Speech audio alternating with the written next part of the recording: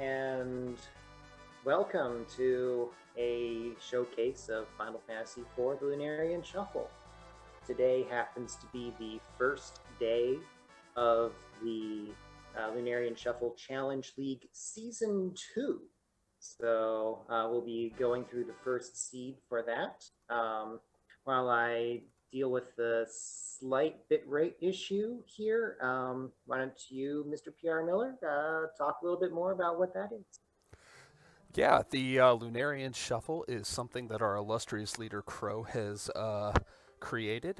It is a shuffle, a Final Fantasy 2/4 SNES shuffler that keeps the main story intact and yet at the same time shuffles around the characters. And not only shuffles around the characters, shuffles around whatever settings we pretty much want it to at this point. There's a couple uh, options that are open, and it keeps getting developed because Crow's a madman. He just puts new features in this thing all the time. It's really impressive. But for today's seed, we are doing what is pretty much the vanilla shuffle for the game. We are shuffling the main roster around, but we're also shuffling equipment. So the possibilities are that you could have a Paladin Cecil working with a Dark Knight set. You may have Edge, who can only attack with Black Mage Rods. You could. That's the wonderful thing about it, is that it seems to take out a lot of the. I want to say a lot of, but it takes out a lot of the glitches that are in the game and forces you to kind of learn good strategies for the vanilla game, while still keeping it a little fresh. Would you say that's a good description, Crow? Yes. I will point out that a lot of people seem to think that the Lunarian Shuffle cuts out more glitches than it actually does. For the most part, the only beneficial glitches that it cuts out is just the item duplication glitch that gives you infinite money. So that way you do have to hunt down treasure chests and that sort of thing. Yes. Um, I would appreciate some input from anyone watching the stream if there's lots of frame dropping or not. I think I have it stable now, but my internet connection is not super great for streaming on two streams at once, which is what's required to make this work properly.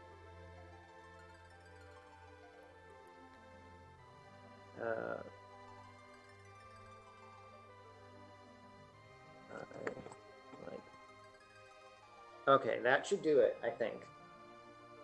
All right, so let me bring up my game so we can actually play together. Yeah, we've got a.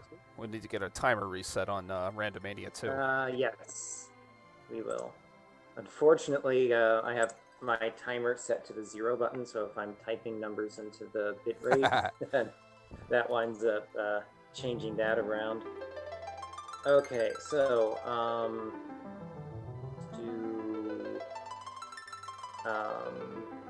reset game on my end. Okay, and I think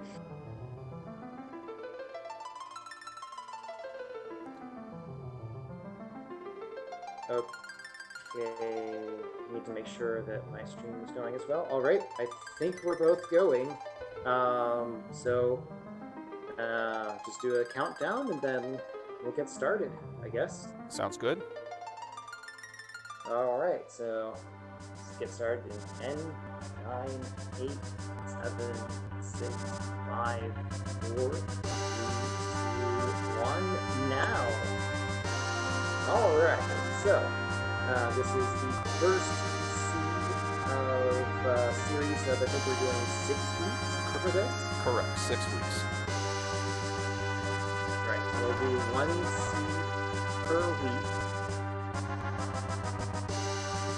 And nice. I'm going to by about that much. All right. Everything's synced up. Looks like we've got Paladin Cecil as our first character. In the Lunarian Shuffle. Order that you find characters is randomized, and depending on the settings, you can also have duplicate characters as a possibility. I forget whether duplicate characters are in this scene or not. Do you remember? No, there are no duplicate characters in this scene. Did you say yes or no? It is. It is oh, not. Game is suddenly louder than the mic, apparently. Of course. Can you do something about that? All right. Let's see what I can do. I don't know if I can do very much. Most of it's going through yours. Oh no! I know what's going on. Okay, leave yours alone. I know what I did wrong. Oh. I know what I did wrong. Well, you've got the rest of the cutscene. It's actually hearing from my game. Oh, okay. So, yeah, I just need to mute my game. I forgot to do that. All right, it should be good now, chat. Let me know if it right now fixed itself. Right. Okay, so it should now be good in stream. So let me know in chat as soon as it catches up. It should be a little bit. Anyway, everything you find in chests will be random. Let me go ahead and check the pause menu to see. Looks like we've got young caller style equipment for our Paladin Cecil. Looks like our love interest for Paladin Cecil is going to be Palom. In the Lunarian Shuffle, you will still go through the original plot of the game. You will still go through all of the same dungeons in the same order with the same bosses in them. Instead, everything that you have access to is very random, but in a consistent and balanced way. That's the goal. So let's see if I can get the tracker right. We've got Palom as our Rosa replacement. We've got Kane as our Sid replacement. We have Young Rydia as the equipment style for Cecil. That's how you read this tracker, by the way. It's the character spot that is being replaced, the character who is replacing them, and then the equipment style that they have. And then the tracker, which is built into the client, by the way, for making the seeds. The tracker will update based on whether you're using the equipment shuffle, the ability shuffle, neither or both. So it looks like we've got ninja style equipment on Edward. You read that and right. He's ambidextrous. Is he really? That never happens. I think you said ninja is actually one of those. Ambidextrosity seems to be pretty rare. But yeah, okay, we've got bow and arrows as the default stuff on Cecil, and I accidentally walked up instead of right. With lit arrows also. Yeah, that's pretty nice for Octomom. That's so funny that you walked up instead of right. I did the exact same thing. Oh, really? Great minds make the same errors, I guess. You do have a tent there. I saw that. Although Cecil knows the sight spell anyway, so we don't really need that. Or at least he probably does. Let me check. The question will yes, be, can I get the already knows. misclip on the first try?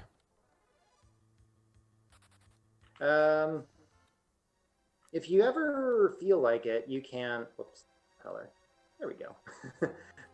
If you ever feel like it, you can always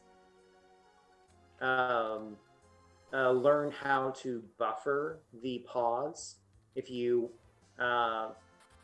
stop stepping to the right, then you hold left and X together, it will automatically shift left before the pause needs to occur. And then same thing for the second step as well. So that's a thing you can learn at some point to make things a little easier. Yeah, it is a little weird that we have Palom as our love interest for Cecil, but maybe it's more of a I'm more impressed whenever style situation. Yeah, it could be. We've turned off like most of the cutscenes. It's even more awkward when it's Tella. Yeah. Yeah, so there's various options you can have to speed things up. You can see we can hold Y to run here. You can also tell the cutscenes to be shorter, and you get handmade shorter versions of each of the cutscenes. So you still see everything that goes on, just everyone pantomimes it, makes it a little bit faster. I can't.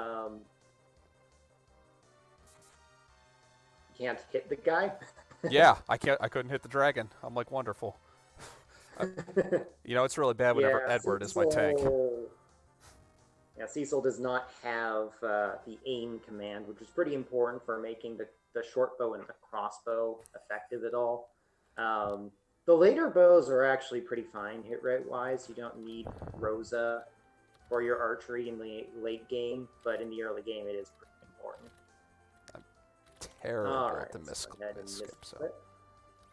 Missed clip is a glitch you can see more commonly in the... Got it.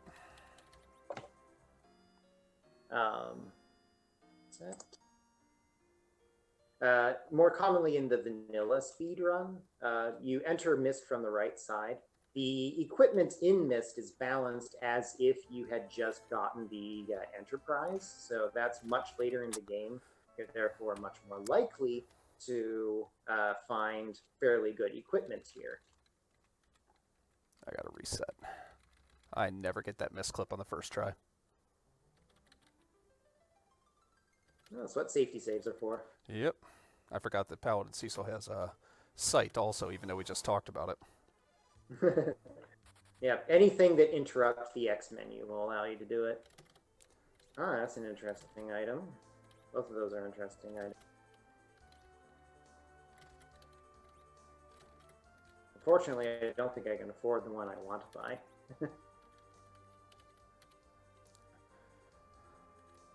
I'll take... All right. I'm just going for it. I'm doing the normal Mr. PR Miller strats, and that's throw all caution to the wind. Okay, sure. Heads up. I didn't really get that much that was great here. You can probably skip it. Nice. Silver ring was probably the best thing I got. There was a wind spear for sale, but I wasn't able to afford it. It is 7,000 gold. Oh, right. So I am Crow, and I'm joined by Mr. PR Miller here. Hello. Yes, so you can get that into the commentary command there.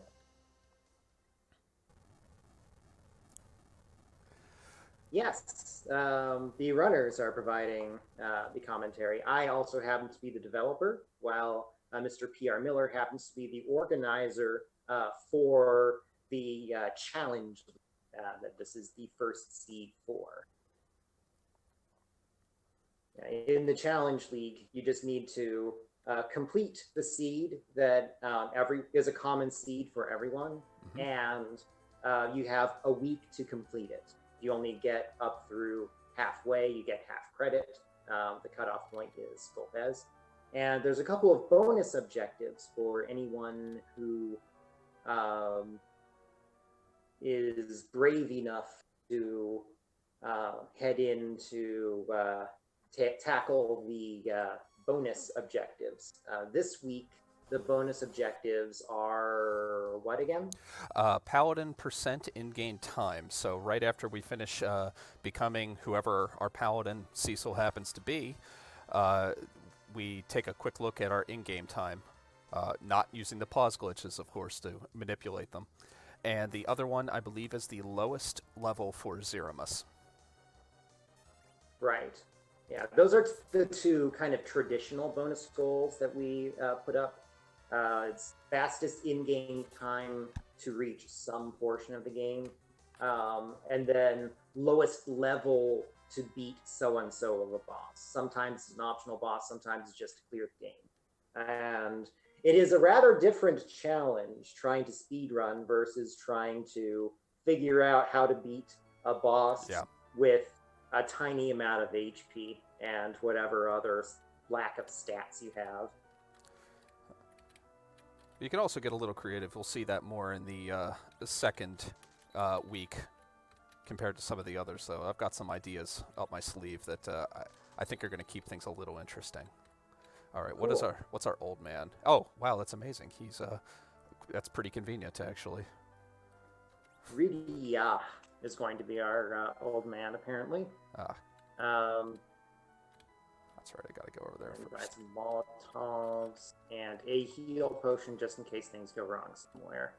The old woman next to the Kaipo item shop happens to know the name of Tella's replacement, so you can figure out who it's going to be that way.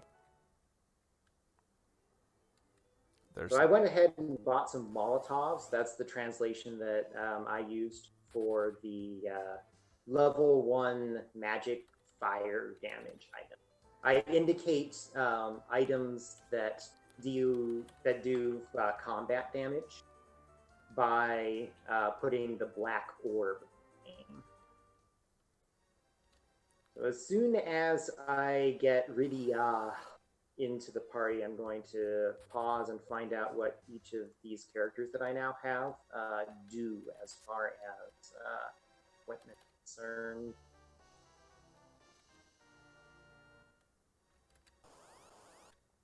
A common thing that I like to do while I'm in the watery pass here is I will defeat a few sets of enemies using the level 1 spell damage items. That'll get through rather quickly there.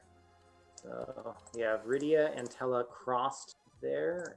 Rydia has white mage equipment, Yep. and Tella is level 1, which actually means his strength is higher than usual. He actually has his own equipment style.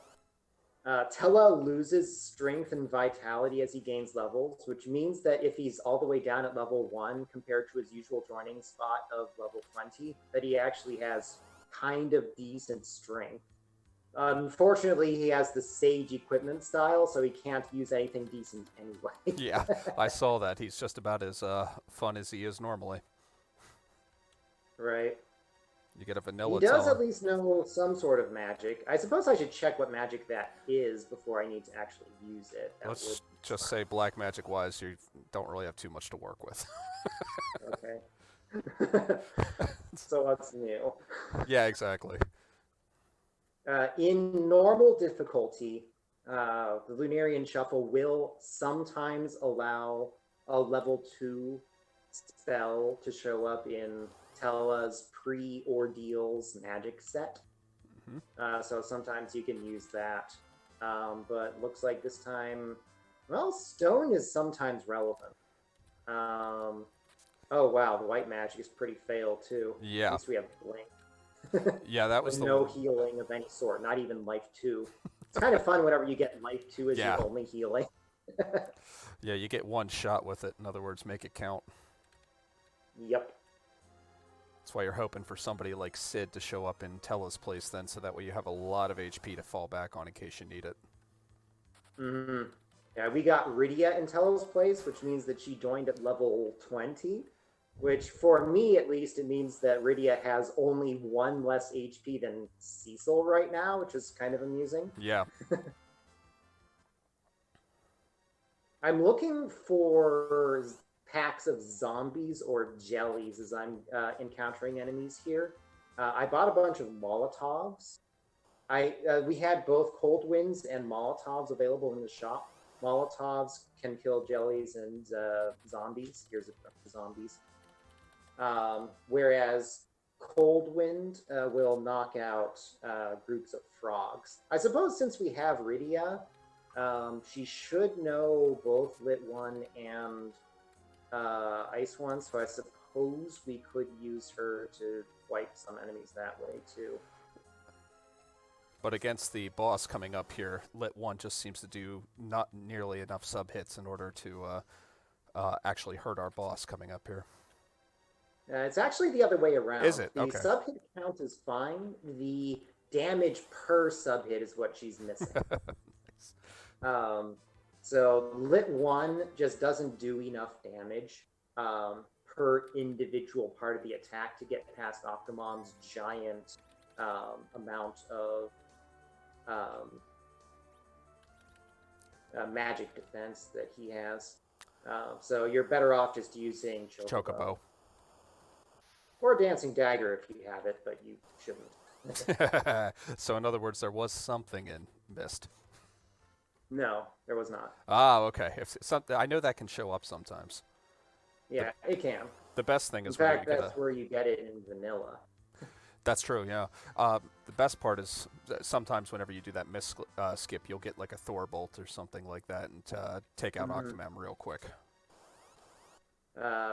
Fire Sword is my personal favorite. Oh, yeah. It's not specifically good against Octomom, but it kind of makes everything else good, assuming you have someone who can use it.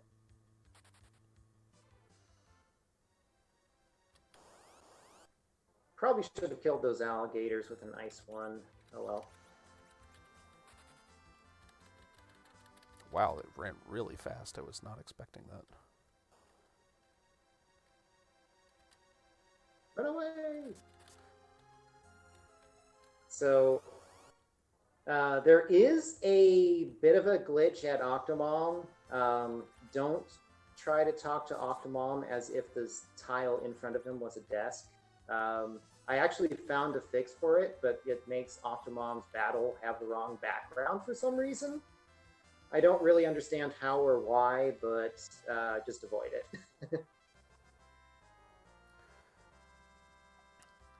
By the way, I would save your Molotovs. Stone works very well on the jellies. Yes, it does.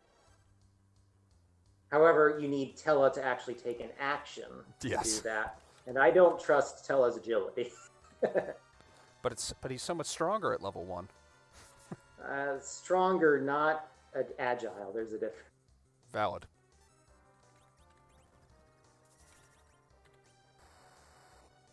I'm just going to have Tella use Recall here. That's one of the usually Japanese-only abilities. I did reintroduce that into the game for each of the characters, just to add a little bit more content. I added the Japanese consumable items, so there was more stuff to randomize. So why not randomize? Why not include the rest? Yep. The recall ability's jackpot is if you get virus. It's a very unlikely scenario, but he can cast virus. I had no idea. I've never had that come up. I think I've had it happen like twice. Aside from that, it's all just level 1 spells, and I think weak is also a possibility. The only reason I'm even bothering with recall here is to get Octomom to lose tentacles faster. Every time you inflict damage on him, you make progress towards him losing some tentacles. And as he loses tentacles, he slows down. And I am actually taking a bit of a beating here. I think my next action here is going to be to cast... Well, next time Tella gets an action. And Cecil's getting like 2.5 actions per Tella action here. Yeah, Tella's just kind of become my buff artist here. I figure since Cecil can use his cover if people get low, if I blink him, he will have a better chance of dodging everything. That is certainly a way that it'll work. Someone in chat claims that it is 1 in 64 for each of those spells. That sounds right. It's either that or 1 in 128. I think it is 1 in 64. My experience is that Tella seems to do things at 100% chance to cast the worst possible spell at that moment. I did get a Toad cast here, which was not helpful. Nice. That doesn't come up too often either. Toad? Yeah, I don't see that one come up. Yeah, not especially often, I guess. I accidentally parried with Cecil, which is actually wrong on multiple fronts. First of all, I meant to attack with them. Second of all, if he's parrying, he refuses to cover low HP allies, which he normally does automatically. Huh, I didn't know. Yeah, if he's parrying, that turns off cover. Of course, he's got to actually... Even like the manually selected cover turns off. Anyway, we wound up with actually one of the slowest Octomom killing teams I've had in a long time. Yeah. Even my super hard seeds have usually killed Octomom faster than... I tend to have nothing but trouble with Octomom almost every time he just wants to troll me as hard as possible. He is really fast. Like having 2 Palums and no lightning magic to kill him or something like that.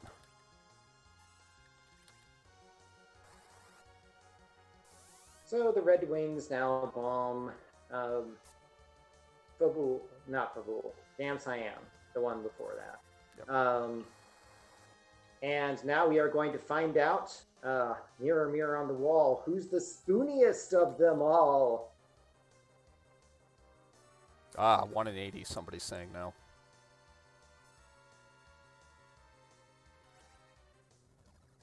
All right, I have discovered who the spooniest character in this seed is. You want to hear? Yeah, sure, no problem. Well, I've also got the other stream up. I'll see it any second.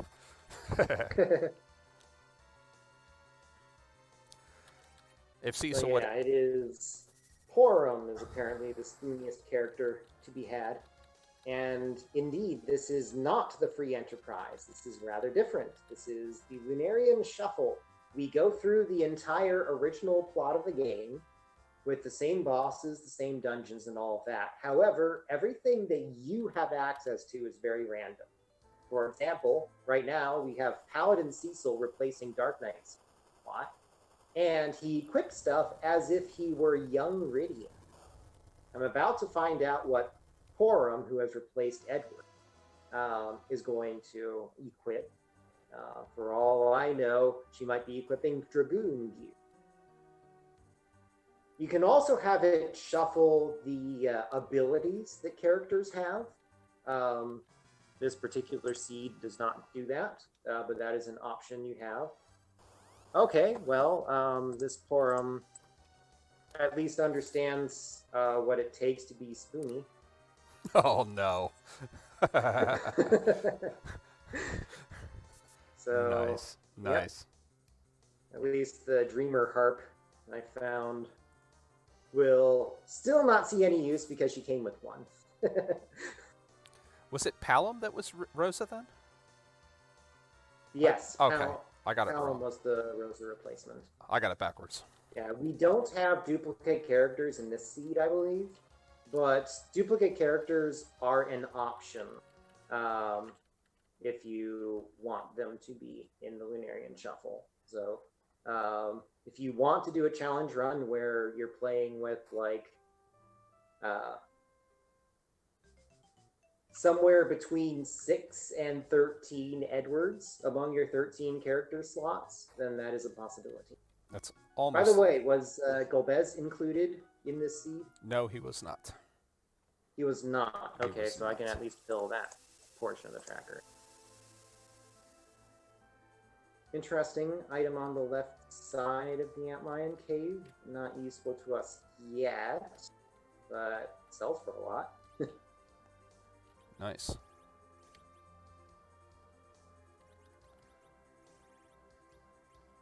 I need to figure out how I'm beating Antlion. I think I actually need to use Cecil to heal before we get into that.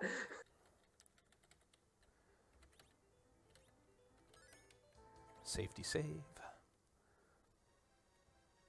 I actually haven't done that. I probably should have, given that I'm on air and all that. The number of times that I've had to die after beating Milon Z to Paladin Cecil, as Paladin Cecil, I safety save everywhere anymore. I take nothing for granted. Yeah, especially in hard mode, where the Paladin Cecil replacement joins you at level 1. It can be tricky to get that character to survive the Dark Knight fight.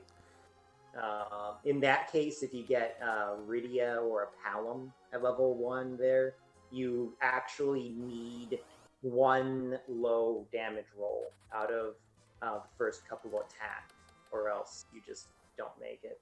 It's one of the few places where Edward is actually kind of fun to use. Because you can just Right. hide from it.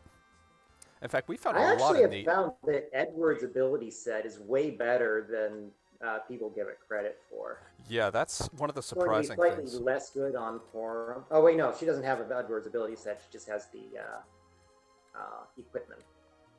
So I took a bit of a detour here to save in Antlion Cave because I realized I hadn't saved in a while, so...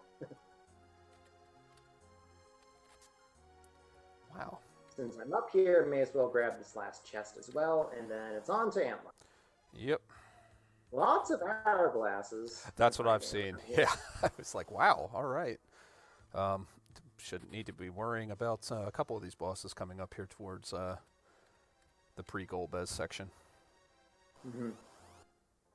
And I took a wrong turn because I'm not used to going to the save point. Yeah. I've gotten in the habit of checking those chests up there. There are a couple chests there, as everyone saw, but it's just not something I am in the habit of going out of my way for.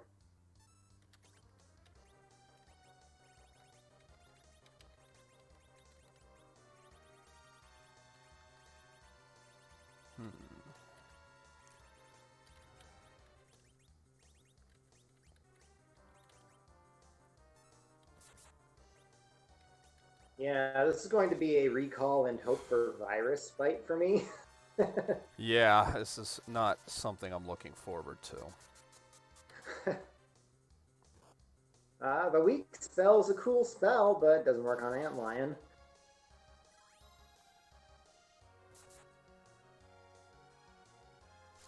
Is he still going to run out of ammo? That would be bad. It could be worse if you've been picking up some of the things I have. At least he has... I sold my... Did you really?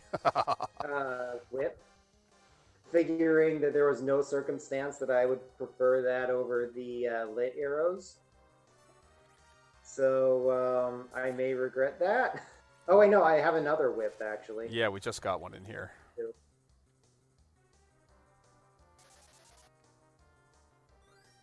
Keeping track of what you have found is a big part of going through the Lunarian Shuffle quickly, if you're trying to do that. And it is not particularly easy, I find. It gets super confusing whenever you choose to turn on Lunacy mode, which is the latest major feature, where in Lunacy mode, at the end of every battle that gives you experience, the game reshuffles your party to among all of the different characters that you have met so far up to that point. So by the end of the game, you're shuffling 13 different characters, each one of which has their own equipment that you have to keep track of whether you wanted to upgrade them or not. So that gets pretty wild. I think I'm going to go right ahead and switch to the whip now.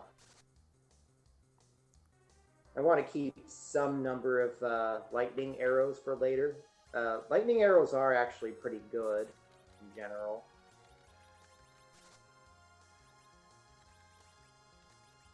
All of my characters are long range or not attacking, so I should probably tell Telnet to send us back row. I was going to say, you have your people in the front row. That's usually a crow no-no.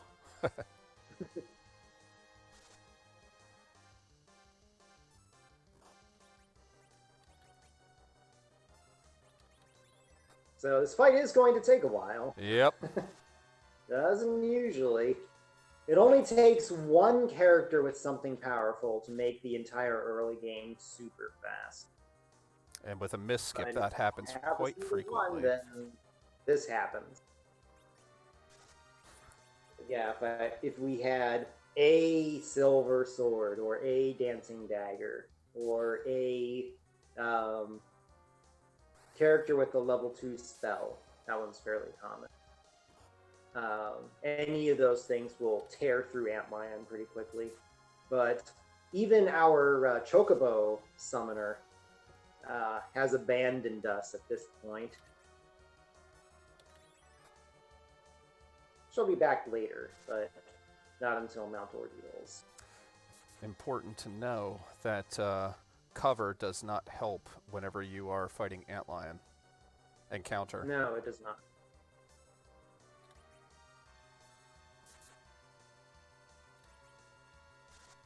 Yeah, cover blocks physical attacks. Counter is a magical attack.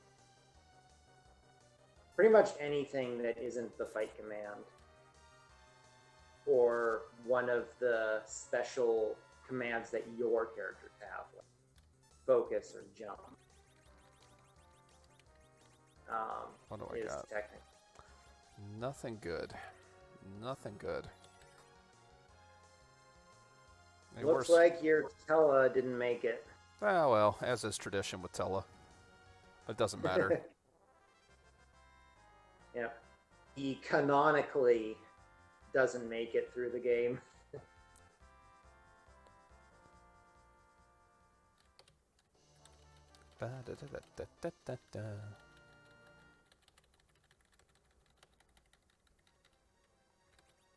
It's like you're through. Yeah. I am not.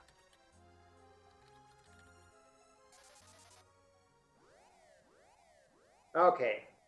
Antlion down. Yeah, you either have a very easy early game or a very difficult early game, or at least a tedious early game. I don't think there's any seed where I've said the early game is impossible. I mean, there's always a solution. Some of them are just a bit more obvious than others. Like if you get an early Palom, right. I mean, you're set through most of the early game. I mean, because he'll learn those level 2 spells so fast, and he'll just tear through everybody. Yeah. Another thing that makes especially the mages effective in the early game is that the maximum experience sharing option is something we usually have on as a matter of saving time. So at the end of every battle, you get full experience, no matter how many different characters you had alive at the end. In the vanilla version of the game, you have to kill off all but one of your characters, or else your experience gets severely nerfed. She plays so beautifully on the harp.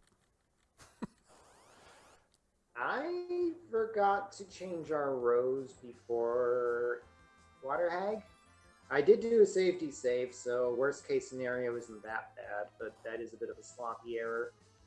Porum in the front row against Water Hag is in a bit of danger. Did your Porum survive? I haven't started the fight just yet. No, I meant did your Porum survive Antlion to get a couple levels? Oh, yes. Okay. She did. On the plus side, if she gets in too much trouble, you can cast Cure. Yep. Looks like my Porum is actually a level higher than yours. I did stop to... I had one Zeus Raid flying around, so I used one against the a set of creams I found. Gotcha. In the Antlion cave. I saved it for Antlion. Abilities and equipment shuffled, asks Xylon the Age. The equipment is shuffled here, but not the abilities in this particular scene. The Lunarian Shuffle can shuffle the abilities as well, but if you look at the tracker, you can see, for example, Edward was replaced by Porum, who has Edward's equipment. All right, let's... If you change how many of the different types of things about characters you're shuffling, you can add or subtract each of the ability indicator and the equipment indicator. Yes, this is the first seed of the Lunarian Shuffle Challenge League Season 2. And we do try to have the first few seeds be a little easier, and then the last few seeds be possibly super hard depending on how the randomness goes. Yeah, I've got some settings for the... I've laid out the weeks already, so I know what's coming. I haven't taken a look at what they look Cool. like, but we've got some settings in there that should make the final 2 seeds just absolutely delicious. That's the best word I can use for it. Delicious. Delicious. You heard it here first.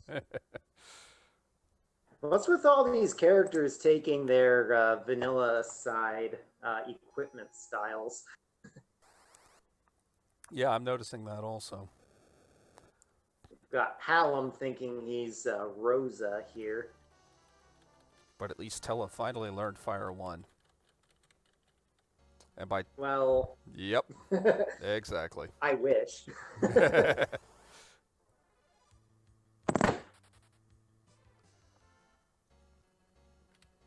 You know what? I am going to check. I'm always disappointed by Tella's success rate with stone whenever I try to clear the post-mom bomb squad with it.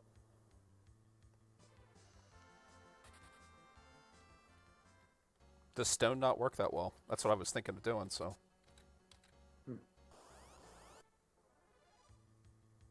Okay, time to find out who our karate man is this time. First, I've got one more chest I want to open. Oh, it looks like you actually went to the backside of the mountain. I don't usually bother with that. I've had some pretty good luck whenever I go back there. It's something that is way out of the way, but usually pays off. And there was something in there that, depending on where Rydia is actually worth something. And that is actually not a coincidence. The Lunarian Shuffle has the chest's contents rigged so that the further you have to walk out of your way to get something, the more likely it is that it has something good, and the more likely it is that it is flagged to not be allowed to have anything bad. Nice.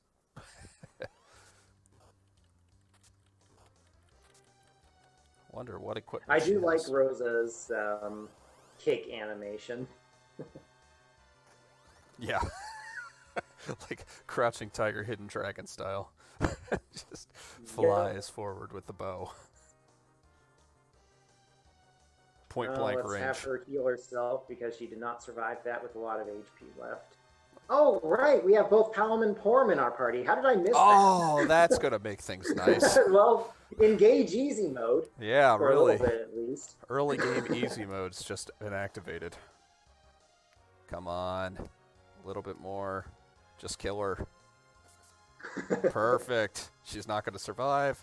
Come on, 1 hit. 1 HP. All right, we're good. My Rosa actually scored a critical hit Aww. and therefore won the fight with 35 HP left. It's actually better to die rather than to live, somewhat ironically. That's philosophically strange to hear. Because if you die, your HP gets reset for the next phase of the fight. Otherwise, it is not reset. Yep, easy mode, engage. Yep. Twin is really good at this phase of the game. You're supposed to get it once you reach Mysidia, and we've not yet reached Babil. It's not excessively far into the future at this point, but it is a bit of a jump. Well, it's not going to be that much different anyway, because Porum knows level 2 spells, so... Mm-hmm. Which is good, because my my Porum was in the front row and got aced.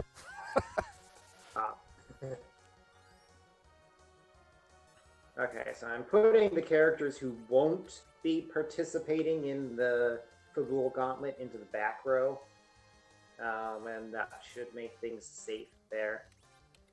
I actually didn't check what Magic Palom knows at this point. Wait, that doesn't matter, because he's not going to be participating. Oh, that's the equipment set for Rosa. Interesting. Please survive, please survive. Survived. Okay, so I'm going to use a bit of a glitch here.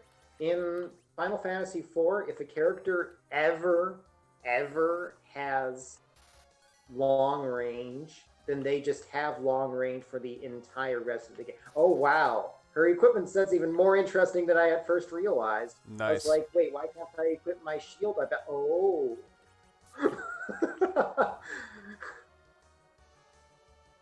Yeah, I just took a look Which at that reminds screen. me, there's actually a way to indicate on the tracker that someone is dual wielding. If you click the armor icon, it Ah, switches to a double swords icon. I ah, usually completely forget that I added that feature, but that is a feature that exists. what a wonderful feature. Of course, I also did get the chance to see what Rose's equipment's going to be, so. It's pretty good. Yeah. Well, I mean, it is for you. I saw a little bit of your inventory just looking over at the screen haphazardly and saw that there was a sword that you obviously gotten missed that could Yeah. go on her. Mm-hmm. Oh no, actually I didn't get it in mist. That was in the southwest corner of the first room of Antlion's cave. You're kidding. I never go there. Figures. Figures. I actually like going there because it's the proper amount of going out of the way, in my opinion.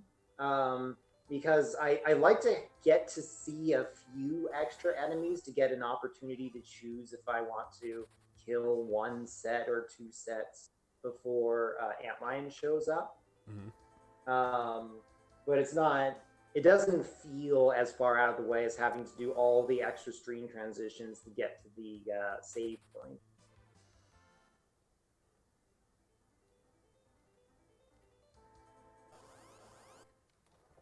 Okay, so I'm at the shop now.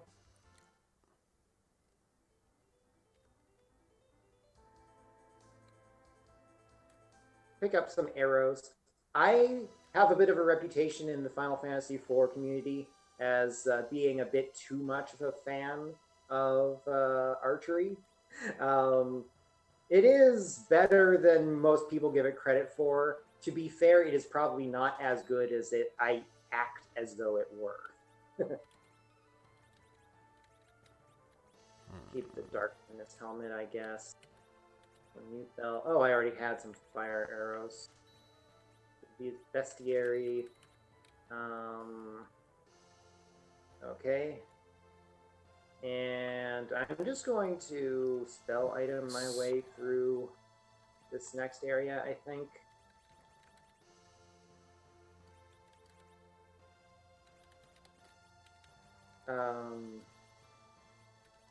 Oh, nice. Did you see that Rosa is also dual wielding? Yes, I did. Wild. That's one of the things that I did get from the mist clip was a fire shield. I was Ooh. looking through the inventories, like, where's the fire shield? It wasn't highlighted. But And the reason it wasn't highlighted, was dual wielding. Okay. yes. There's no way to set those two things as optional, huh? I've never considered trying to make that an option. It's not a thing that ever shows up in the vanilla game. I guess here's a question for you. If you are both right and left-handed, if you're saying that you're allowed to wear a shield in a dominant hand, are you also saying you're allowed to wear a shield in both dominant hands? You know, that was something that came up whenever I was playing the advanced version of Final Fantasy IV on Game Boy or the PSP, is that whenever you got the hero shield, which is like the ultimate shield in the game, you could equip two on Yang, Huh. and they could work that way. Interesting. Which just made him ludicrous to begin with. Right, because he doesn't even need a weapon to do basically full damage. Exactly. So you've got two of the strongest items in the game, because that is pretty much an adamant armor level shield. Okay.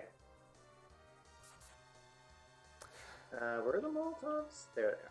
The only situation I could think of, and I could just be totally nuts because you might be able to out-damage that, would be, let's say you get like a Dragoon shield at the end of the game, and you don't find any other armor that will give you some sort of elemental defense. could that be a situation where you'd want to ditch the dual wielding, ambidexterity? Certainly, yeah. It's fairly easy to come up with a scenario where you would want elemental resistance or racial resistance heading into some fight rather than additional damage.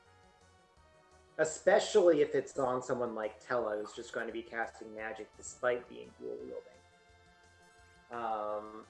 Question is it proper for a dual wielder to have 2 shields?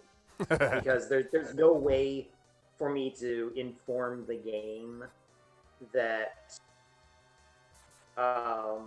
they have one shield on, so they can't equip another, or which hand is the shield hand, or... I guess I could do that, technically, but man, that would be a pretty convoluted hack, actually. But there's no way to say that the character is originally such and such. The way someone being ambidextrous is flagged is that the game literally has both the you are right-handed and the you are left-handed bits set. Okay. What the heck is Rosa swinging? For me, Rosa's got a ancient sword in one hand and a cure staff in the other. Oh, nice. Which is clearly a sensible weapon combination. We got lucky and got a dual-wielding Rosa here. And furthermore, she uses Paladin Cecil style equipment. So she's just generally going to be fairly strong. Speaking of being fairly strong, unfortunately, our Dark Knight Cecil replacement is Paladin Cecil, who has massive HP, and poor little Edward here has to jump on my head like 5 times before I'm going to go down. Nice. You spoony crystal thief! I concur, Trenton.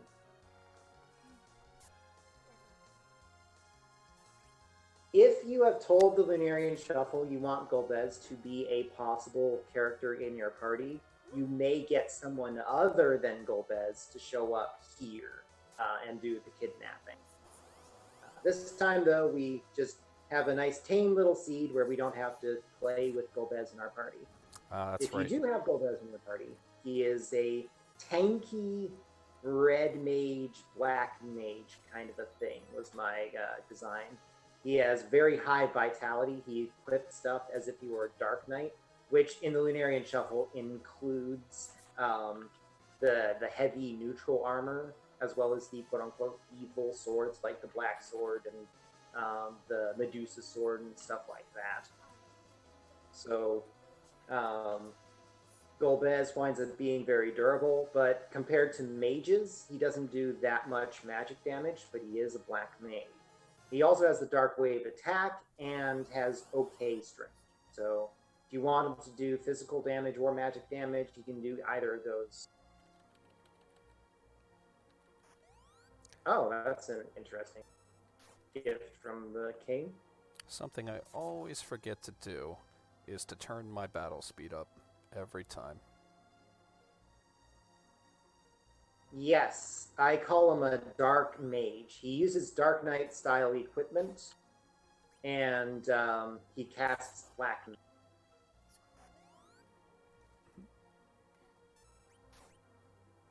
And he also has the dark wave. To be fair, most people don't bother with the dark wave command, but there are definitely cases where it becomes relevant.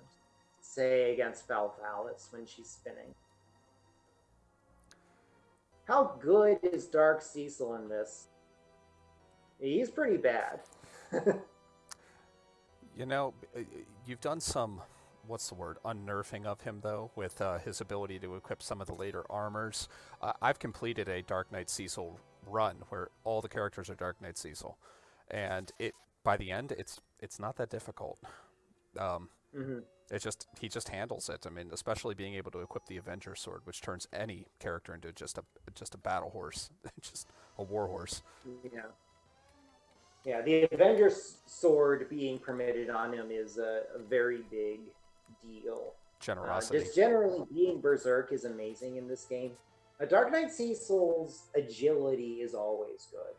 The biggest problem he always has is that his HP growth is just complete garbage.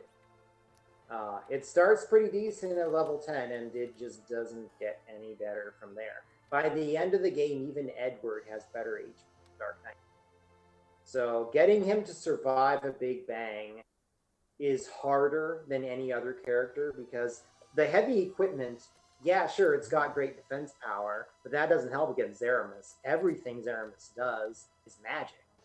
And the heavy armor doesn't really help that against. No, unless you're using an adamant armor, but you can't use that with the Dark Knight Cecil.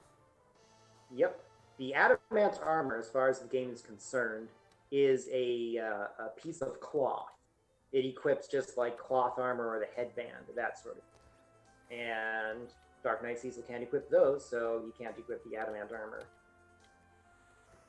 Okay, so we've got those two characters in the city. I just boarded the ship. Let's see what they're... Okay. We have a Fusoya who understands that he is Fusoya. Nice. That keeps happening. A Sid who understands that he is in Palom's spot. Everyone either has their vanilla equipment set or the equipment set as if they were vanilla for the character they were replacing, it seems. How much longer does this seed have? Quite some time.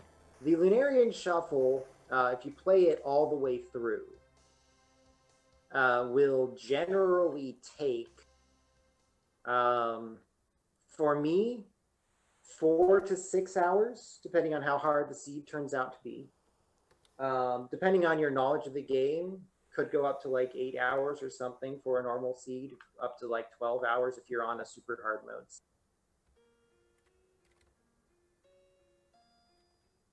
Boop, boop. I was really hoping one of them would have Kane's equip settings. I was really hoping nope. that. No. They do not. That would have made the that. The Lunarian Shuffle in practice is probably longer than vanilla, actually. Even though the cutscenes are cut out and you don't have to worry about that, the fact that you don't know what's where means you have to remake all of your decisions from scratch. Yes. Makes the game harder. Overall, the Lunarian Shuffle is better suited as a challenge run, sort of a thing, rather than using it like a speed run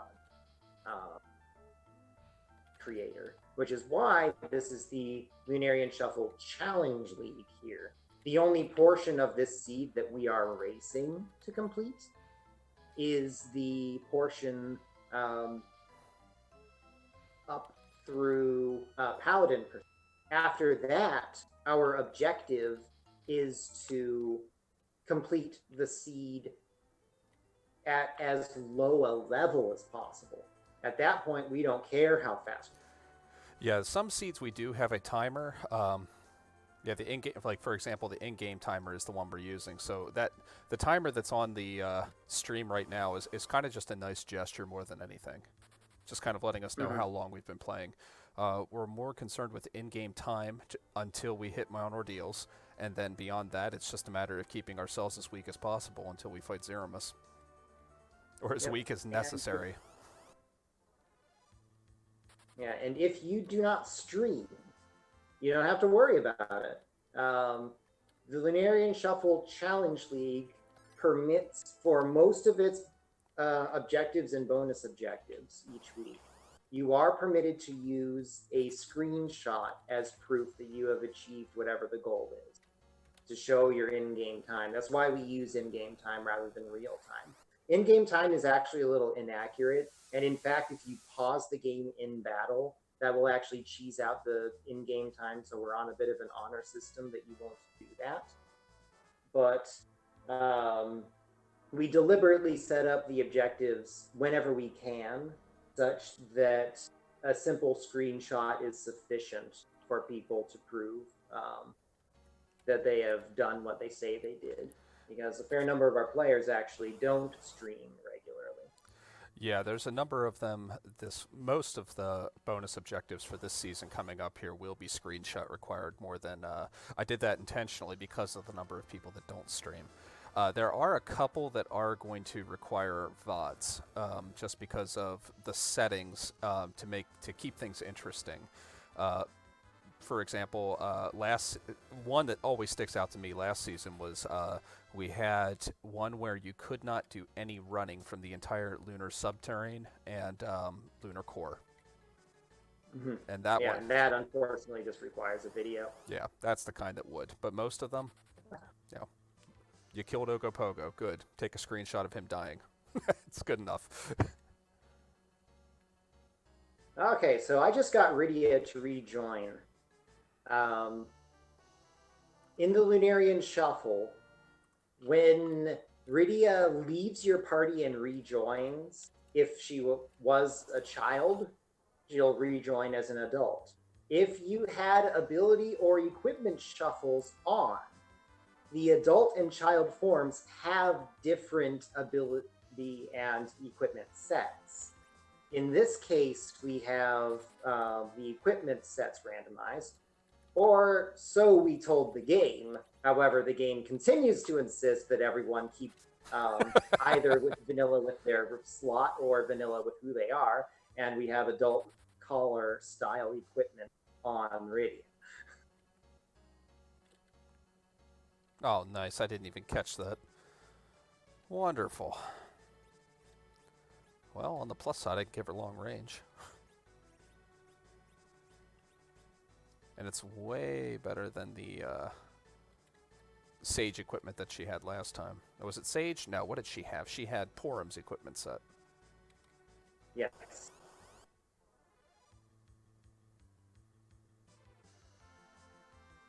This Sid is not going to do anything for us, is he? No, I'm looking at it now. Not that happy. Like, I'm realizing just how trash my agility is on my team. Saving before Milon. This is a guaranteed not save. going to be particularly easy, I think.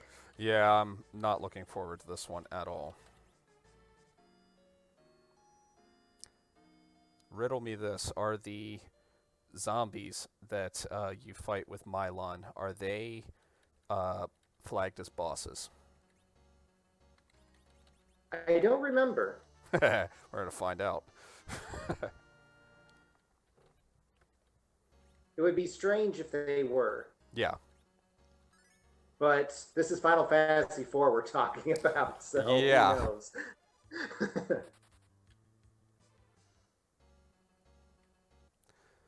Alright, let's see what kind of trouble we can get into with Milon. Milon traditionally gives me more trouble than anybody else in the game. Milon 1 is somewhat ironically more difficult to deal with than Milon Z in most situations. There are a lot of reasons for this. Obvious one being that he doesn't have the weaknesses that Milon Z has. You can't hit him with fire or holy weapons to knock him out quickly or anything like that.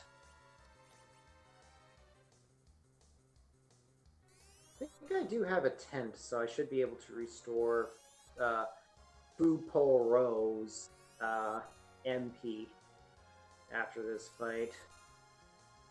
At least Fusoya here did come with... Yeah, I saw that. A level 2 spell. Not the one we would want, but at least he came with something. Yep. That's randomized also, correct? Now. At least Chocobo's doing good damage. Oh, yeah, I forgot about that. Oh, and so you know, it seems as if they're at least flagged to be immune to stone. Okay. Who knew stone? Cockatrice. I got it on the left side of Mount Hobbs. Ah.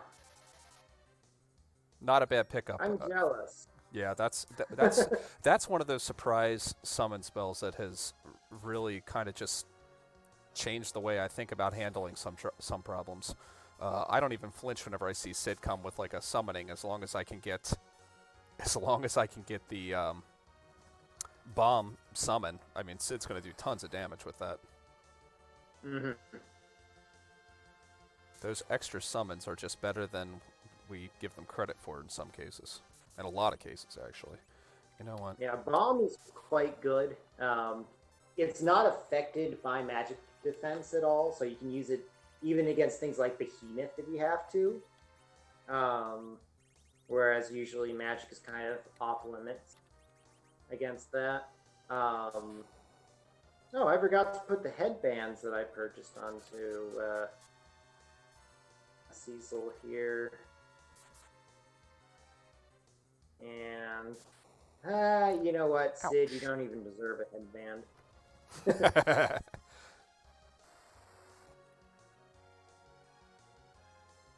Yeah, Chocobo is doing some decent damage.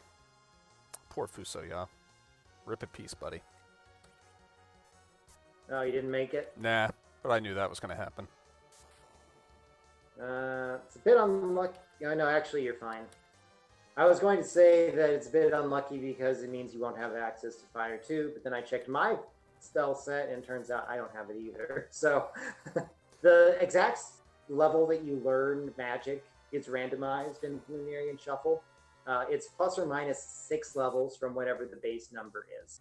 I guess I should explain that Fusoya has been given a assigned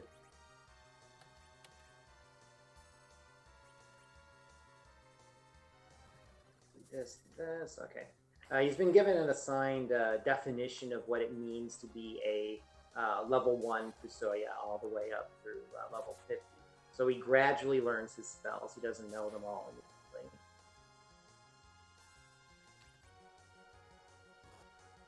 And the general theme is that he doesn't have that many stats of any sort, but he learns all the spells that he learns very quickly. Come on, Milon, a little bit more. I put the white arrows onto Sid. That enables him to actually do some decent damage. White arrows do ×4 damage against zombies or spirits. They are also holy elemental as well as air elemental. Milon is weak against both holy and air, but you don't get to multiply both of those together. The ×4 racial multiplier does stack with the ×2 elemental multiplier, though. So it is a total of ×8 damage. Assuming you actually hit, which with a crossbow is hardly guaranteed.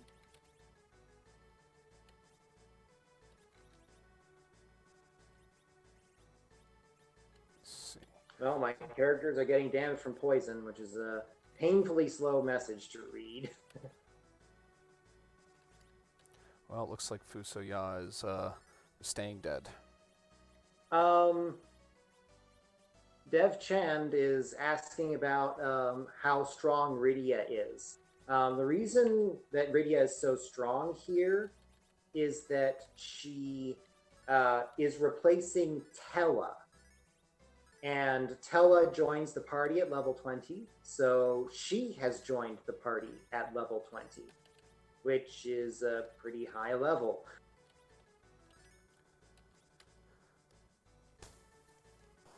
Looks like Fusoya is staying dead throughout the entire Milon fight, because I don't even have a tent.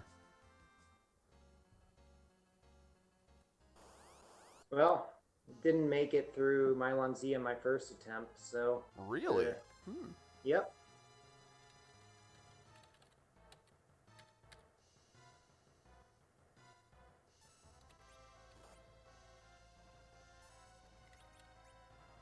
Dying to Milon Z is particularly rare. My damage output was fine, it's just... I don't really have any healers here.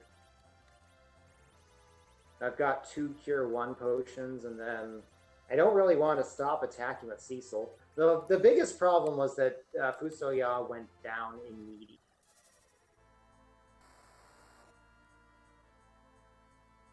I guess Sid Lum can at least pick up a ruby ring. So what would be better, white or fire arrows? Definitely white. Fire arrows is redundant. Any element of arrows is air elemental and therefore deals bonus damage due to the element already.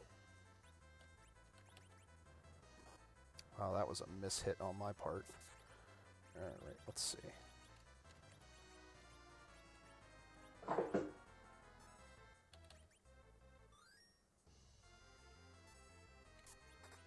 Alright, let's try Milon again.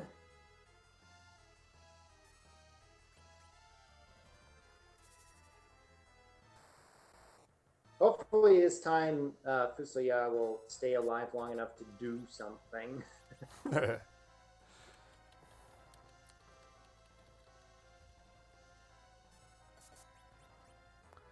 Something I'll note for the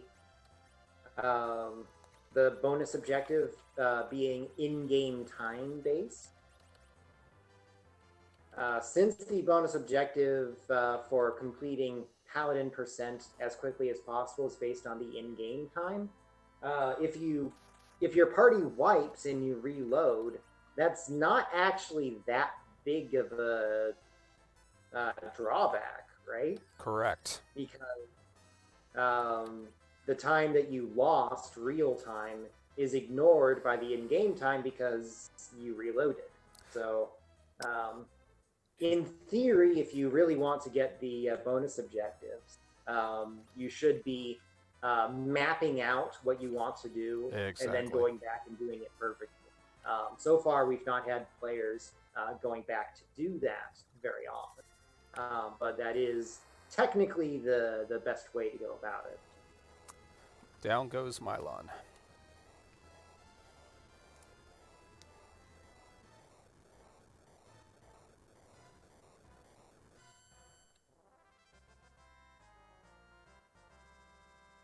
Poor Fuporo.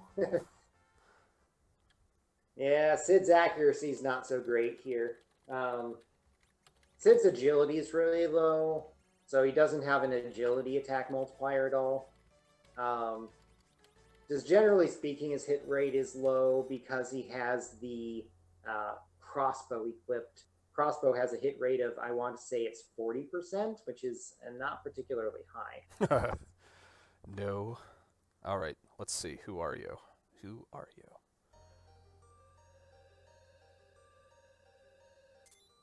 Okay, Milon finally dying.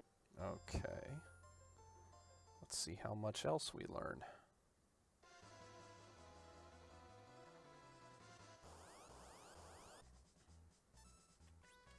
This is not a hard mode, see. So oh, nice. Safety save before heading into the Paladin Cecil fight. If you are in normal mode, Paladin Cecil's replacement joins at level 5.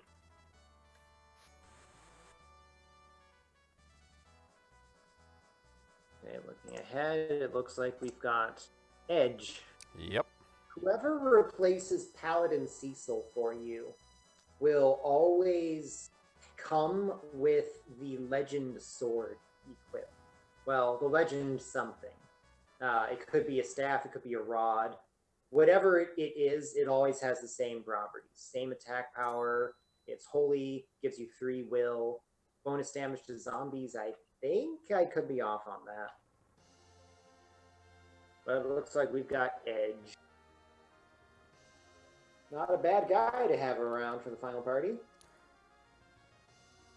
No, his equipment set's pretty nice also. It occurs to me that I should have stripped the ancient. No, he didn't have that. What do we have? Just a whip? In-game time. In-game time of 1 hour and 2 minutes. Okay, I'll let you know what mine is when I get there. If my time is faster, just to make sure things are clear for chat, if it turns out my time is faster, it's because we're measuring by in-game time, and I wipe against Milon Z. So that's why I'm behind in real time, but that didn't affect me in-game time. So we'll see what happens once I get control here in the boss.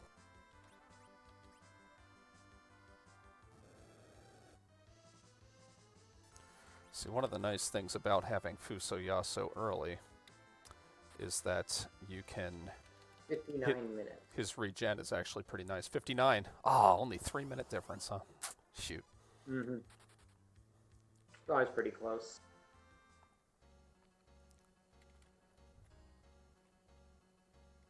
Dragoon. Yep.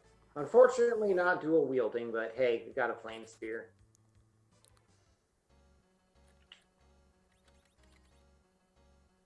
Which is a nice thing to have. Would have been even better if he survived one of those attacks that I tried to tank. And if I had a life potion, it'd be even better, or a life spell. Do I have one on Fusoya? I don't know if I have one. Yes, I do. Yeah, Fusoya should know life by now. I have 2 life potions lying around. I should be paying more Have attention. we confirmed any white mages for our final party? What is it? Have we confirmed any white mages for our final party? Yes, I guess Yes. technically Tella. Also, Rosa is Porum with Rosas. Oh, that's Rosas with... I'm sorry, I'm getting it backwards here. Yeah, we've got Tella. We've got Tella.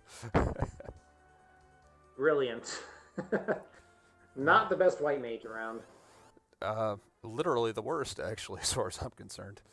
Other than... I don't even know. I mean, Cecil at least can cast it outside of battle.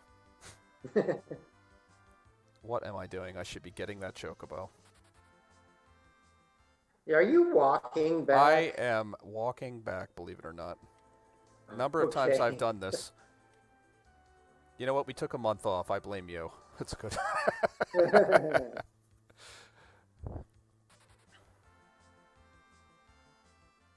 You could pretend you were making a trip to the Peninsula of Power and turn over that way. And I just forgot where it was. You See, can't that's get there by chocobo for God knows what reason. See, I'll take that one. See, it makes way more sense to say I just forgot where the Peninsula of Power was whenever I was walking to it than it does to say I forgot to get the chocobo.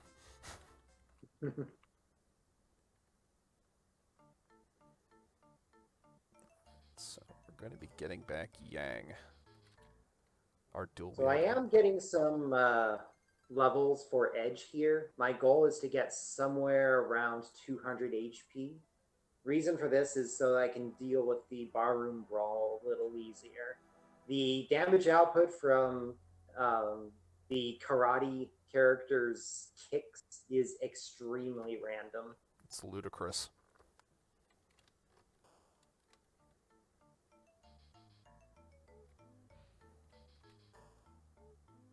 You know what? No, I'm just going to go straight to Baron. Ah. Edge fell just before he was about to get some more experience. Oh well. He went up to 226 HP for me, which is good enough. I won't bother with the extra menuing that would be necessary to get him back up and going up again. That's way safer than mine. What do you have? 90, I think. What did you start with? It's good. Okay. I told you, it's a good luck. Traditional Mr. PR Miller strats involve this. This is the throw caution to the wind and run as fast as you can in a straight line. You know, I've done as long as it works, I guess. I've done okay with these strats over time. Okay, who's our Sid replacement? Not someone who knows white map. Okay. We just lost Paladin Cecil, so in other words... Oh wait, no. We will have Rosa at that time as Yang. I was trying to keep track of if I needed to buy a exit item in order to get out of the Dark Elf Cave later, and that will not be. Come on, live. Thank God he lived.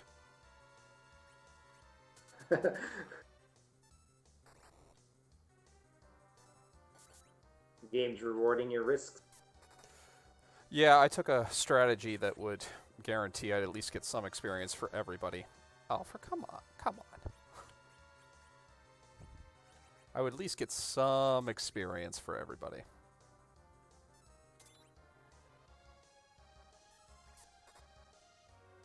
Where? What I did was I used an hourglass on the guards. The first guard fight actually does not award experience. Oh, nice. Well, then in that case, I wasted my time, which is even more impressive. Now, why would they... I mean... Oh, God, Final Fantasy IV. That's why. Yeah. I actually wasn't sure myself. Found that out with Lunacy mode, because it kind of matters there. The fact that you don't get experience from this fight means you actually get to know what your party's going to do for the karate fight, which is rather important. That's kind of a nice The feature. karate fight actually has a special script coded in so that if you have Dark Knight Cecil in your party, the karate guy will specifically target him for extra attack. This never triggers in vanilla because you're not allowed to return to Baron until you've already become a paladin. But I'm guessing at some point the developers had it in their mind that you would have the option of when it was you chose to be a paladin. Okay, remind me how Yang works here. Is it like the third time he deals damage or something like that? After the second kick. After the second kick. You attack with your main character, and the fight just arbitrarily ends at that point. Got it. Oh, let's see if I can make this work. Oh, hey, Mafuso, you learned Virus already. Cool. Nice.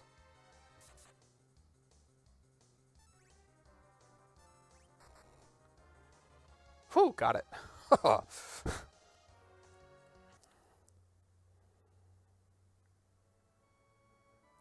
If Edge was Tella or anybody else practically, I don't know if that would have worked, but because Edge is so fast, he can come back to life and get an attack before Yang does. Oh, crap. For some reason, I thought Rydia was my main character. Okay, second Cure 2 got off before the second kick came out. Okay, we're fine.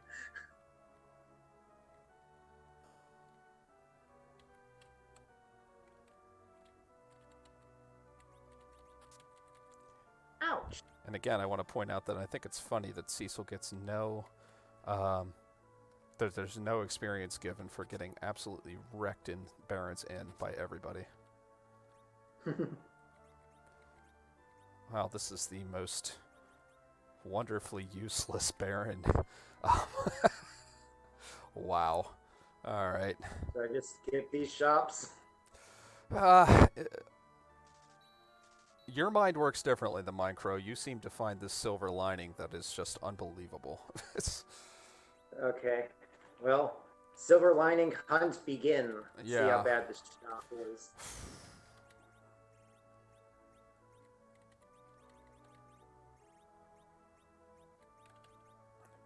Silver ring is not bad. Yeah, that was the only thing I liked.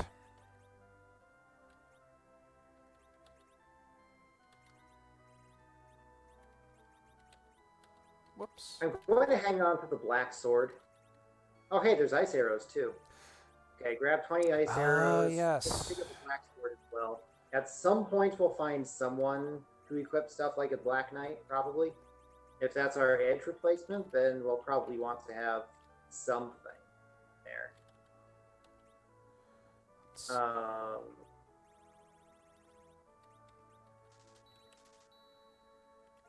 hey, Chainwhip.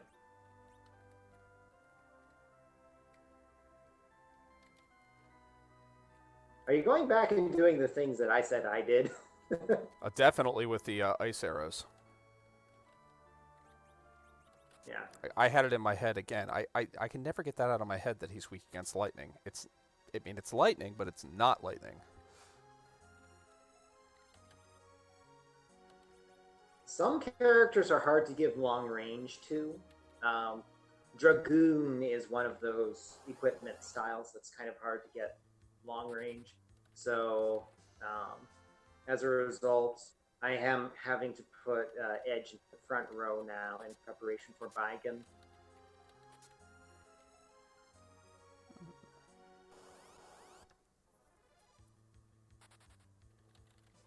I actually don't know if we're going to have anyone that we really want to use arrows again. Arrows with once we reach Rubicante. Think of it. Because Rosa at that point will have just left. Well, Rosa's equipment just gotten that much crazier. Nice. Something to look forward to, huh? Yep.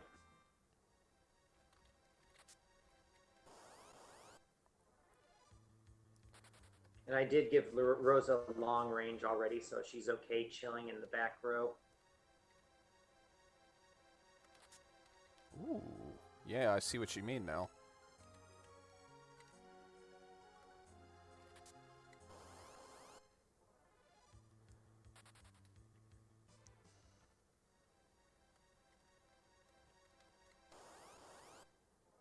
Why did Kane have to be Edward with edge equipment? I'm looking forward to it. He's a dual-wielding ninja. This is an Edward that's going to actually do something. Yes. I think. In theory, it's one of the few I'll times. keep telling myself that. Oh yeah, exactly. He'll. Ooh, wow! Didn't expect that.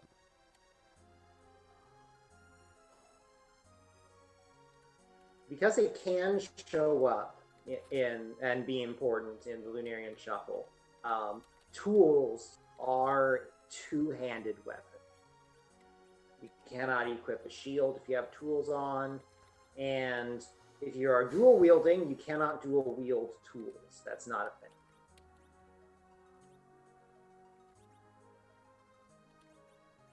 Also, the fact that we've been getting tools tells us that someone down the line will equip stuff as if they were Sid. How much you want to bet it's our Sid replacement? Yeah, I know. If I was a betting man.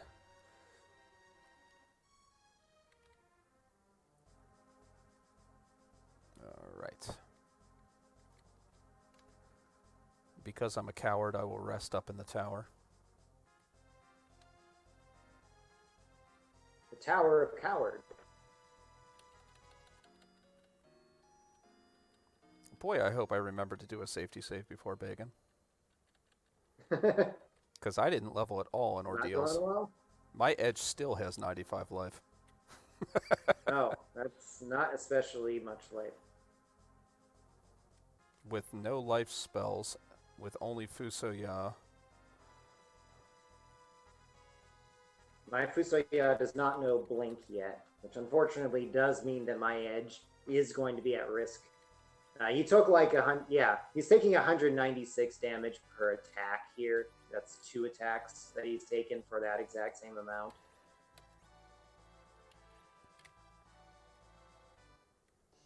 All right, Bacon. Let's see what we can do.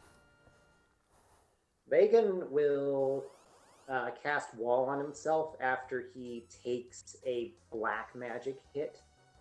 Ninja spells count if you have those already at this point, whereas summon spells do not. As far as the game is concerned, ninja magic is actually black magic, just under a different name.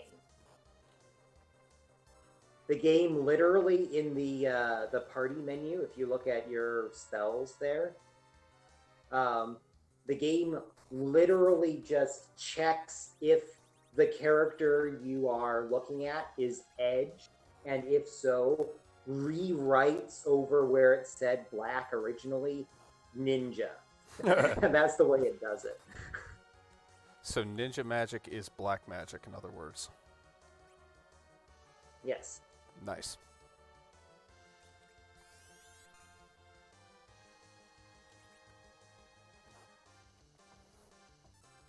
Ouch. So we actually have a pretty wide variety of powerful weapons to work with here. Edge has a pretty strong weapon. Rosa has 2 pretty strong weapons. Yeah. Just generally speaking, you get to do a lot of physical damage. Now I have to decide how I'm going to prepare for Kainazo. I don't think I have to loot Baron. I think I'm fine without doing that.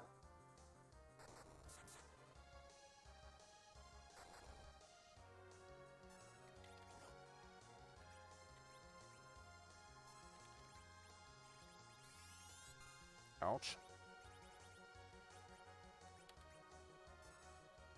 Yeah, we'll be fine.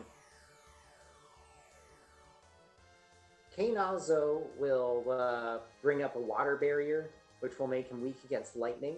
If you fail to hit him with lightning during that period, then he will get wrecked. He will cause you to get wrecked. Yes. Yeah.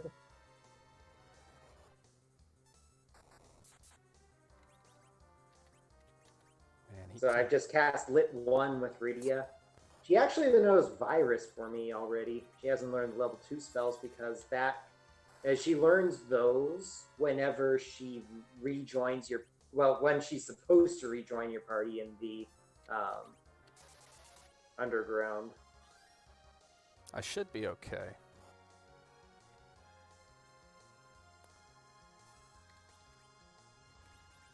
Fupo Ro cast his Lit 2 a little too early, so I have to do another Lit 1 with Rydia. Oh, But I have Rosa berserk herself because that makes sense. Oh, do I have a life? Do I have a life? I don't have a life. Oh, no. Oh, no. Tell me that's going to happen.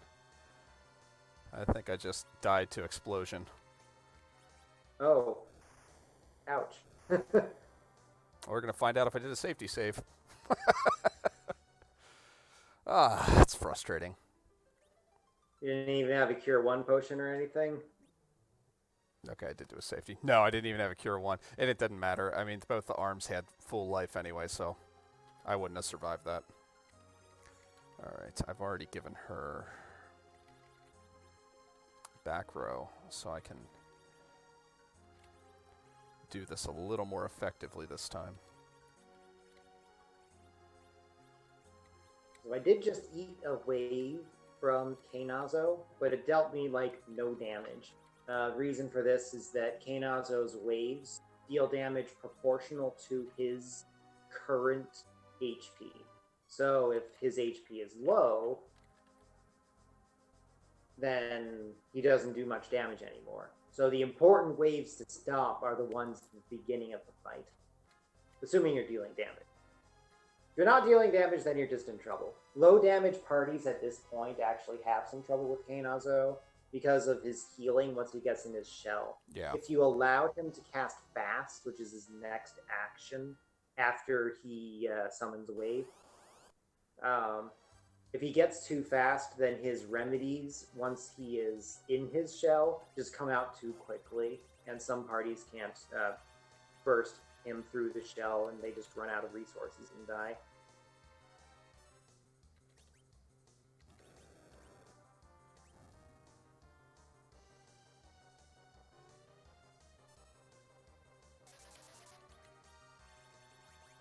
Is the second trip through Baigan treating you any better?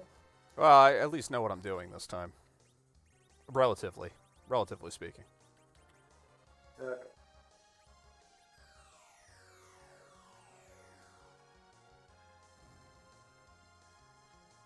Yeah, this is one of the fights where Stardust is an option. Another fight that's good for Stardust is the Three Sisters fight, the Magus Sisters in the Tower of Zot. Yes. Also Calbrena, although you usually have some other choices. Which I do, which is why I'm using them now. And you can roll the dice with what's in the Dwarf Castle. I don't like to do that, but you can do it. Yeah. The Dwarf Castle item shop is accessible before you fight Calbrena. The weapon and armor shops, however, are not. Magnificently, I'm having a harder time this time.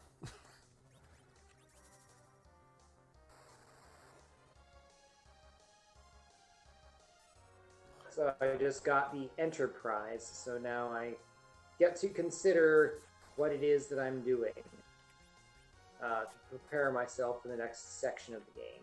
I'm going to start by heading to Eblon. Yep, that's what I'm thinking. Yeah. This is an Eblon seed.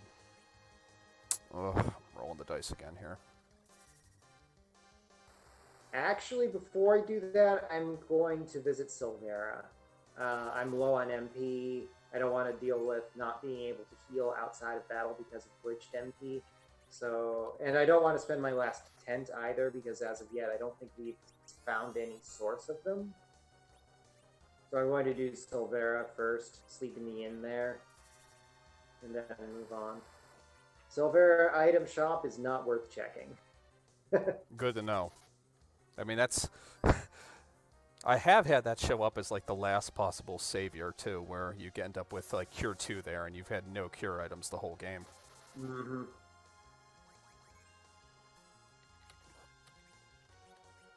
That's interesting. Come on.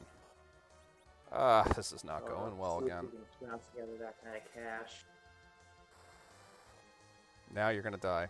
And now I'm going to... Oh, thank God. He didn't die. I mean, I don't think it's going to matter. I don't think I'm going to win this time either. You could always kill a set of enemies in the sewers. I'm not a big fan of doing that, but it is an option. I may be at that point, actually, where I don't have a choice. HP ran out. Yep, there's another one. HP ran out? Yeah, I got hit with vampire. Ah, right. I think I actually have to hold on to that silver dagger as far as I know right now for it's a weird statement to make, but the Lunarian shuffle lends itself towards causing you to make weird stuff. Yes, that is true. All right, here we go. Fire sword.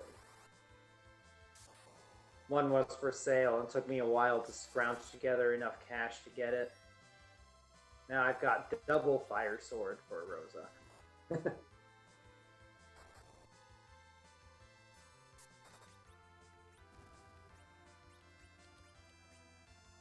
Why am I doing that? I should have thought about this a little bit more. I've got cockatrice. I should be using that. Wait a minute. I didn't reserve enough gold to sleep in the inn. I have to sell something more.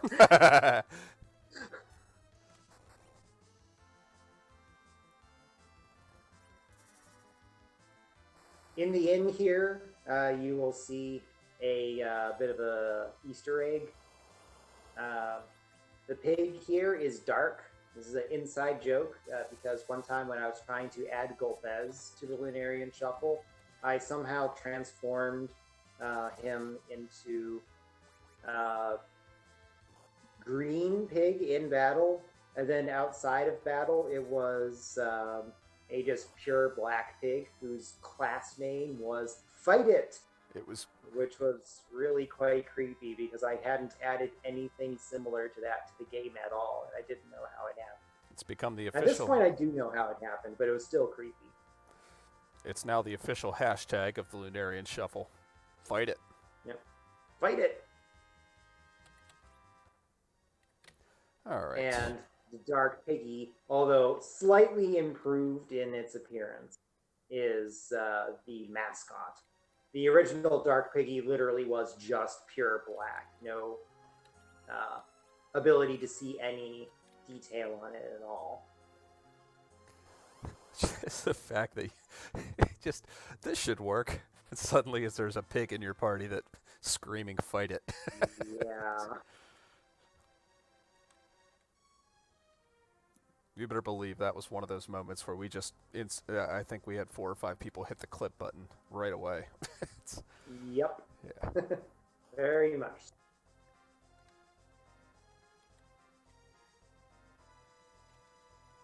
All right. Took one fight down there and gained a bunch of nice spells to go with everything, so let's see what kind of trouble I can get into this time.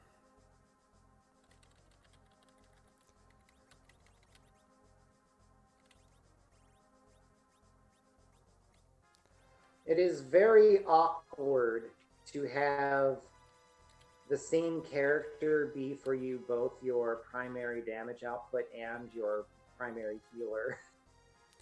Yeah, that's the lovely part of this right here. All right, I can do a little bit better for defense there. I don't think I got... No, I didn't do that.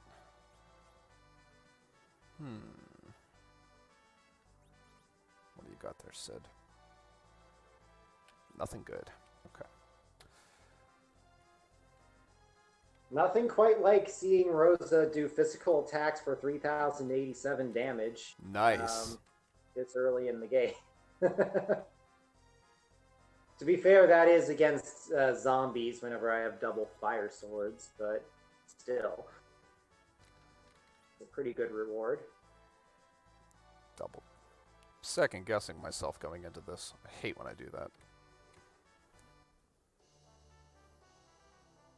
It is often the case that your first guess is better than your second guess. At least in the SATs, my first guess in this game is to blast forward as fast as possible. And we saw how well that's gone. Do you say at least in the SATs? Yeah. Is there a Final Fantasy IV section of the SATs? Because if so, I want to retake the SAT. I know. I'll do way better this It time. has no function for me at all. I'll kill it this time.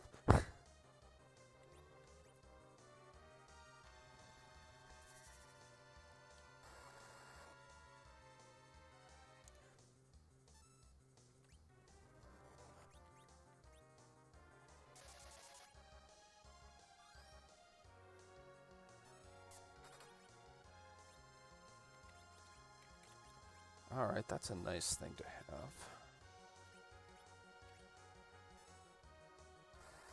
Alright, I should mark on the tracker the Kane equipment style, which is dark for reference. Which is a little awkward, but if I find a Avenger sword down the line, then that'll be just fine. We're probably a long way out from that, though. Once upon a time, you were allowed to find the Avenger sword in Eblon, as well as the light sword. We decided that was a bit much, so we pushed those back a bit. Now the earliest you can find those is in the optional caves in the underworld. Yeah, which, of course, includes the sealed cave, because... yeah, usually you can skip that. Usually.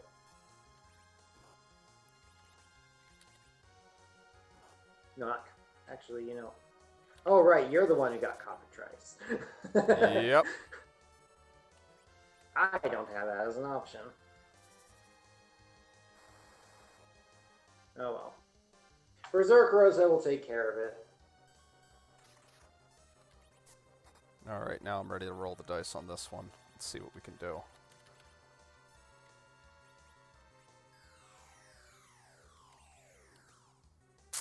I gotta be more careful with my clicks.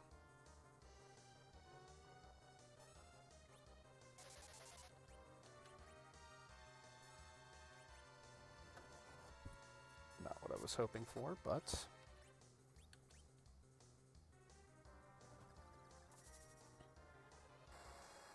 definitely surviving a bit better now.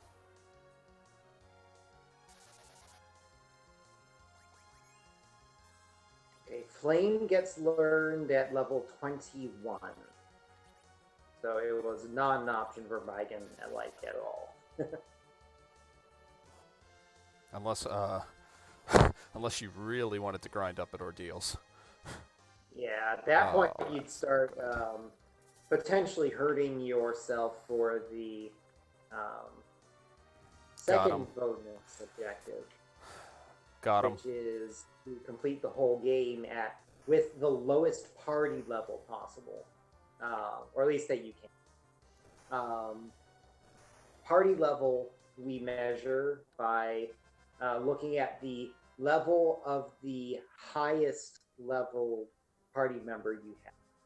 So if you've got Rydia level 50 and Halom at level 56, then you have a level 56 party as far as the bonus objective. Oh, nice. I'm checking Baron Castle for stuff. Oh, I actually skipped that. Felt like I probably should have looked at it, but I didn't. Turns out you didn't need to buy a black sword.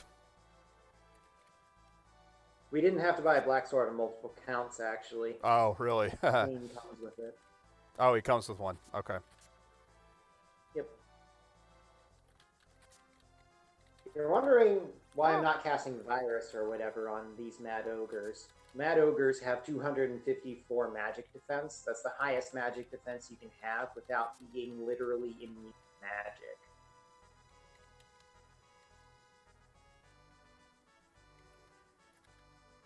So you can hit them with magic, status effects like the hourglasses I used on them, and all of the Eblon fights actually.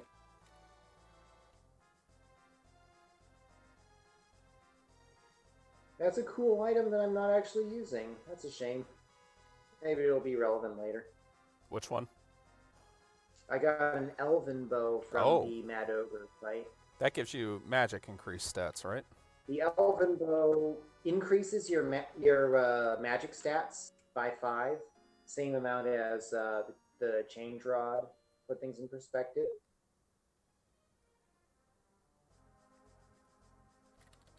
It also deals quadruple damage to enemies that are considered mages. You know what? I'm too much of a coward to not go back and save. Once I'm out of this place, I'm not as worried anymore, but until I'm out of this place, I am going to play it safe. Because I am not going to go back and fight Bagan now. No, that would just... I mean, as much as the timer is more of just a gesture at this point in this seed, I still don't want to have to go back through it. Yeah. Sanity is a good thing. Yeah, especially, I mean, losing twice to him, that's embarrassing. That's just frustrating. I mean, I've had seeds where I've lost multiple times to him, and it's usually because I just can't deal enough damage fast enough. For every once in a while, you'll get that 5-person party that is just loaded down with white mages with no arrows or anything. I mean, it doesn't happen often, but I've had it happen where you're just scrambling for anything that can do damage. Just realized I missed out on an opportunity. I found a poison axe in Milon and then didn't use it against the Mad Ogres. Poison axe does quadruple damage to giant enemies.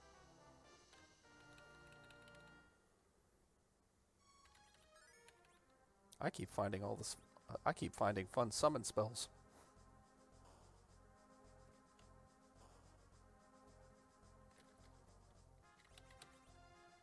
Oh, you found another summon that I didn't? Yeah, mage. Mage is in Baron Tower.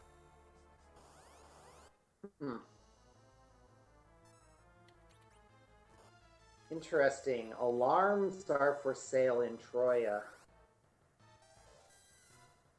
Alarms summon whatever the rarest encounter in the current area is. Oh, thank God there's alarms for sale. And there's a couple places where that's pretty useful. You can use it to get gold by fighting King Ryu pairs in the final room of the Bahamut Cave. You can use it to get a lot of experience in a particular peninsula in the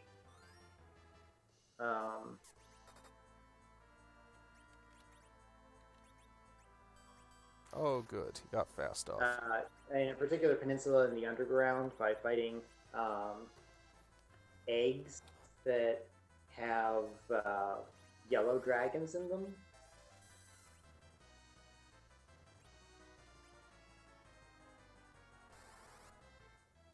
Those are some of my favorites. I love those little guys. Yeah, Yang's strength is really high, so especially if you find a power staff, which increases his strength even more, you can actually do some pretty strong damage, even if he gets like white mage equipment.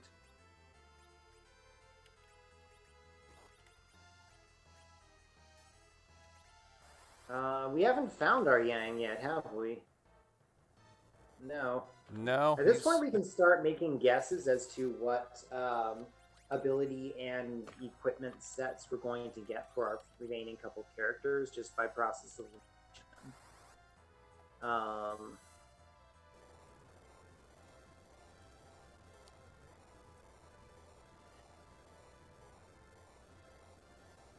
let's see. Who do we have that's still open that's interesting? See, we have Yang up, and who's the other? Dark Knight Cecil. Not too exciting on that front. I just realized... No, Warp will be fine. Just realized that Rosa doesn't have exit yet because she only learns it at the top of the Tower of Zot. So oh, is that where she learns it? Use that to get out of the Dark Elf cave. So instead, I'll have to use Rydia's warp, which should be fine. Xylon saying the shuffle's pretty good at giving you an idea of what's coming by opening chests along the storyline. That's true sometimes. If you turn on super hard mode, all bets are off, right? That is correct. Unless you have super hard mode on, the game will try to ensure that all equipment you find in chests is something that someone down the line will be able to from this point of the game forward. So, for example, I'm trying to look at our current list of characters. Okay, once Rydia leaves the party, both the adult and the child Rydia equipment sets.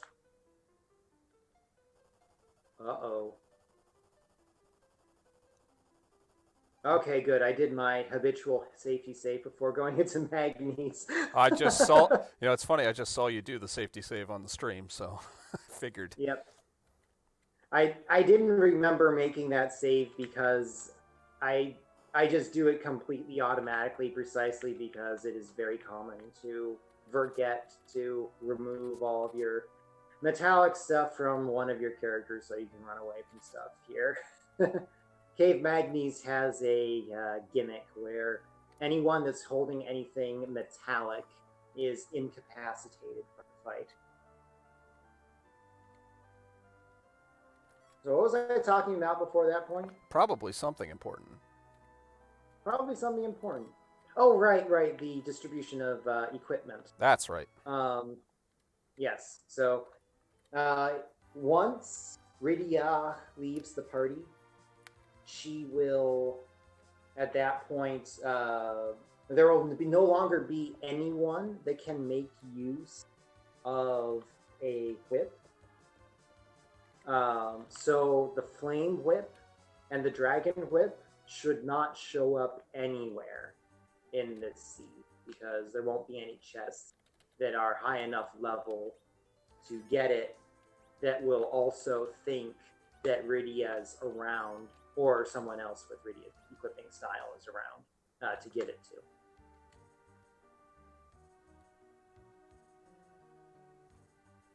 Let's see how worth it Eblin is. General rule is if a chest is like right along your path and you don't have to go anywhere out of your way to get to it, then it is almost guaranteed to not be exciting.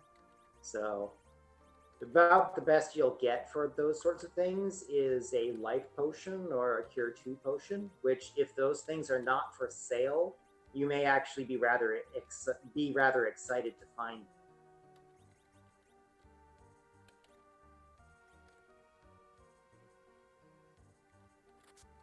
this cave here is the first place where you can start getting Zeus gauntlets. They actually are a natural drop that can just happen from these ogre enemies. It's super rare. I've never seen it happen. I have gotten strength rings from fighting these ogres before, but I have never gotten the Zeus gauntlet. Well, that's a neat item to get here.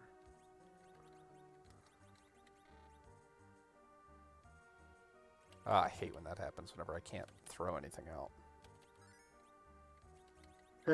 I have to throw things out. Yeah, the equipment screen kind of sucks whenever your inventory's full. In general, I actually like the extra feature of having to do item management in this game.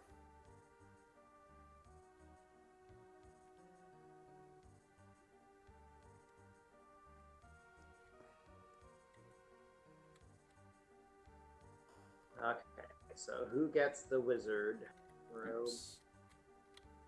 Guess Rydia? Rydia has a lot of sweet equipment by now. Shame she's going to be leaving. So I intentionally set everyone up with metallic stuff when I talked to the Dark Elf. You have to lose the first fight that you get when you talk to them, so you may as well lose it very quickly. It's generally the best way to go.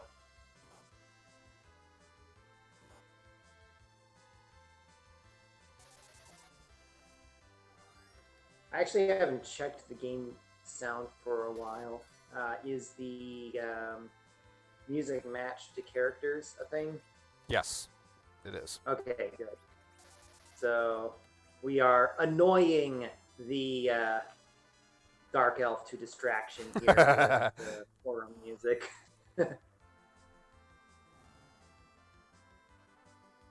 Dark Elf is super weak to holy elemental damage, so I'm going to go ahead and switch back to the Legend Spear with Edge here and attack with that for massive damage, actually. Cockatrice is No, very nice to have.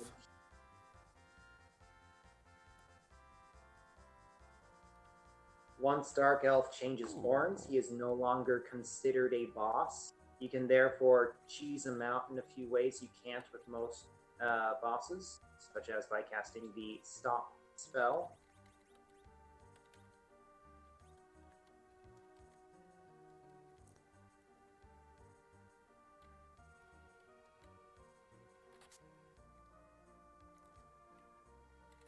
That's one that I occasionally get some use out of, but not very often. Which one? The no, stop I always do. What I'm thinking of is the sorry, I'm trying to remember who's who so I can actually do this right. Kamikaze. Rarely, but every once in a while it comes up where I'm like, final, last chance. Go for it. Yeah. There are also some situations where I actually want a character dead. Yeah. It's not very common. It's more common whenever you have maximum experience sharing off. But Plague is the usual case where I want someone to be dead. Yeah.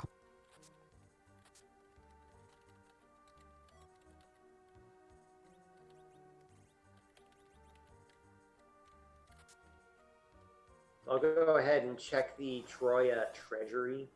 The treasury in Troya's castle becomes available to you once you have seen the epoch surround you and then get scared off by Golbez's magic. That's your indicator that you can go to the Tower of Zot. And it also is the same flag that allows you to open... How many chests is it down there? Oh, God. God. Like 10 or something? Yeah, whenever you... Yeah, you'll get like 20 chests out of it, but then if you also get the ones on the right side, I think altogether it's something like close to 29, 30 items. Mm-hmm. Looks like it's 9 across, and then 2 tall. Okay, so we're looking at closer to like 25 items then, total. Mm-hmm. Ooh, Slumber Sword. Change.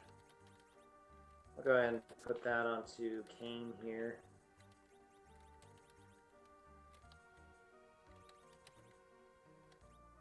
It's mainly just selling fodder here.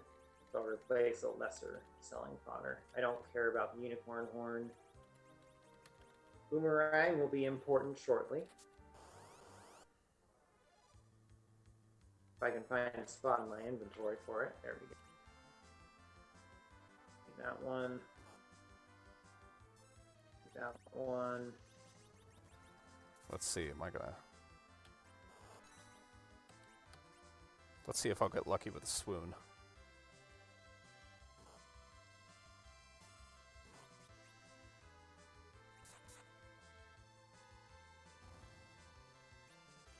Great. I got trying to make a trip to a shop just to sell stuff that I don't care about. Oh, so your cane is actually doing fine with inflicting instant death. Interesting. Yes, he got double instant deaths on the... I didn't have to use a hourglass on those guys, on the ogres. Mm-hmm. Of course, I was having trouble before with Golbez apparently not inflicting special effects with his weapon, and I couldn't figure out what was going on. The eventual guess that I made was that the culprit was the fact that it was in his left hand, but apparently not if it's working fine for you. So yeah, I don't know.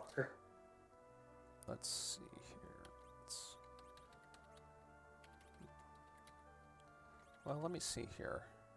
Yeah, it is. That's left-handed. So, and that, yeah, that would make sense. That was the...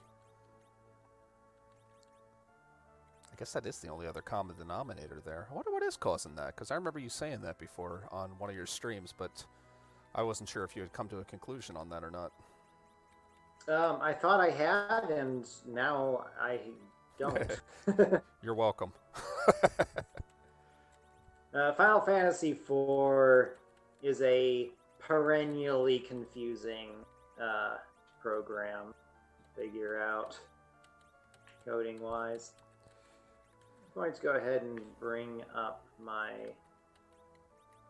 sort and my trash can so I can use them more readily in the future. We got Poison Axe on edge here. It's really annoying that I've got 4 silver rings and only one of my characters is even allowed to equip normal rings. Yeah, exactly. Let's see. Normally, I think rings are the easier things to equip, but not all rings are created equal. Some rings can only be equipped by ring users, and it's kind of weird to figure out which characters are and are not. Whereas other rings, pretty much anyone except for Dark Knight can use. It's kind of all over the place. Nice karate equipment. Which is going to be a bit of a challenge to communicate once I start taking on the randomized equipment challenge, which is my next intended feature to add. Randomized to equipment. Yes, you've seen in the Discord the mock-ups I've made of improved equipment information. Yes. The reason for that is not just to be nice to the player.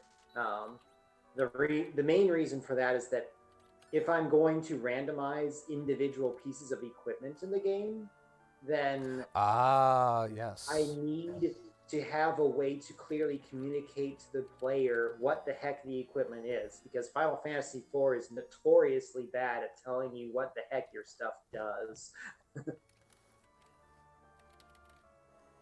Oh yeah, it takes forever to go back and forth between the status screen and the equipment screen and everything, every other screen in the game practically. Mm-hmm. That rat tail. Plus, even if you keep flipping around, there's no in-game way to identify that something is super effective against zombies, or that it is darkness elemental, or that whenever you hit the enemy, it'll inflict curse, or any of that kind of stuff. So all of that needs to be cataloged more correctly. We are about to enter the Dark Elf Cave. Okay. I am currently climbing the Tower of Zot. If you need to grind experience in the Tower of Zot, my suggestion is to kill puppets. This is especially true in vanilla because you have a lot of access to fire damage at this point in vanilla, and the puppets that the Mariams summon are weak against fire. So if you've got the fire sword and then fire arrows on Sid, yes, that's an option. And then fire 2 on Tella, fire claw on Yang. You can have all of your characters dishing out damage that will always one-shot the puppets as they come out.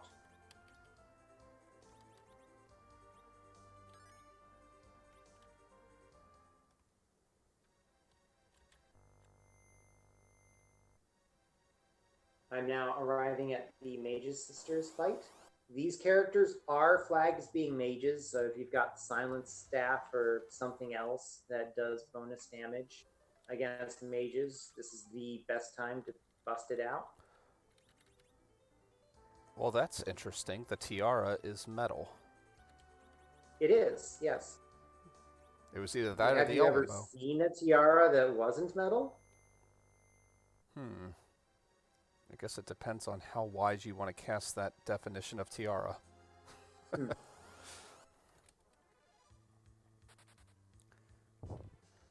All right. I guess there are probably plenty of tiaras out there that are fake metal, but still, they always look all sparkly and silvery or gold or whatever. That's true. I would call a tiara that I've seen. Most of the ones I see are on Halloween on little people's heads, and I don't think they're going to be metal. You know what? I'm going to go check that one room because I usually have good luck in this room. There's that one room off to the right during the in the magnet cave. Oh. And for some reason, I've gotten the Zeus gauntlet in there more than once. I don't think it was anything exciting this time. Nah, it's a bust. I mean, one cabin. And an illusion. You can use that. Tricks of Shadows is confused at what he's looking at here. Or she.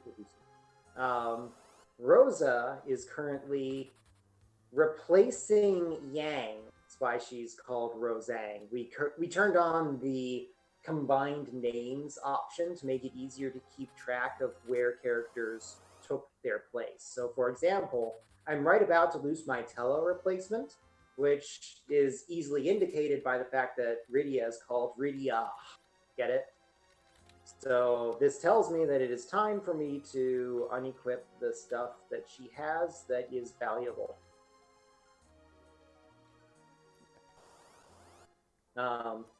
As for why she's dual wielding, it's because we randomized the equipment permissions for each character, and Rosa happens to roll being a paladin style equipper who is dual wielding. If you randomize equipment, the ambidextrousness of each character is also. And just to be super clear, this is not the free enterprise randomizer, which is more commonly seen around Twitch these days. The Lunarian Shuffle is designed for challenge runs. You go through the entire original game, which means that it's probably going to take you as long or longer than it would take you to go through the original game. And rather than randomizing what your tasks are and the dungeons you go through, instead what is randomized is everything that you have access to. The levels you learn spells is randomized. Where you find what equipment is what shops are selling is randomized. Your initial equipment is randomized. If you want to, you can have duplicate characters as a possibility. So you could get like 5 pounds in your final party. It's a possibility. In this case, I'm about to have to fight Valvalis with Edward that equips stuff as if he were a ninja. You can have characters shuffle around their abilities too, if that's your cup of tea. There's even a new lunacy mode, which is super crazy and has your party completely reshuffle itself every time you win a battle and get experience.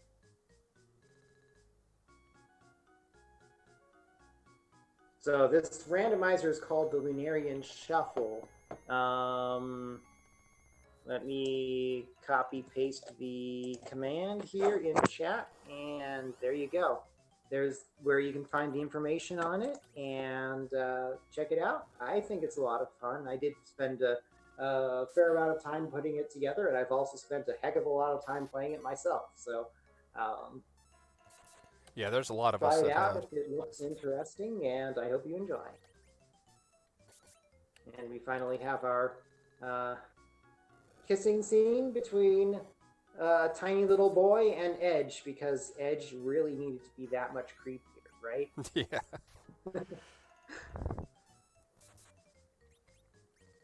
Let's see.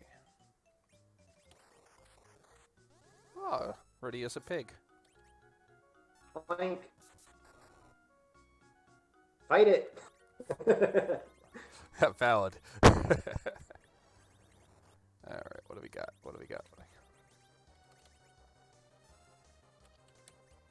Okay, so by putting the boomerang into Edward's hands for a bit, I have caused him to be long range. I'm not actually sure whether that or the silver dagger is more powerful, though. Let's see.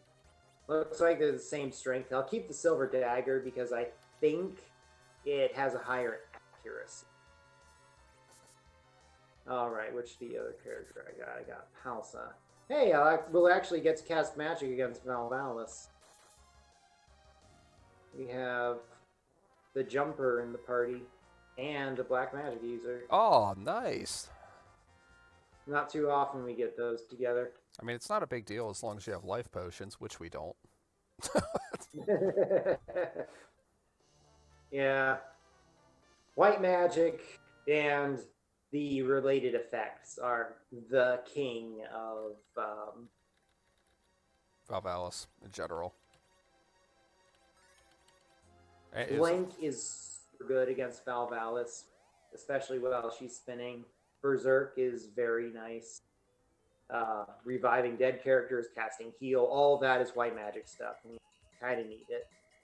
Seems to be the thing she's weak against more than anything else. I mean, I used to have such trouble with her whenever I was growing up as a kid. I hated that fight.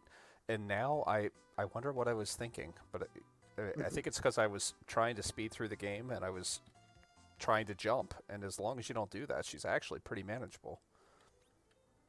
If you jump, the fight can be much, much faster. It's kind of hard, though. Because whenever you jump on her, she will do a counterattack of just a basic attack. Since she casts Weak so frequently, that basic attack kills off one of your characters alarmingly frequently. Ironically, I am dealing massive damage to Valvalis by casting Quake. You would think Valvalis was floating, but no, she isn't. Oh, you ended up with Quake, huh? Oh, Yep. Palom's in there, so yeah, he's Yup. by that point he's got Quake. There's like almost no way he won't, unless you're low level like I usually am. Yeah, Palom Palom in vanilla learns Quake at level 23. So if you're in normal difficulty mode, in the Lunarian Shuffle, he might learn Quake as early as level 17, which is absurd. You can have Quake in time for Octomom if he's your Tele replacement. I am not very scared of the Magus sisters. I actually found it wasn't so bad. Yeah, I'm not too worried about them. I'll say that. Mm-hmm. You've got Flame available. You've got dual wielding fire swords. A poison axe. You've got Jump, which is pretty handy.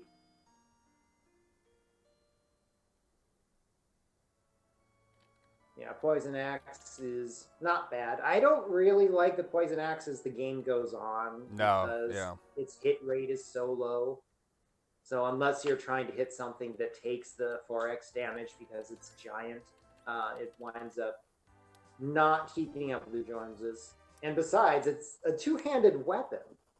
You'd think the two-handed weapon would be stronger. For reference, low hit rate weapons will probably get much more attention on their attack damage whenever I start making randomized equipment. Not sure exactly how I'll implement that, but something like that will probably.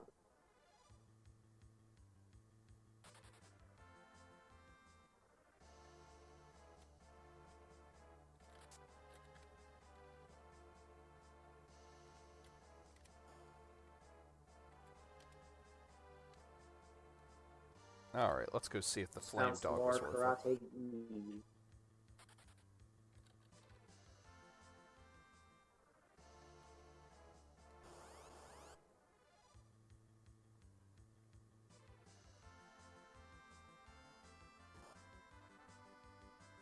Guess I can't actually use as many as I thought I would be able to.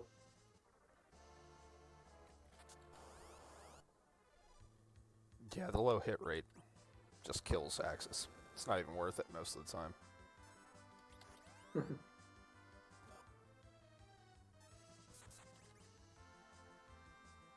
Although I have managed to kill the oh, that was nice. Got a swoon off of a cane jump. That's an option? Apparently. Okay. I just learned something. Well, with the black sword, because he still has the black sword. Apparently, jump will still activate those. I had actually switched it to the slumber sword by that point. Ah, I forgot about that. By the way, thank you for reminding me. I have a slumber sword. And a couple other things that I can upgrade him with. Just got to remember to take off all this expensive equipment from him.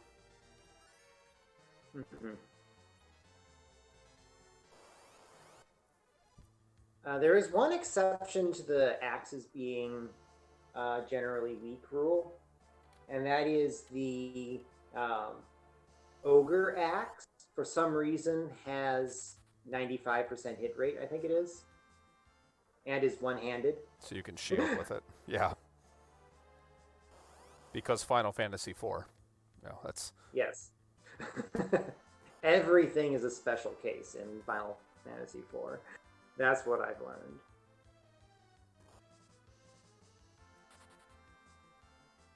All right, so what do I have for the Golbez fight? Okay, I can switch to the fire spear. That'll help. Golbez is weak against fire for whatever reason. Really? Huh. Oh, wait, you didn't know that? I had no idea. Oh, yeah. That's why I'm always using Inferno rather than other things if I have access to it. Good to know. Casting Jin rather than the other spells if I've got a caller for the fight. Life potions Oh, are thank for God. sale. I'm Thank buying God. 50. Yeah. I'm wondering if that's too few. I'll probably be back to one of these style shops at some point anyway. I think it was the last round of season 1 where like we had super hard mode turned on and our characters did not learn life until like level 60 or something, like absurd Yep. number like that, and we needed it. Like we needed it. Yeah, the thing we kept asking ourselves was, are we going to learn life 2 before we learn life 1? Because it was looking awfully likely. Well, we definitely learned cure 4 before life before life 1. Just bought 2 Bacchus wines. It's hard to decide how many Bacchus wines to buy. They are expensive. So I'm about to lose my Sid replacement, which is Kid. Some heavy stuff that will sell for a lot. Yep. Probably should have just sold them while I was at the other shop, frankly. All right, let's see what kind of damage I can do with him. Whoops. There we go.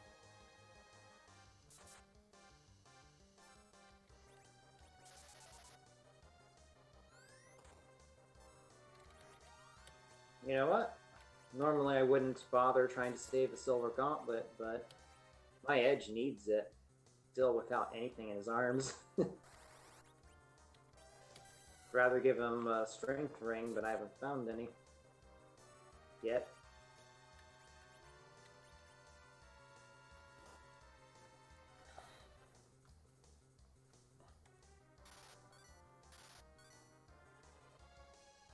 I think I have.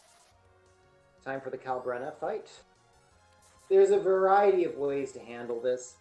I have both a Stardust and a Gaia drum flying around, so I'm going to use both of those.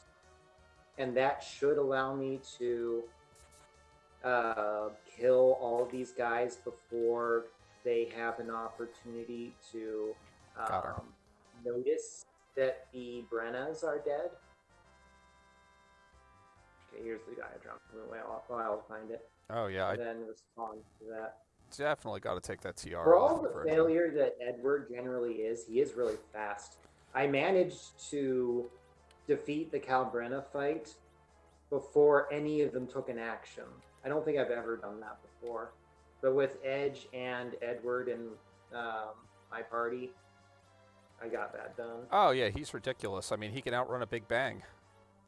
He can. It's actually quite impressive. You can also hide from Golbez, which is pretty sweet. Had a really clean. Just generally speaking, I find a lot of use for the hide command. Yeah, there's. I mean, especially against Odin of all things, who would have thought that it could be as useful as that? Mm-hmm. That is one of those instances of almost one of those developer Easter eggs that we found just looking through the code. I mean, discovering that was just wild. Mm-hmm. Yeah. I say we, I mean time... you. Right. The third time that Odin raises his sword, right after that, if you hit him with any lightning magic, he just dies.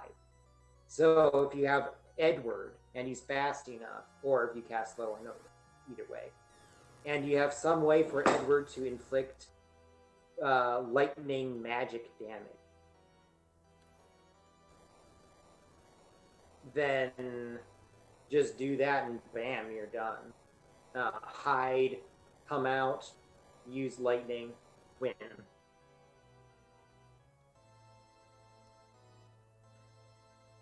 All right, that's Golbez done. If we want to do a race experience, like a speedrun race, rather than a slow and grindy super hard challenge run, my suggestion is to set the this fight right here, defeating Golbez or whoever's replacing Golbez, if you have that option on, as your finishing point.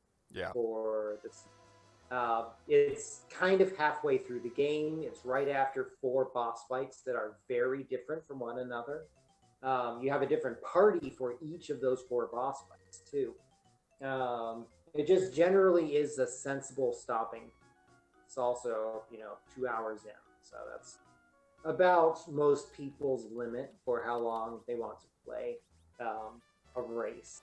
Usually, it's a lot harder to find someone to race you when you're trying to race something that's 3 hours long or 4 hours long. I have come. Yeah. Not just in this game, the other ones too.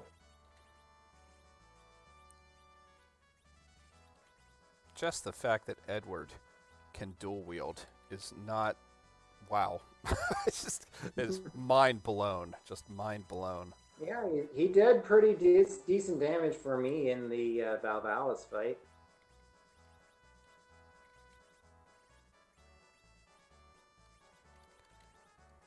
Does change rod do any sort of magical boost? +5 wisdom. Okay. It is picked up in the vanilla speed run as a result. Nice. Alright, I think I am... It also casts Piggy if you use it as an item. Don't know if you knew that. Ha! Nice! I mean, that makes sense. I don't know why I wouldn't have thought that. I mean, it's a change rod. Should do something polymorph. Polymorph would be the usual fantasy name for it. Right. Or if you're a fan of Dota, perhaps you would call it Scythe of Vise. That makes a lot of sense, but... Alright, let's see what kind of trouble I can get into with Valvalis. Found a shuriken in the Dwarf Castle left tower.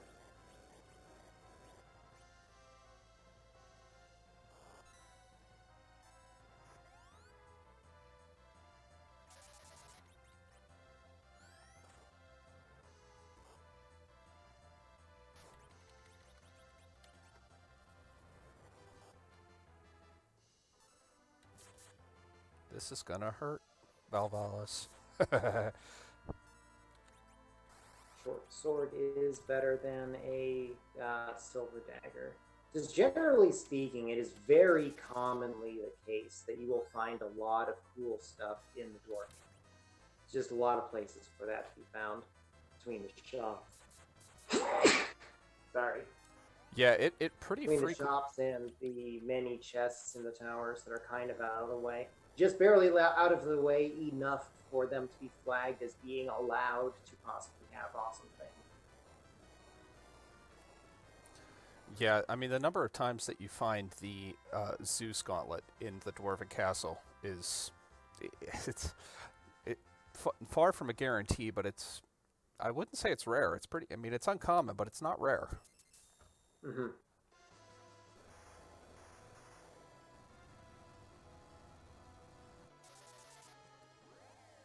Of course, having enough money to buy it is a different question.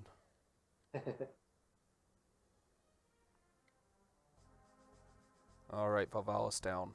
And that was probably the easiest 4-fiend fight I think I'll have. Oh, right. Oh, man. Oh, yes. That was just silly. Quake is... Until I get a turn. No, not you, Rosa. And Edward managed to die. That's Edward in his natural state.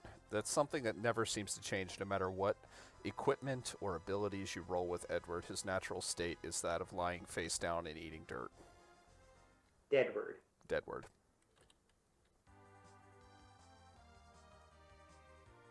I'll just hope for a strike first, I guess.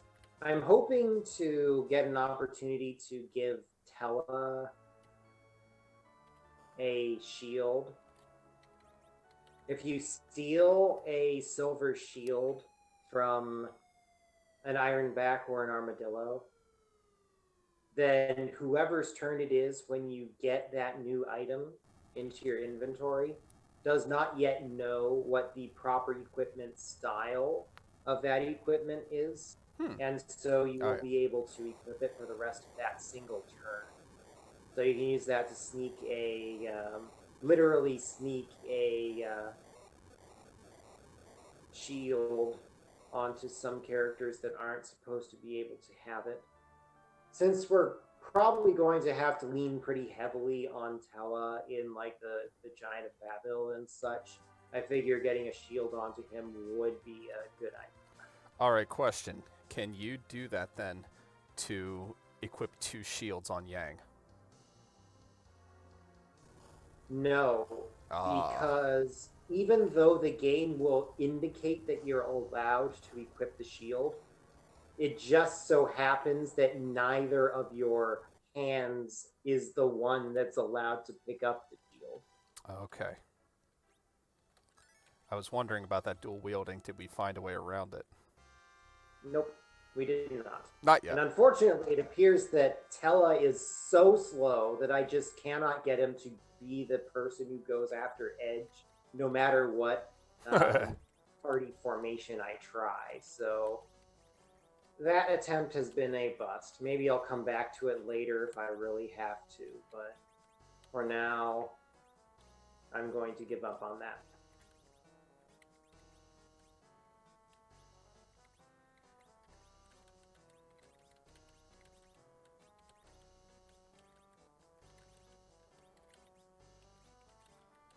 Starvale.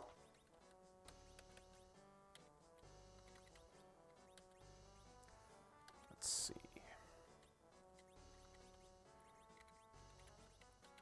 Do not confuse the evil dolls in this dungeon with the puppets from the previous one. Puppets are weak to fire. Evil dolls will counterattack fire by casting flame on you. Nice. With extreme prejudice, right? Something like that.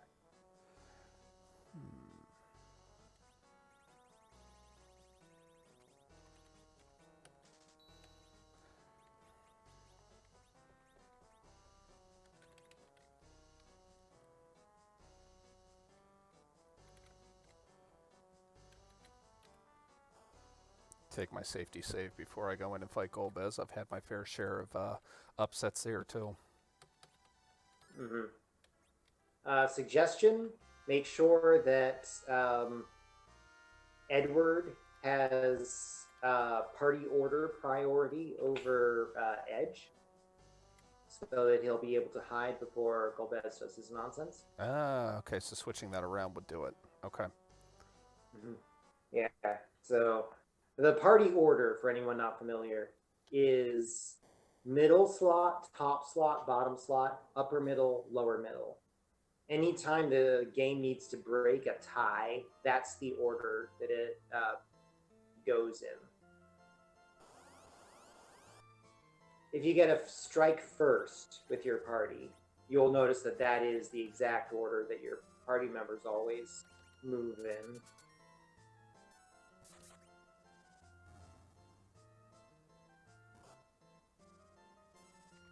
Tella is just generally not a great character. This Tella is actually my Rydia replacement, but that does mean that it'll be here for the whole rest of the game. And with tele equipment, nonetheless. Yup. Not that there's too many equipment sets that would make him any better. No. Maybe one of the girls, so he could equip a tiara.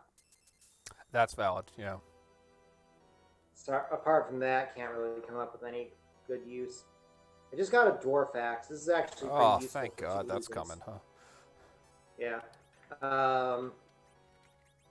First of all, the dwarf axe is worth a lot, and you can sell it for a lot. But more to the point, the dwarf axe is one of very, very few ways that exist in the game to cause a character with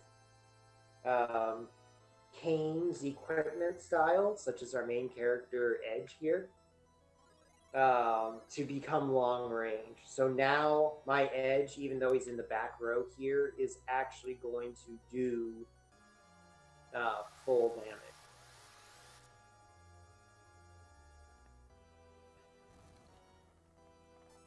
None of my party members want to be in the front row. I guess I can let Deadward be Deadward. Apart from that, I'm not really sure what I'm doing for Leave him Blue in his. Guy. Let's see. I think Belknap is just going to punch someone to death, and that's just how it's going to be. May as well be Deadward.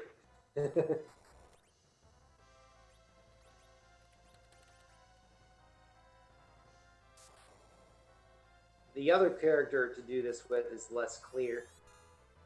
I think I'm actually going to put Edge in the front row anyway. Even though he's now long range. Because I think he's the most likely to survive a hit. Goodbye, Golbez.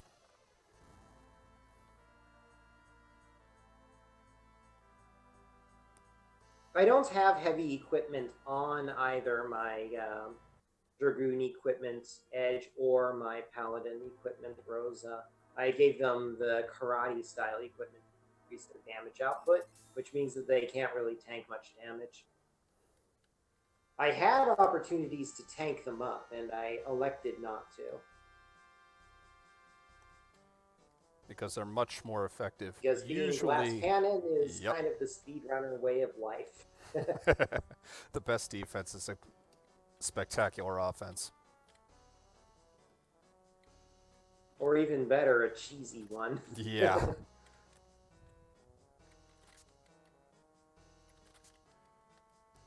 Ooh, that's an interesting... Belknap is a robot.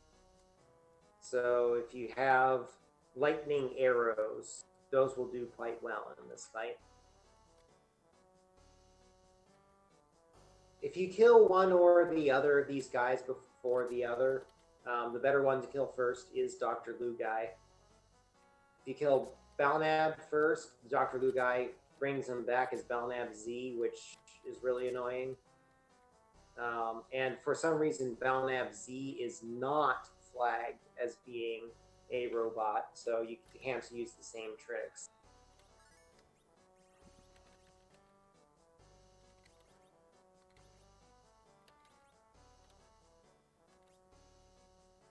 Chupinator appears to be confused by something. This is not free enterprise. This is the Lunarian Shuffle.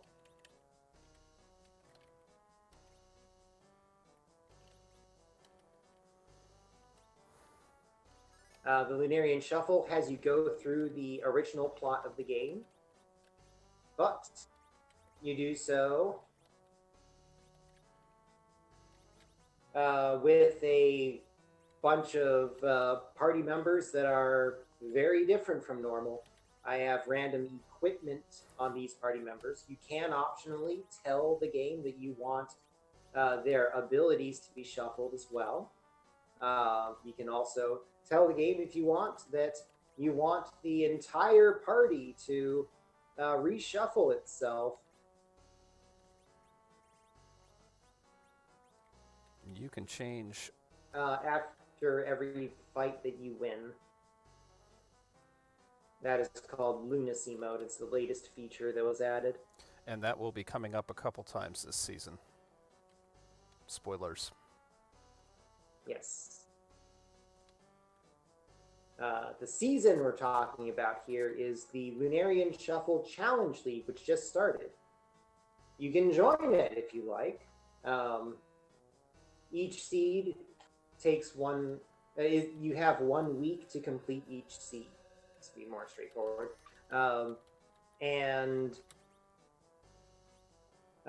This is the first day of the first seed of the second season of the Lunarian Shuffle Challenge League. Season 2.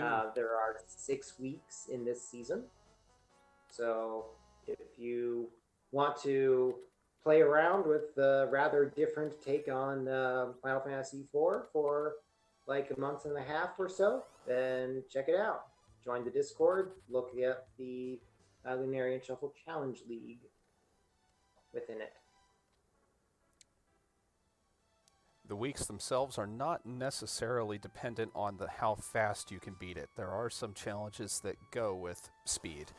A lot of them are based on some of the unique features of Lunarian Shuffle, such as For example, we might have one week where it makes sense to not have anybody run through the last section, or the fastest in-game time to beat Odin, or the fastest in-game time to beat Ogopogo with a team full of Edwards, or something along those lines. Yeah, there are options available to dictate some things about what your party looks like. So if you want, you can tell the game that you want no mages to show up in this playthrough. You can tell it that you want no white mages specifically. You can tell it you want nothing but mages. Tell it you want lots and lots of Edwards. All these are challenges that you can set. And Tricks of Shadows, it also randomizes skill sets of when levels come up, and also the items that can appear. And the items very frequently play a very large role as to whether or not you have a fun seed or a not so fun seed. Define fun. I actually like it when I have to look at my equipment set and say, all right, my dual-wielding sage guy is best served in this fight by putting an ice rod in one hand and a power staff in the other. Yeah, those are the fun situations. One of my favorites was looking at Rubicante and realizing, you know what, I don't stand a chance, so I better stock up on 99 vampires. It's just the latest version of the Lunarian Shuffle, I don't know if you've noticed this yet or not, but a lot of these spell items have had their price tags inched up a bit. Makes sense. Vampire included. Whenever I had originally priced the vampire vampire item, I assumed that it behaved like the drain spell, which quite frankly isn't that good. But it turns out it's actually way the heck stronger than that. So I had to adjust its price accordingly.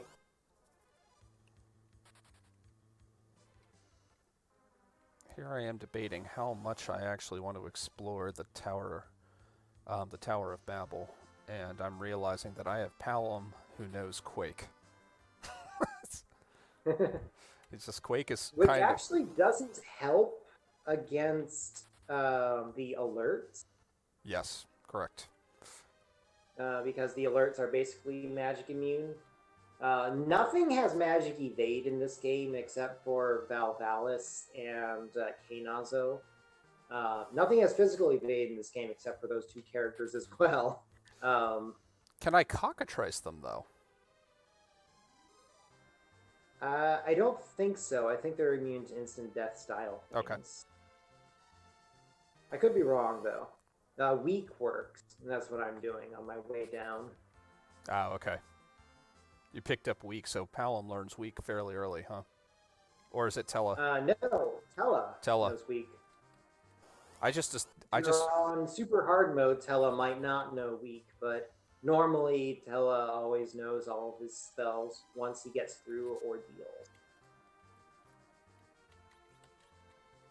His spells prior to Ordeals are random.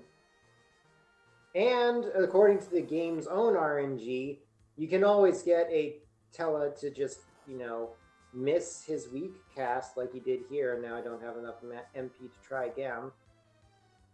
So that sucks.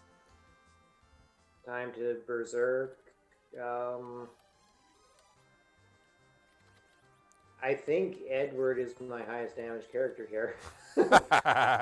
For things never expected to be said.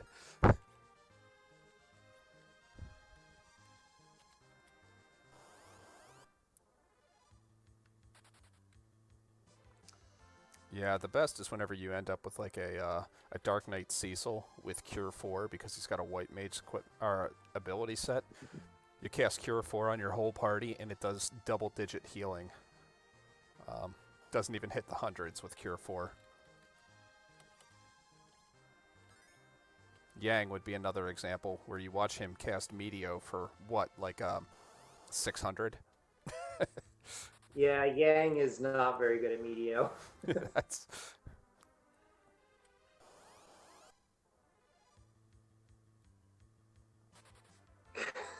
Okay, that's Elven Bow number 3 now.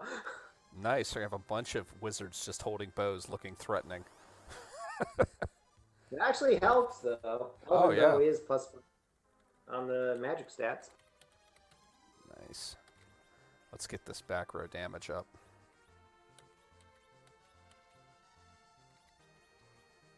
I actually don't know how much the Elven Bow sells for.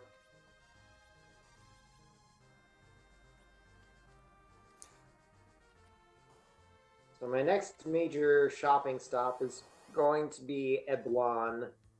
The Eblon item shop is unique. A thing that I've been kind of implying while I've been talking about shops up to this point, but never really addressed directly, is that a lot of the item shops in this game are technically the same shop.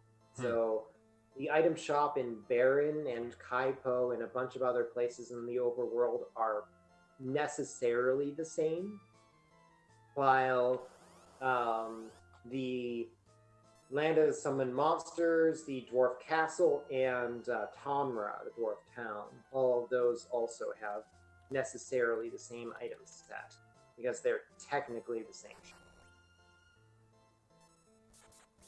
Eblon is unique. Nothing else has its same set, so if you want to get something from there, usually you want to get it your first trip there, because backing up for it is kind of awkward.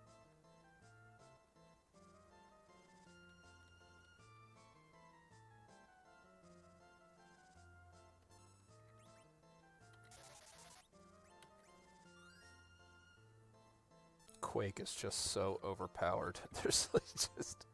Oh, good. Tele fell down. Stronger than Titan. Yes. Which costs more and takes longer to cast, and is a summon.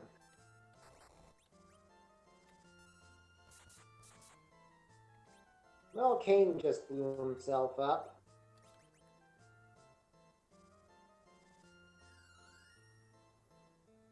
Which somehow collapses the entire mountain, which is like 4 times the size of town. I don't know how many explosives Sid was packing there, or why he had to strap them to his person, but...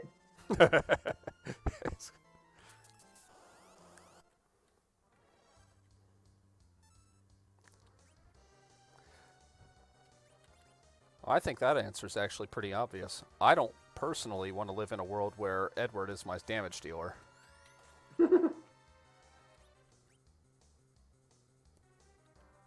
Nothing makes sense anymore. Yeah.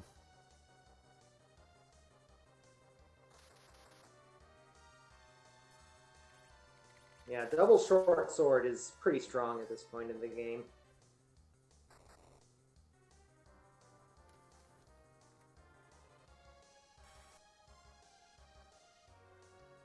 Well, I'm sure you can see the front 2 of my team right now, and the natural state that usually happens whenever you do that.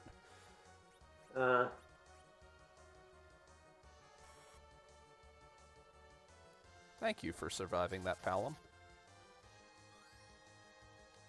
One thing that's important to note about the Mugai fight, the refight, is that while you are poisoned, you are immune to Berserk. This winds up being pretty annoying for a variety of strategies that would otherwise make sense here. That's why I used a Bacchus right away. I was able to get it off before he could. Nice.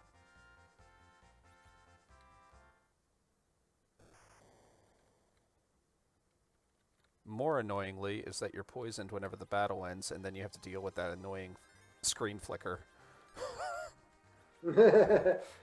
Yeah, I went ahead and cured the poison, not because it was threatening me in any way, but because I didn't want to deal with that the whole time. Oh, I'm about to lose my dual-wielding Rosa Paladin. Yep. Sad days. Yeah. One of the better characters you can roll, quite frankly. Damage output, white magic. What more do you want? Yeah, she's kind of exactly what I would want in a Paladin Cecil. If you could make Paladin Cecil a little bit better, that's what I would do. The 3D remakes of this game actually have a lot more white magic known by the partial white magic users. Who is it?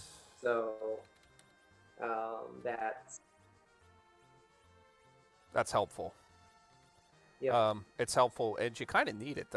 I found them actually to be pretty difficult, the remakes. Mm-hmm. That's the reputation they have. Certainly, I've actually never played them. Is there any possibility I need this fire sword? No. No duplicate characters, so I don't have to worry about that. You know what? Since she's going, I might as well use up all of her magic to heal me.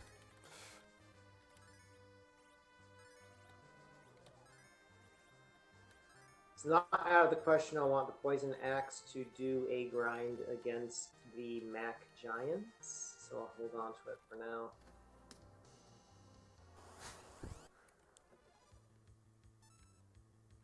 I've already lost the character that uses Dark Knight style equipment. Get rid of that.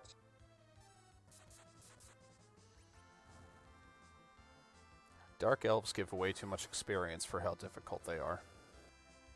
Very much so. It is convenient if you find yourself underleveled for the Calbrenna fight and the fight against Golbez.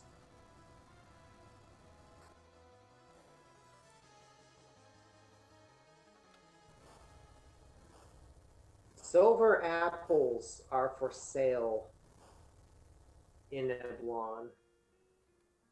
Really? Okay. Considering that we have a guaranteed Edward and Tella in our final 5, that might be something that comes into play. Mm-hmm. Getting Tella up to Big Bang surviving HP is not a pleasant ordeal. No. That's why I always hope if I have them, you can do more damage and just bypass every single one of the Big Bangs other than the first one, which does half damage when you know what you do. Mm-hmm.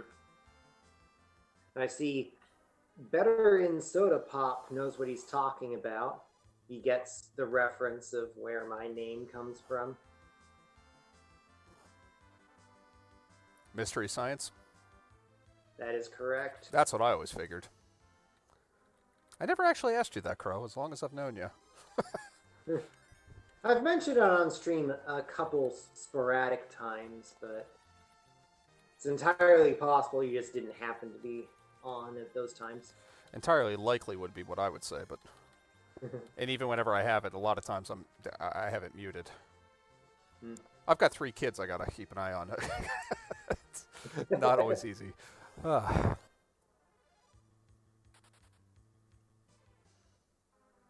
gotten a few back attacks so far in this cave here. I find the rat tail. Mystery Science Theater 3000, indeed. Yes, he's right. I got to say it properly. And now I won't.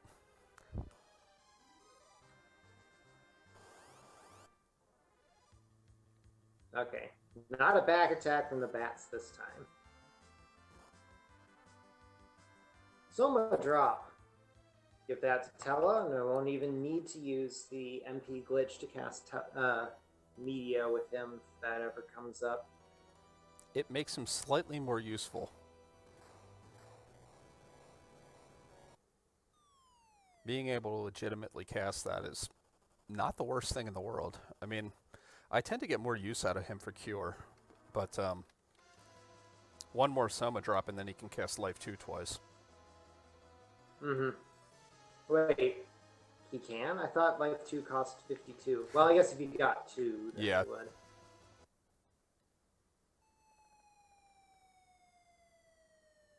Long sword for Edward. Oh, nice.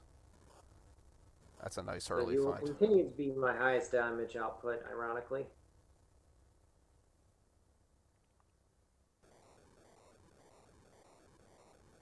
He's the pure definition of a glass cannon right now.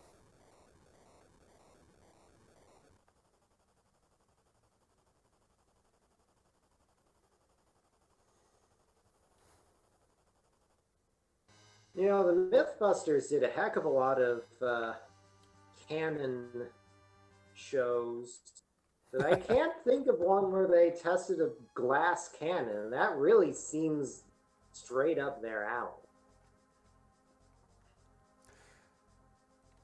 You know, my only thought would be that seems like a pretty obvious one, but then again, so did the bull in the China shop, and that was one of the shocking or more shocking ones. Uh-huh.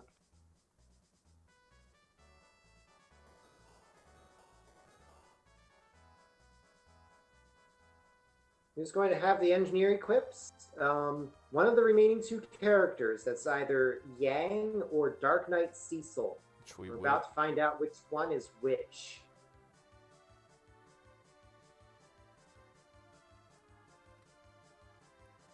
Hourglass against these stale men. Stale men are not to be trifled with.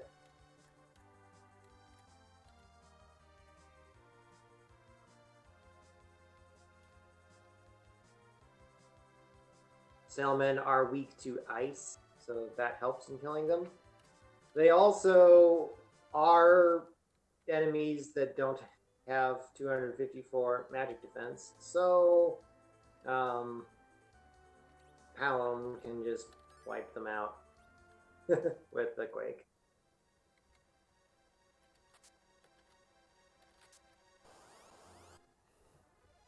Got some pretty sweet gear in the pass to Babil. Well, that's good to know. Any rat tail? That tends to happen to me more often than not. I have not found the rat tail. This is the earliest point in the game where you can get the rat tail. Looks like Yang's got Yang style equipment. So your replacement by process of elimination must be Dark Knight Cecil, and he must have Sid's equipment style. So Earth Hammer or Arrows is our choice for him. Right. Well, actually, no. I picked up something better here. Interesting. Oh, yeah. Or at least better prior to the Four Fiends fight. Any of the Axis Ogre Axe would be my guess. Mm-hmm.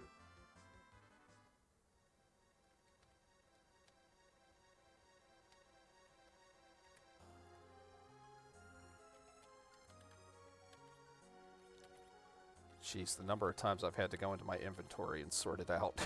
it's getting a little ridiculous. I don't have an Ice Claw.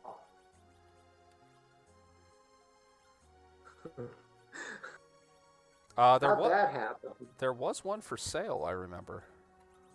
Okay, must not have noticed it. Usually, I wind up picking one. It's up at some point in the early game. There's just a lot of places where it can show up. It's one of those items that's just generally useful, generally important to have. And as a result, the game is flagged as being permitted to give it to you over a wide range of points in time. I'll keep that. A lot of options in this seed. Oh, Grimoires. Stardust.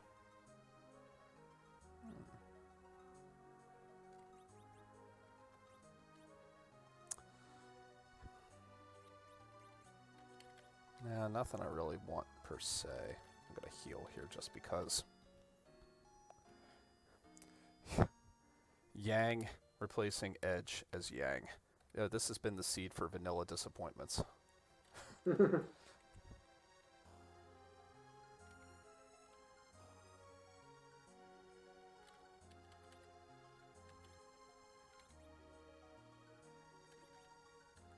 sure they have. Gotten that a couple other times recently too. In fact, I think the most recent previous seed I had Edge in Yang's place, and then whenever he leaves and gets replaced by Edge's replacement, in came Yang.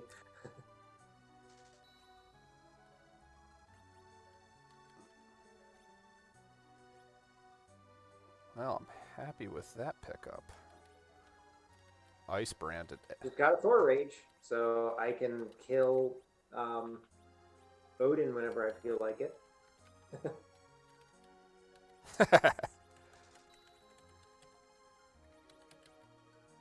I had previously used all the Zeus Rages, so that temporarily was non-op.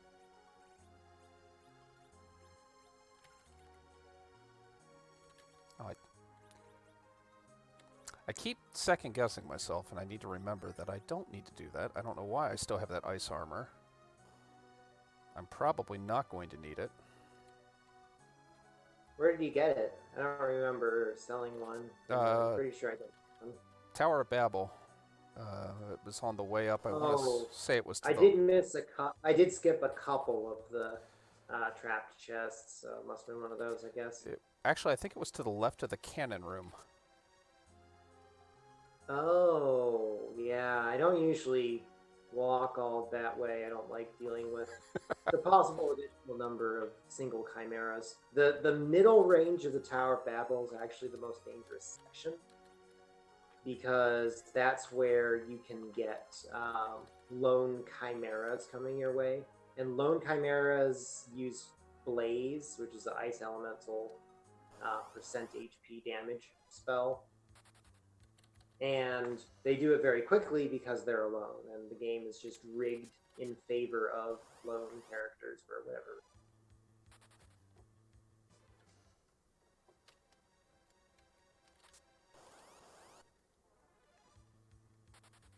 Getting railed on by... There we go.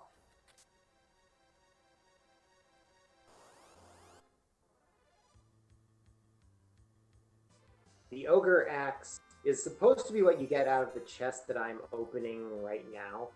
And it does quadruple damage to enemies that are flagged as being giant. So allow me to one-shot a lot of these dudes. I now have a auto-hiding Edward, which is annoying.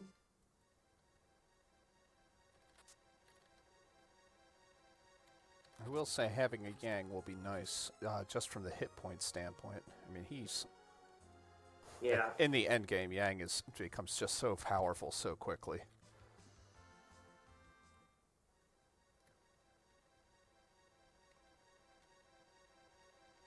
And he trails off quickly at the end, but while he's there, he's great.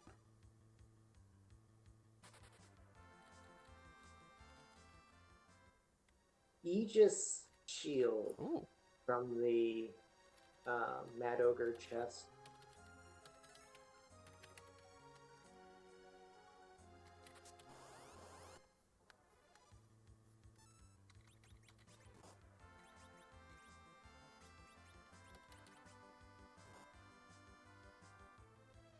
Yeah, chests within the Tower of Babil, both the Ascent and the Descent, as well as the Tower of Zot.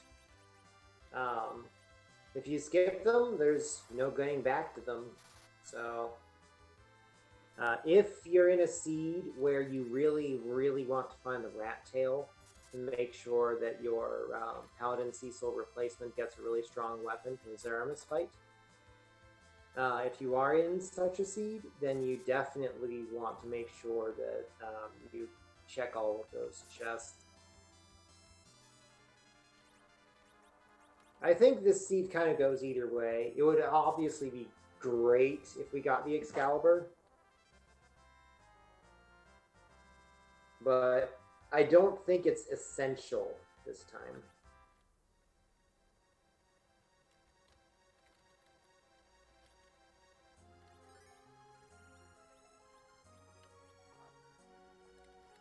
Still haven't found a good place to get any... That's an obvious switch I can do. Still haven't found a good place for tents or cabins. I found a cabin somewhere. Yeah, I had it also. I used it during the where did I use that? Oh well, I used it. I used It's it. gone. It's gone. Yep. Guess, goodbye.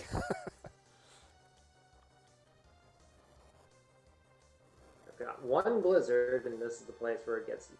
Absolutely. Was it flame? I will show you how, says Rubicante. Whoops. Ooh, Ninja Star. I forgot I have a shuriken also. Yeah, I used it against Blue Guy. The normal shuriken doesn't really stay super relevant for that long. Ninja Star is about equally as powerful as a Gungnir or Drain Spear, any of those upper level spears.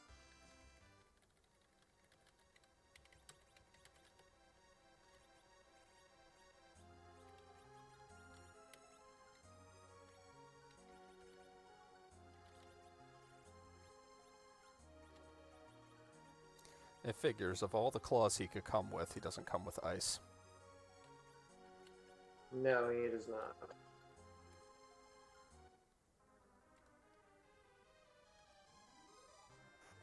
Doing a little bit of inventory management while the King and Queen of Eblon cast fire spells at me.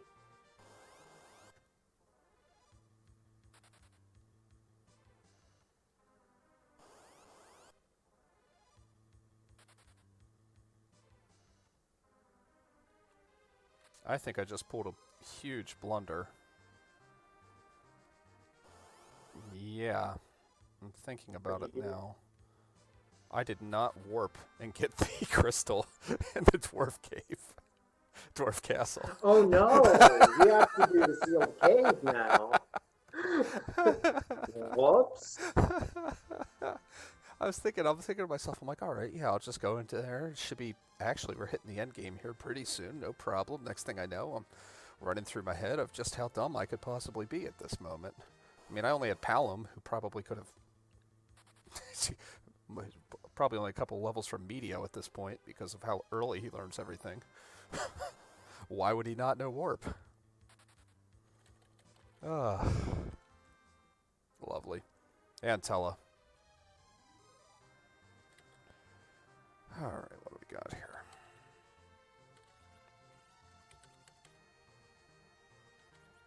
Rubicon's has a number of interesting AI quirks to him. One is that if you hit him with the fight command, he will respond by casting Fire 2. The jump command, the focus command, anything that is technically not the fight command will get around this. So my attack with Edward there will cause a Fire 2, but none of the other things I've been doing. And unfortunately, Tella barely didn't survive. So, oh well. As is tradition. Yep.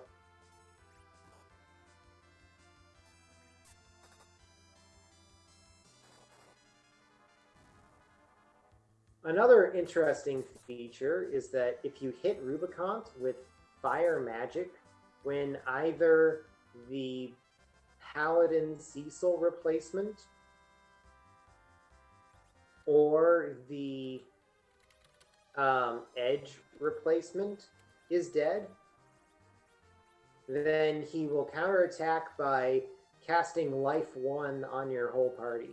This can actually be very useful in seeds where you do not have access to good ways to revive characters. Also, one last weird thing Rubicante's got going on is that if you hit him with the fight command whenever he is very low on HP, then he will say some stuff and then disappear. Usually you don't get to see that because you just deal so much damage to him ahead of time. Yeah, as long as you have access to ice magic, you're usually doing many thousands of damage to him at a time. I think you have to bring him below 2,000, or maybe it's 700. It's one of those two numbers. I forget which one, in order to see it.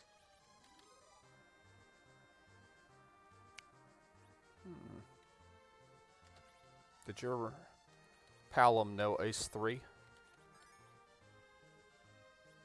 No. It's interesting. You have the other two, but not that one. We're probably pretty close to each other in level. That's what I'm thinking here. And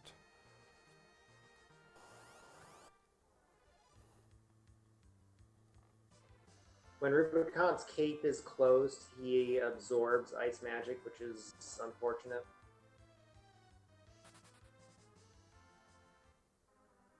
Alright, that's Rubicante then. jeez, this game really wants Tella dead.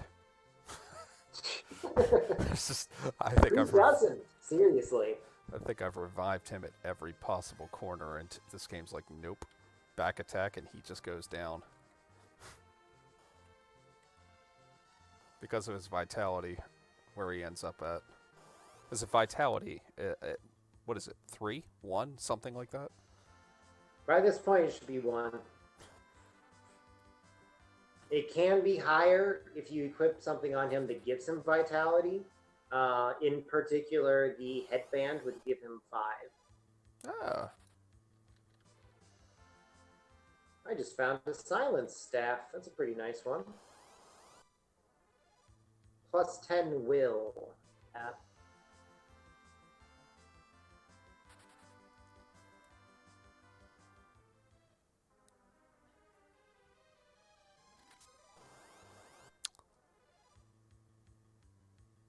Okay, so at this point I have to decide whether I'm going to use the alarm to get levels, or if I'm going to grind against the Mac Giants.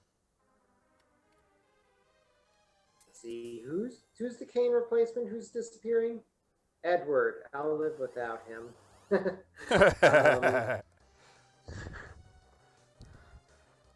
No, not you, Edward.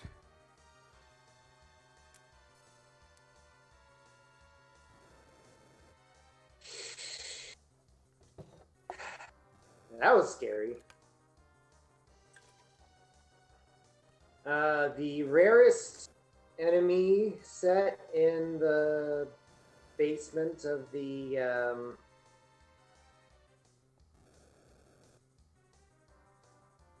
Tower of Babil is a lone green dragon. I just got that as a back attack. Whoa, I just watched it. It killed off one of my characters and then used thunder, which killed off everyone except Edward. Usually not a good place to be. No. Not so much. I think I'll stop at the Dwarf Castle Inn while I'm heading over to get my airship upgraded.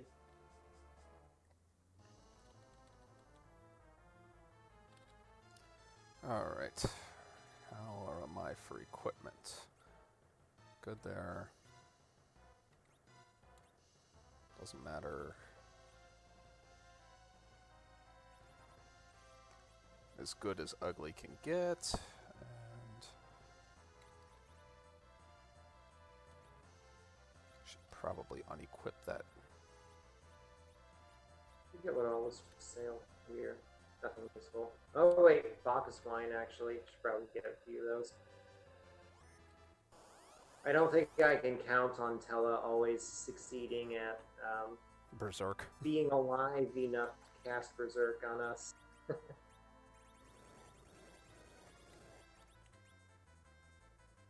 Ow, that hurt.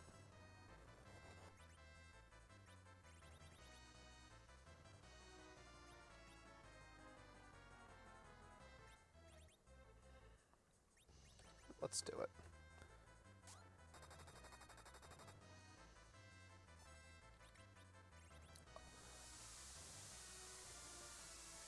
Except that I've his got cape's up. creepy music for my airship upgrade.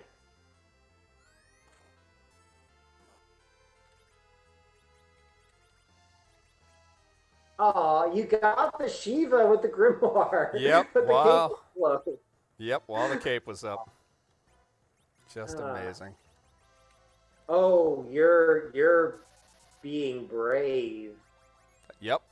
It Going. is rather rare that I feel confident enough to use Berserk during the Rubicante fight. If it works out, you finish the fight darn quick, but it becomes tricky to revive characters as they go down whenever you're constantly triggering the flame. This team does Well, some fire too. nice damage. I'm pretty pleased with their damage output. It's like you said, they just need to survive long enough to do it. Mm-hmm. Does your Yang have a nice claw? Nope. Okay. I just needed him to do something other than stand there and do nothing. Yeah, I chose to do focus attacks. It wasn't huge damage, but it's good enough.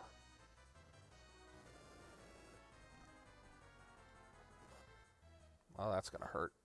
Ouch.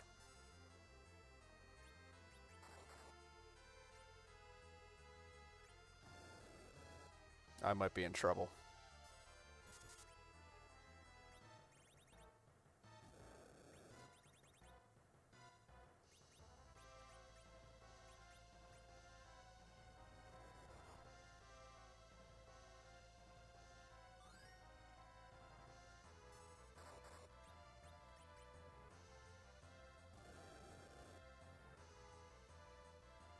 Okay, so I think what I'm going to do for getting strong enough to beat Zeromus is that I will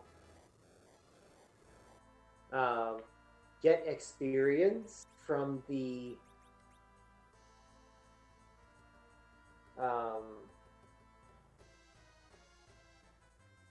Mac Giants, but then I'll get gold from the King Reuse using the alarm. And I think that'll get there.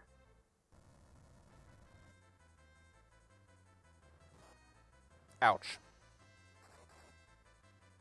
What was ouch? Likely the sound of... Yep, that was it. My impending doom. Lost it. That's okay. There's no way I wasn't going to safety save. I've lost a Rubicante too many times to not do safety saves there. And besides, I mean, this is easy. This is a fight that I can win at my current level. I shouldn't need to do any grinding. I just need to play not bad. Unlike my English, I need to play not bad.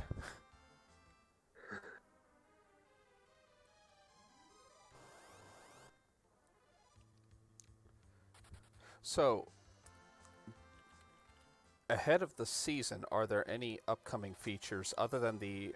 Well, I mean, any upcoming features that you plan on implementing fairly soon? My next planned major release is going to be the randomized individual pieces of equipment. And that will be a major project that'll involve, in part, an improvement to the equipment screen in order to support that. I'm looking forward to that one.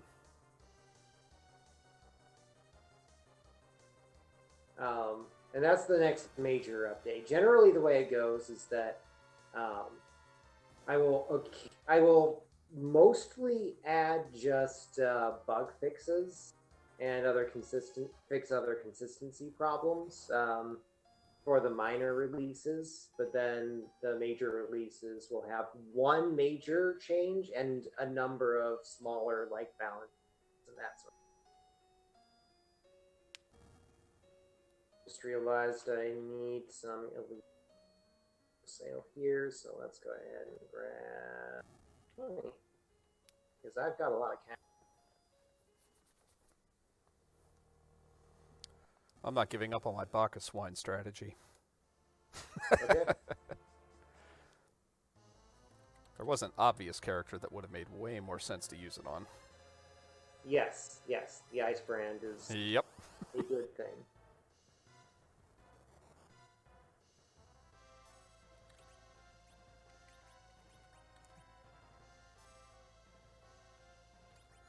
No, watch, he'll get taken out right away. Poor Tella, never stood a chance. Alright, I'm bringing you back, buddy.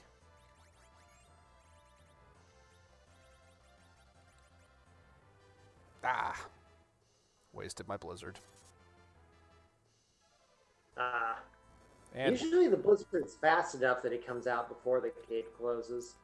yeah, not when Yang uses it.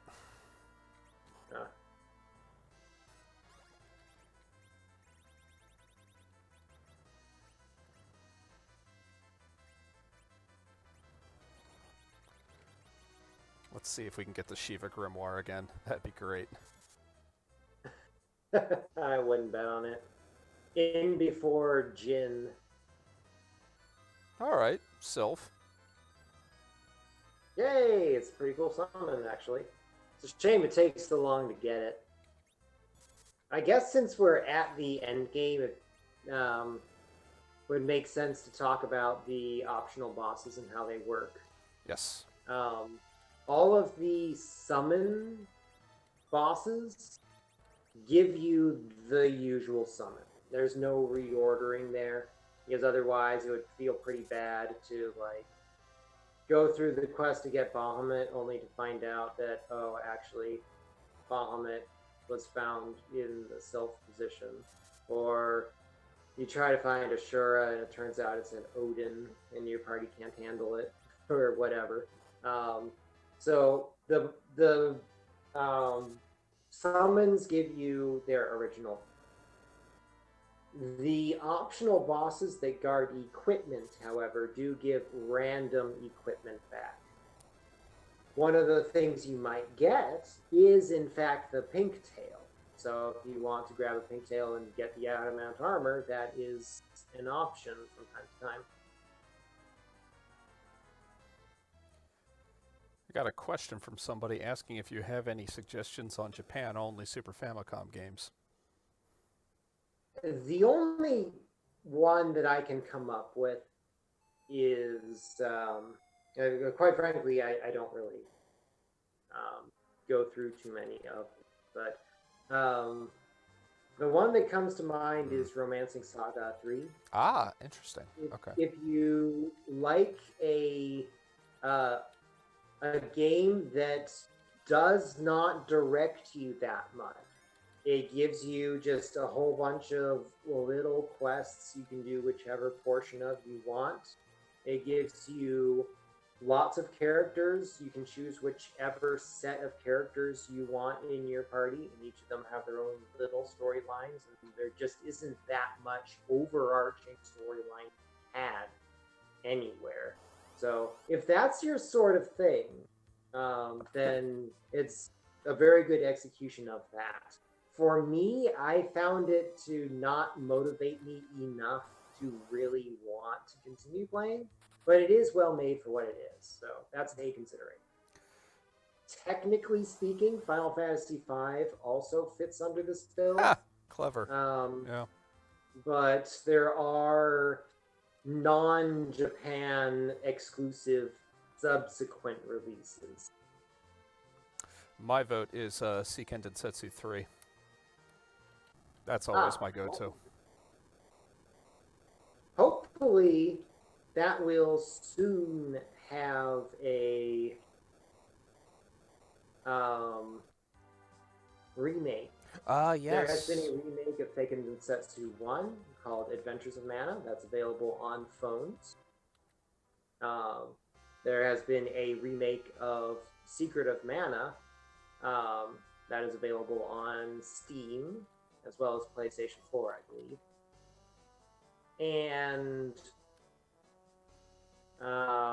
I it would therefore make a lot of sense for them to continue to say Densetsu 3, which would be the first time that game ever had a official US translation. And that's pretty interesting, I think.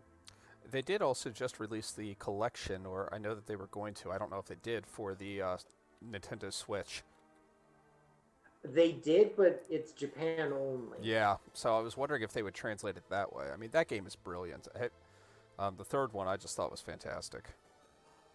It's pretty good. The way I describe it is that it is a much more solid RPG, but a lot of the action portions of the other games of the series are much less important.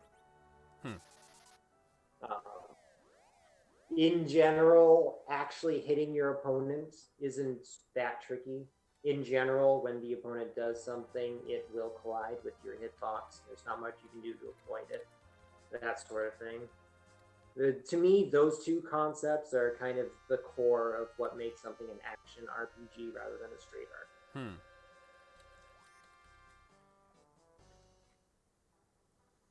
RPG.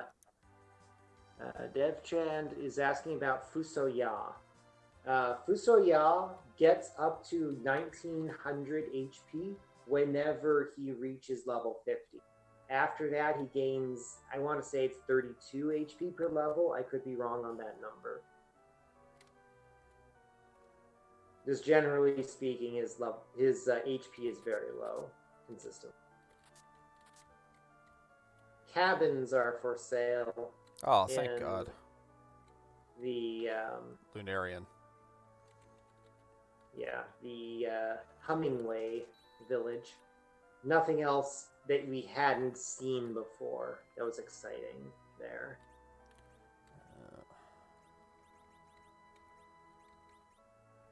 So you, I guess, get to go through the sealed cave now. Let me know how that goes. Shouldn't be bad. I grind before I go in there. And with this team, I shouldn't have any problem once I grind up a little bit. My dual-wielding Edward will leave nothing but bodies in his wake.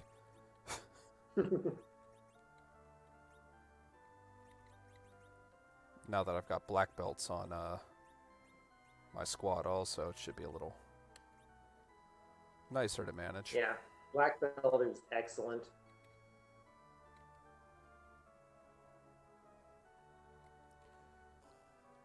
I did buy... Party's getting really beat up in the Lunar Passage.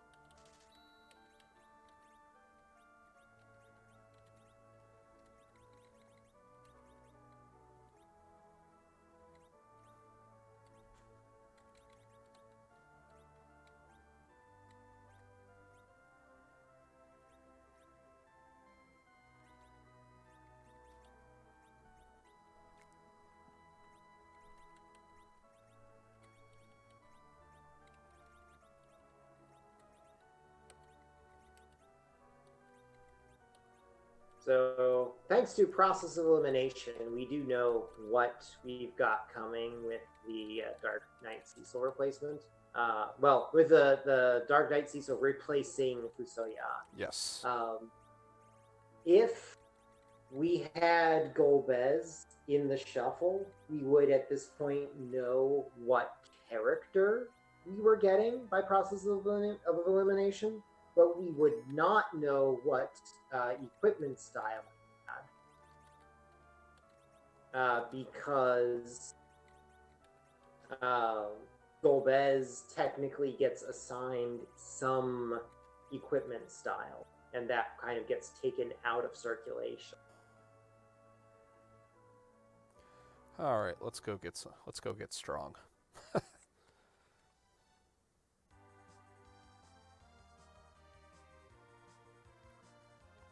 So Dark Knight Cecil with Sid equipment. In other words, it's a better Dark Knight Cecil than Dark Knight Cecil. Yeah, pretty much.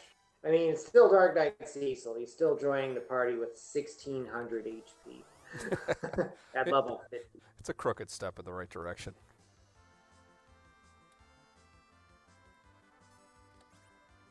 Alright, what do we got? Do I have anything on me that can...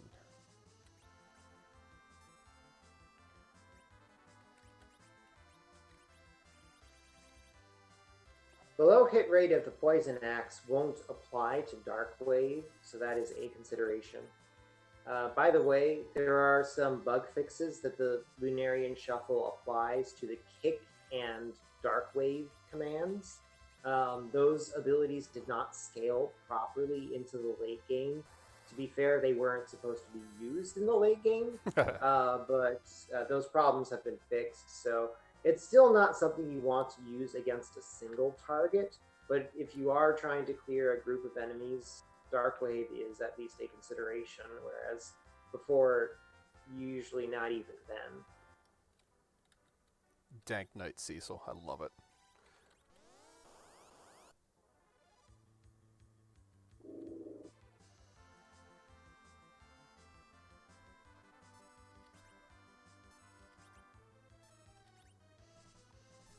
You get a lot of experience off these yellow eggs, but you just gotta be a little careful.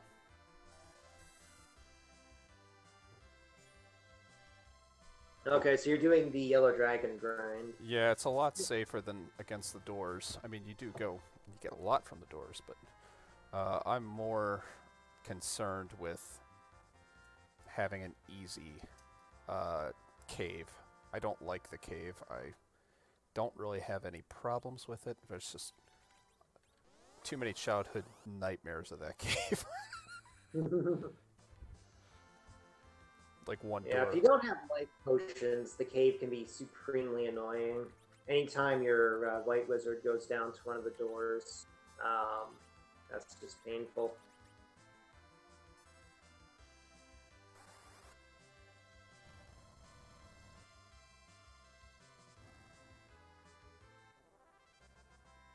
It's amazing how much these eggs keep surprising me.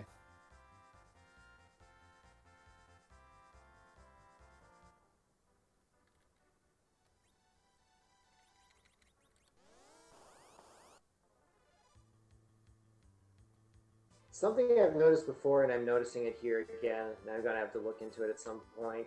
It appears that a lone Hallam in the center party slot, who is poison, is able to use Twin. Really? Why being poisoned affects it, I have no idea, but this is something I've seen before. Dragoon Gauntlet in the trapped chest in the Lunar Pass. Oh, nice. Not sure who actually is going to use it, but you haven't really been getting strength rings, so I guess it can be put around more easily than usual. Yeah, it's a disappointing seed when there's not enough strength rings. Yep. Hashtag Wyvern tier.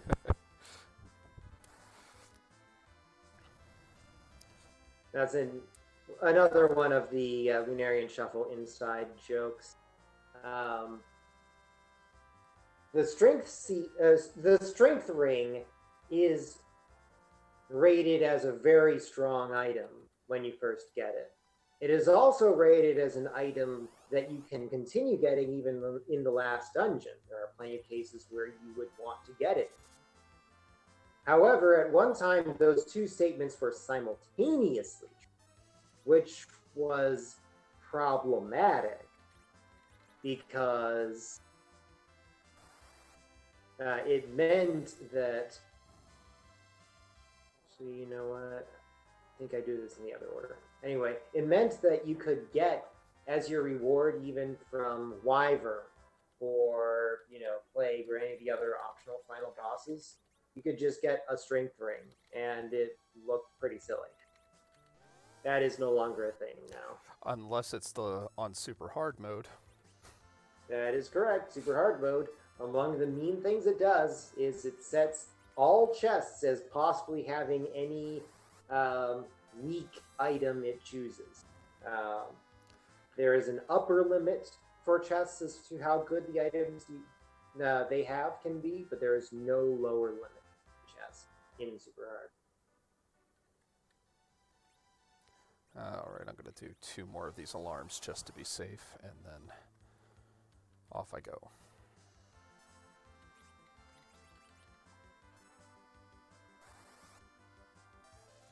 My Yang is starting to get quite beefy. Yeah, he gets a lot of HP. Oh yeah, it's just he grows up so fast.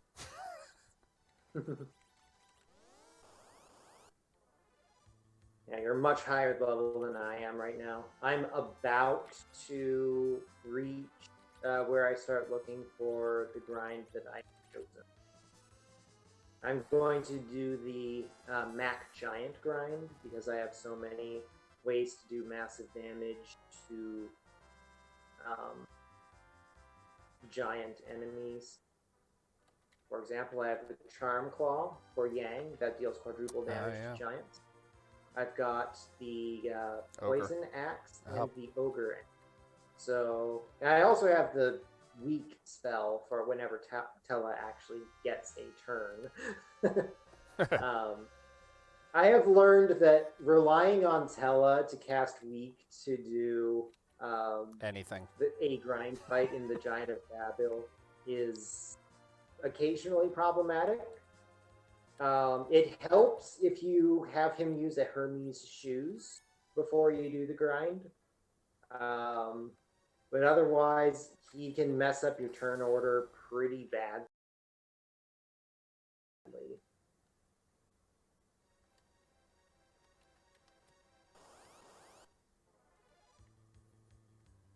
I shouldn't have too much trouble in this place. Shouldn't being the operative.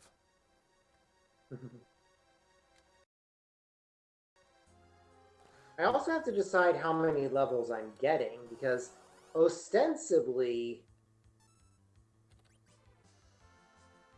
we're trying to get a low-level clear of the game. So we do need to actually clear the game, but we need to be careful about how many levels we get for that bonus objective.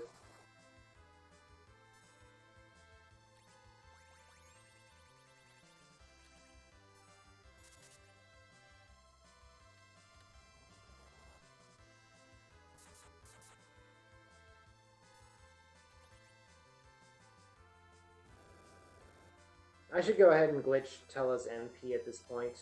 I am in the floor where the fight I want shows up.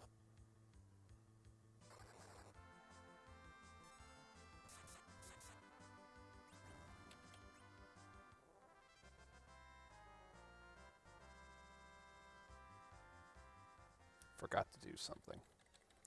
And that's turned my speed down. Ah. Because I had way more trouble than I was expecting to with that first door. Naturally. Because I thought I would have none, I'd have more trouble.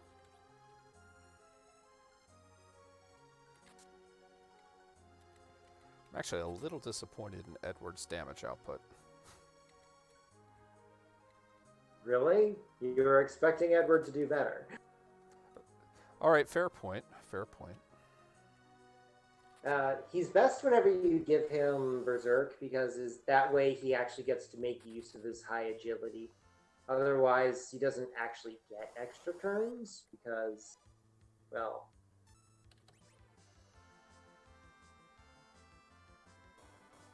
Oh, good. He's targeting Tella. I could care less. Nice.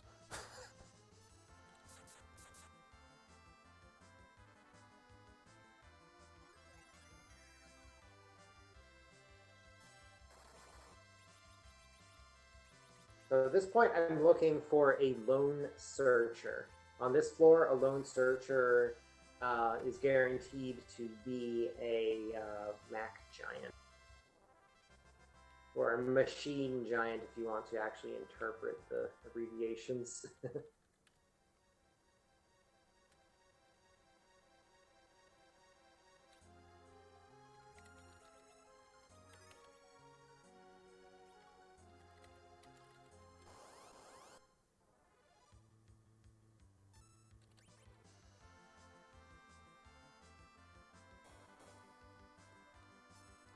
These doors really don't like Tella. Okay, found the fight I was looking for.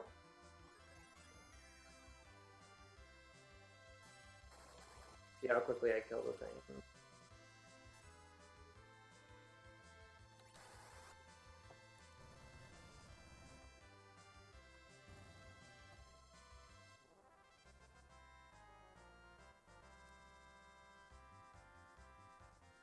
It's not sufficient on its own, okay.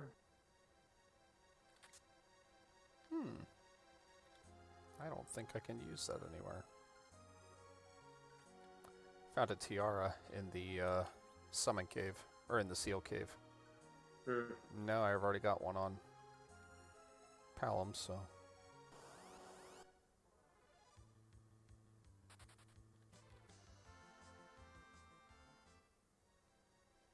Okay, so illusions will protect me from these dudes.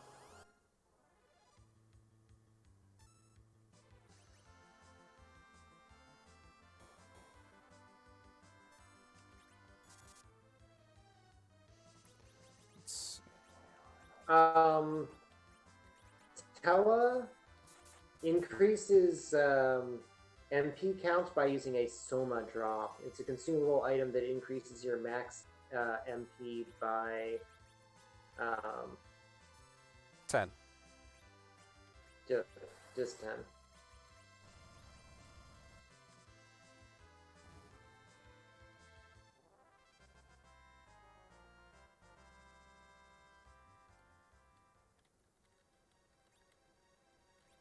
If you throw a life potion on a dead normal enemy,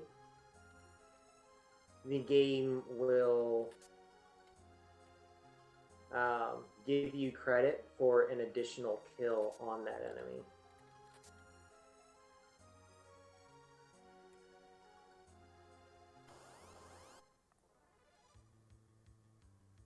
Ah, surprise.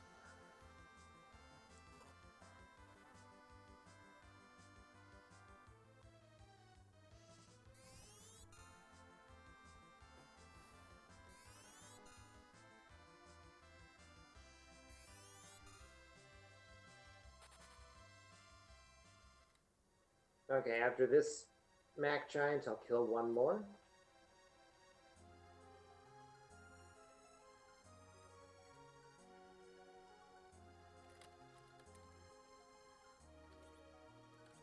And then I'll finish.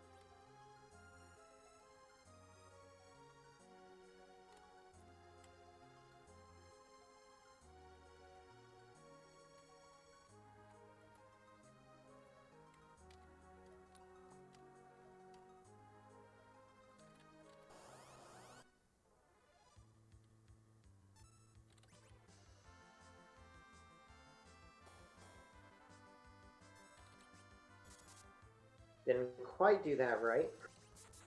It'll be okay.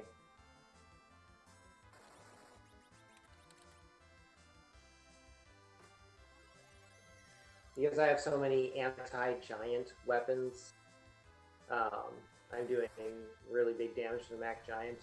It has a lot of HP, but if you have the right weapons, you can get through it pretty quickly. I have accepted 300-ish thousand experience, and that should be enough to get me through until I do the gold grind.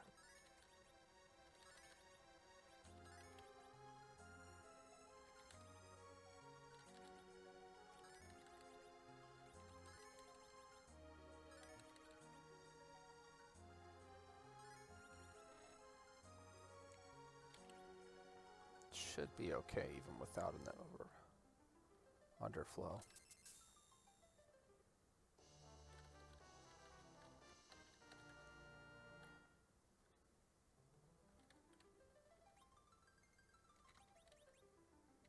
Just in case.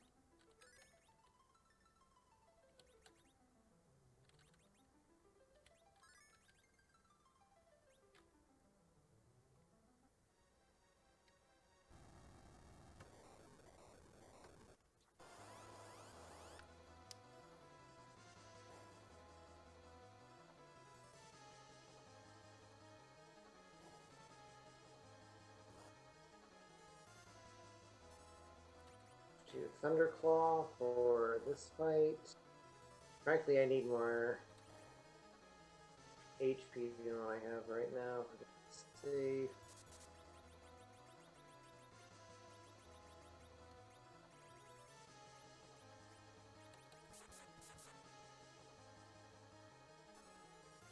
Oh no, that's not what I wanted to see.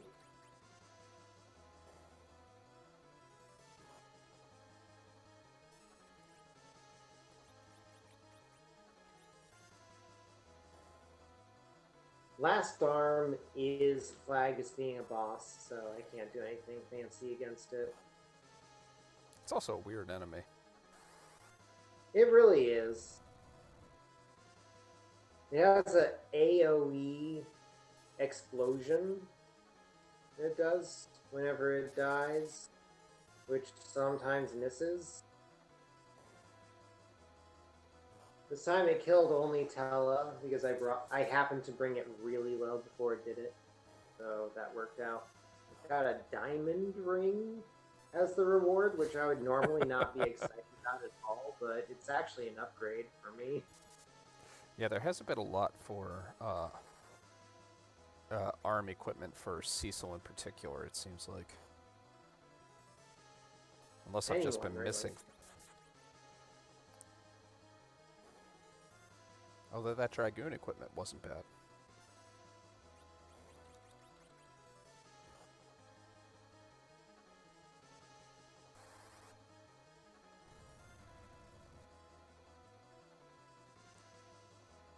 Alright, time for the 4 Fiends fight.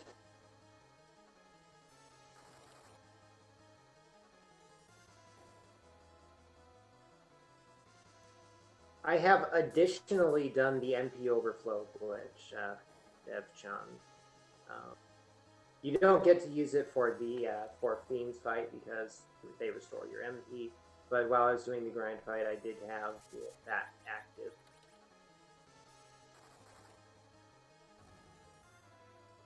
Goodbye, wall.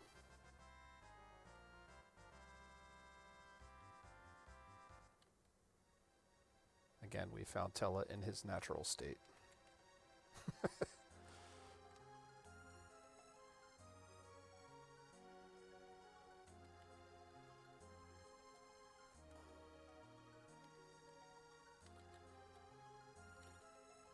Picking up the Blizzard Spear in preparation for the incoming Rubicante fight. Alright, should be ready after this fire. Rubicante does constant AoE fire damage, which is really annoying to deal with. If any of your characters fall, that focuses the damage on the remaining ones, which is scary.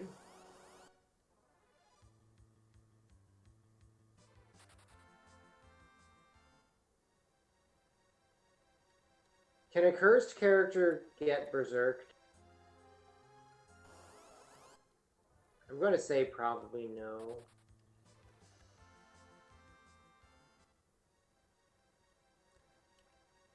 Curse is that red-headed stepchild of the status effects. Yeah. No offense to any red-headed stepchildren there may be watching.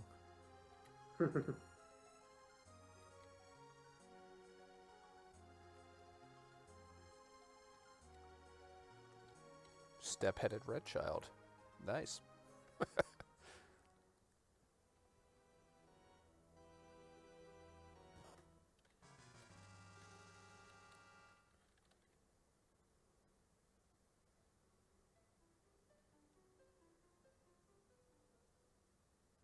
Edward ran away and hid with my crystal.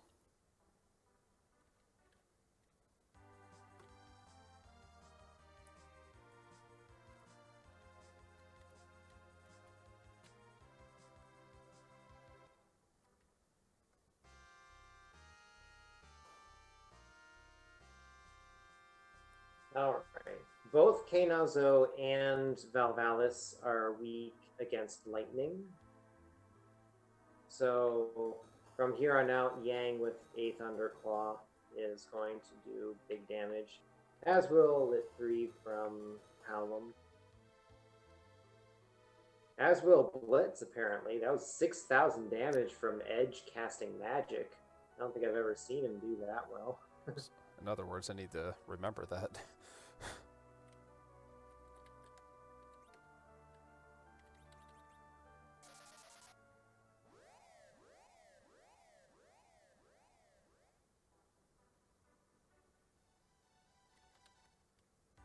Valvalis is additionally weak against Holy. I'm not going to be making any use of that today, but if you, for example, get a karate equipment style on your main character, the Legend Claw will help you to deal quadruple damage against Valvalis. But only in the refight. In the original, she has no elemental weakness at all. Here, she has 2.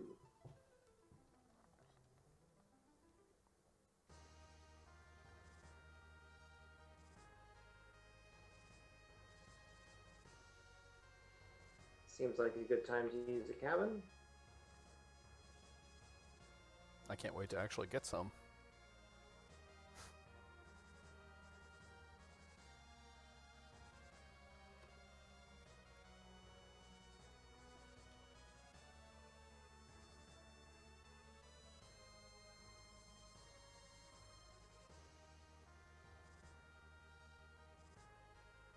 I think it was here, actually. Was it here?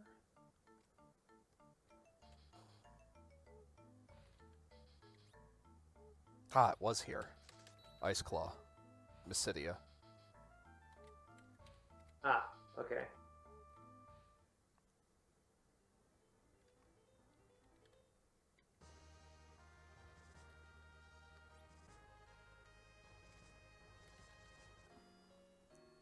I just instinctually stopped in the Four Fiends fight square.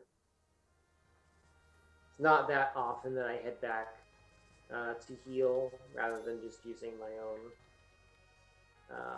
healing spells or whatever before CPU. So I'm not used to walking across that area with no fight had.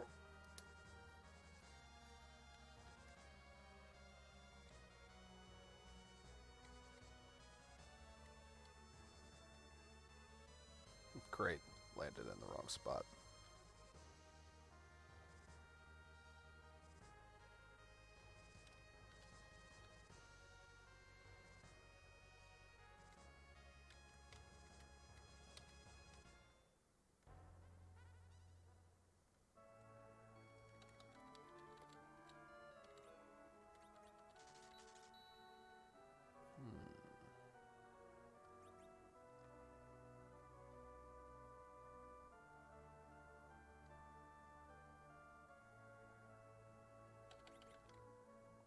In this fight, I'm getting rid of Defender first. We'll spend my Ninja Star to speed up the kill on CPU. CPU is unfortunately walled, so I can't use most of my magic against it. It's also in the back row, so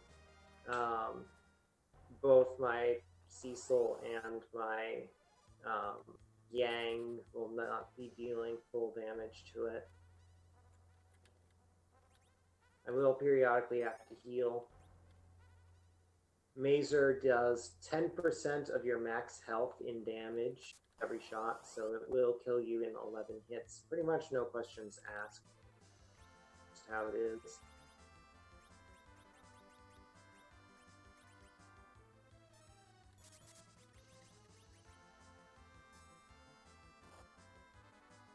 Jeez, everything wants Tella dead. I cannot keep him alive. I want him dead.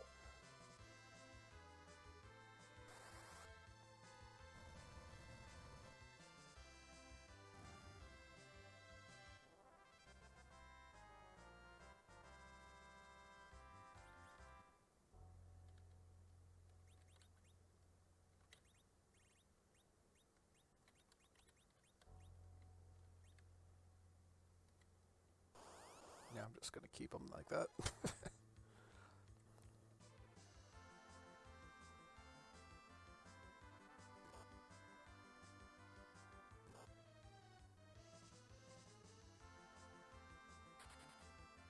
If I'm a lot quieter, it's because my wife will be trying to go to sleep before too long. Ah, okay. She's probably thinking right now, he usually doesn't stream this long.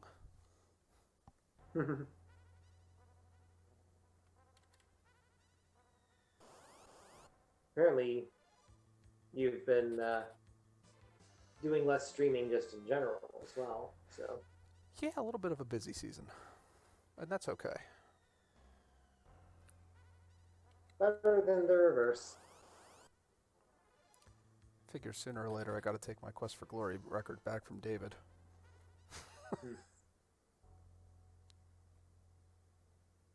The questing for Glory Marathon should have more details coming out once PAX is over. Right now, High Spirits is there. So you would get the missions ironed out, or at least when and where those will be announced at that point, I think.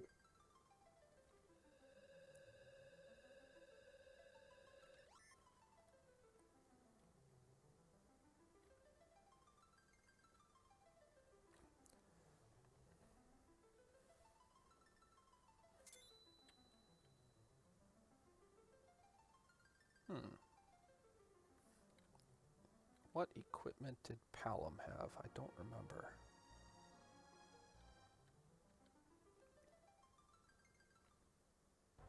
Oh. Palom? Yes. Let's see, looking on yours, Palom had Palom Palom Sid had Palom equipment.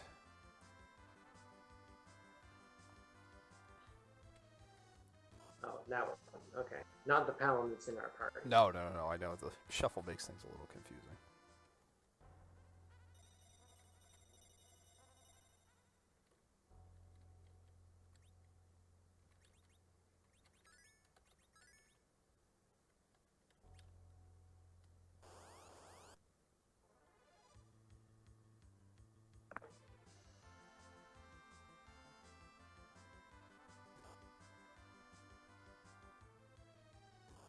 All right, I'm now going to do a rather unusual method for getting stronger. I need gold so I can buy silver apples to increase the HP of my characters without gaining level. That is my intention here. The way I am going to get that gold is by heading into the Bahamut Cave. And then once I get to the appropriate room, I will use alarms in order to summon King Ryu. Prior to that point, I will need to fight one behemoth, which is also worth a giant amount of gold. But it is also worth a giant amount of experience. If I recall, the King Ryus are not so crazy on the experience front.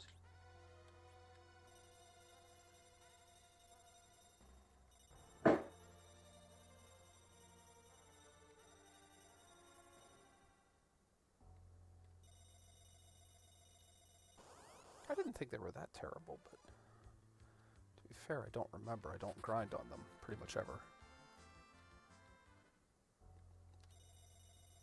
They're kind of annoying to fight if you're going to fight them legit. They counterattack anytime you hit them with Entangle. It's not very common to have paralysis resistance.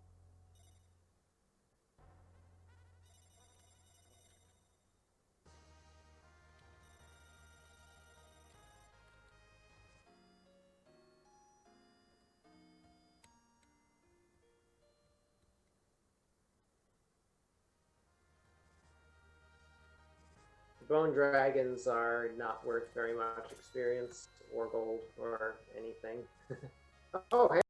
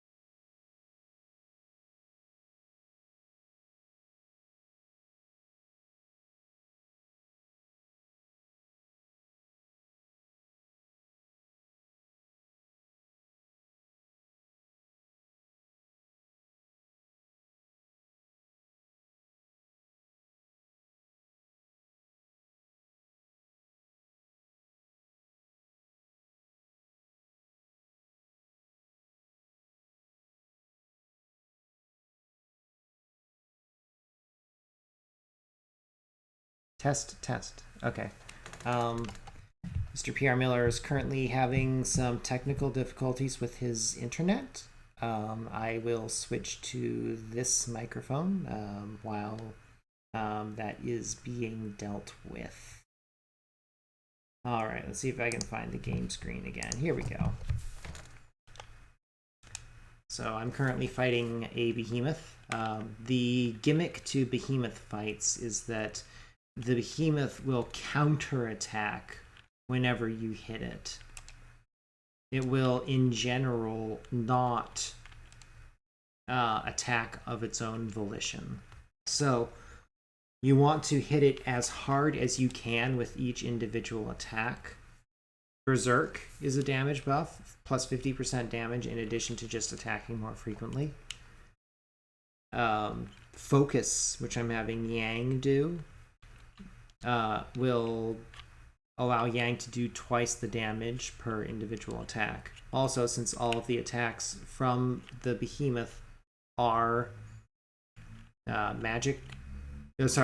physical, there's nothing magic coming from them, I was able to protect myself pretty effectively by just having everyone use an illusion before I began the fight.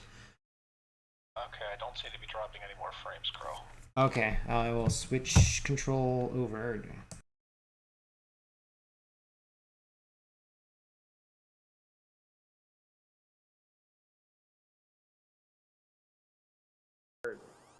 Momentarily. Our streams will probably not be synced anymore, which is unfortunate. To be fair, they weren't synced that well to begin with. You were way ahead. Oh well. Let's see. So I need to unfortunately. Nice. Nice. If I start dropping frames again, I'll probably just drop out. That would be the safer thing to do. Okay. I need to see if the left side of this is about right. I think it's about right. I might be missing a little bit on the left side. Nah, it looks fine. Okay. Let's see if I can find my game again. Okay. I'm watching this. This is nuts.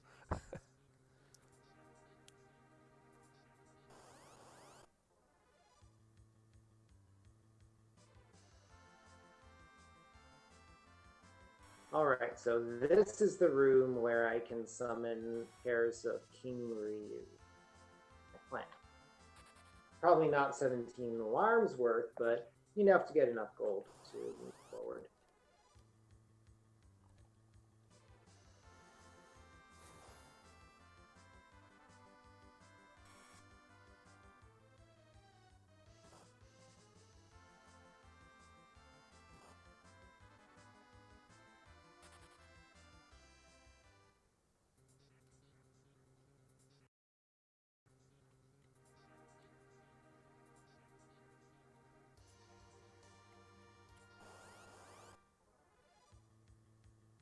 Oh, here's a non-obvious interaction you need to look out for with the hourglass and Yang's various claws. The cat claw can inflict sleep. If you use the stop spell or anything that inflicts stop on a target that is asleep, the game crashes. Really? So, yeah. Not a thing that is very likely to show up, but on rare occasion, depending on what sort of thing you're doing, it could happen. And this is true in vanilla as well. You can try it out if you're feeling so inclined.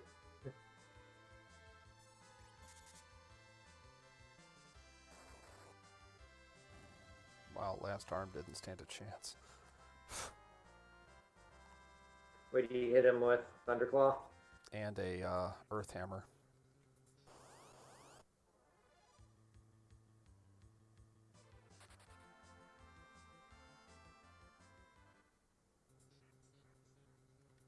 Yeah.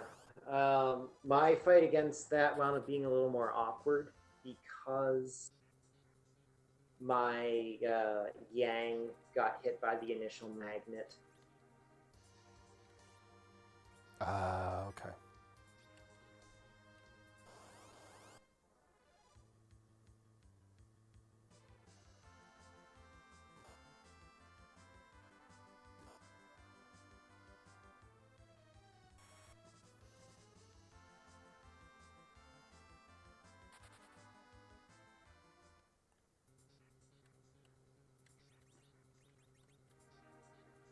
Let's do it this way. So let's see. Actually, Each silver apple is 25,000. So right now, if I sold a couple things, I would be able to get 10 of those, which is 500 HP, which is in fact sufficient to get Palom up to the point where he would not get one shot. The question is that sufficient, or do I also need to get Talon? Or do I need to get Tella into that range instead? I'm going to say no on Tella. Palom up in that range sufficient, or do I also need Edward? I'm going to say Palom alone is probably sufficient. I think I'm therefore done with my grind. nice.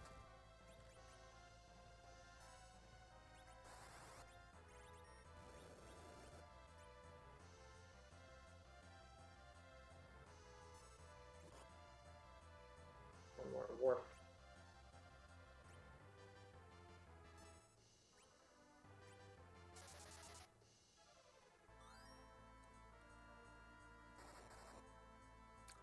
Wow.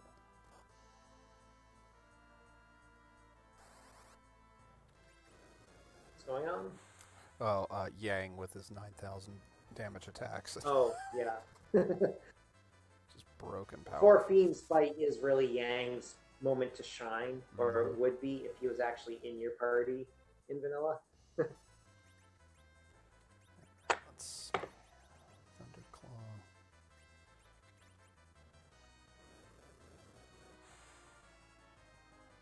So before I purchase the silver apples, I will begin by checking Kukol's Smithy. This is a shop that opens up after the Giant of Babil has been cleared. And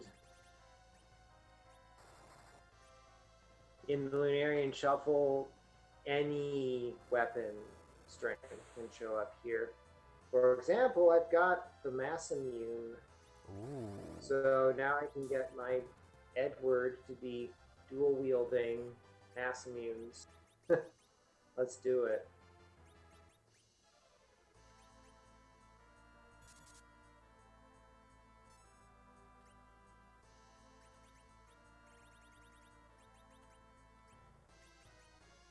Artemis arrows are also for sale here, which is interesting. But I don't think archery is my path to victory with this party. How are the four fiends handling? Well, Yang just went berserk, so it shouldn't be too long. Okay. Wow. Yeah, if you've got Yang in your party, the second half of the fight is not as difficult as the first.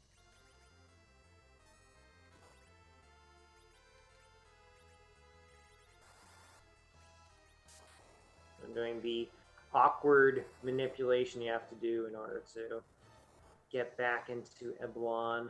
This is the single least convenient shop to get to. At least with like the summon cave, monster cave shops, you have a whole bunch of other stuff that you get on your way to going there. This shop, you have to pick up the hovercraft, move it around, fly it in, fly it out, stick your whole foot in, stick your whole foot out, and then stick your whole foot in again. And then you optionally could choose to shake it all about, and perhaps doing some other stuff. Anyway, point is that it's kind of slow. And yet, because it's unique, it occasionally comes through as one of those places that you definitely don't want to miss. Or that you may need to revisit just because it's the only place that has Cure 3 potions that you need for your party that has no white mage or something like that. In this case, I'm coming back for silver and apple.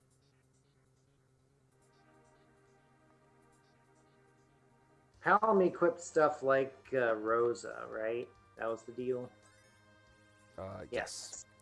So this Charm Rod does nothing for me.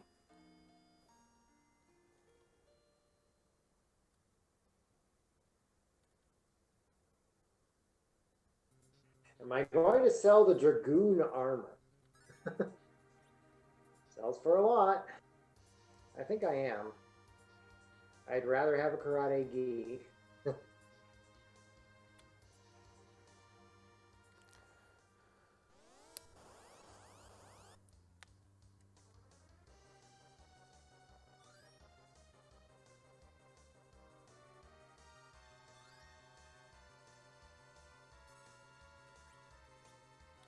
One of the items that got its price increased substantially in the most recent Lunarian Shuffle update was the alarm. Because thanks in part to the popularity of the free enterprise these days, people have gotten better at finding places to use the alarm. Previously, pretty much the only time it was ever used was whenever you were at Mount Ordeals and wanted to fight some Lilith.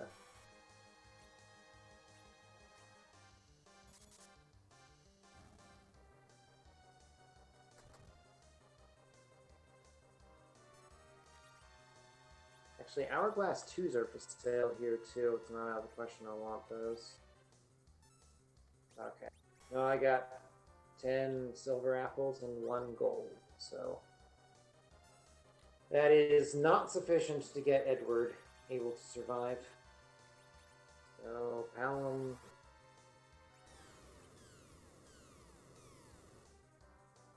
That was not nearly as much damage as I thought it was going to be, Tella.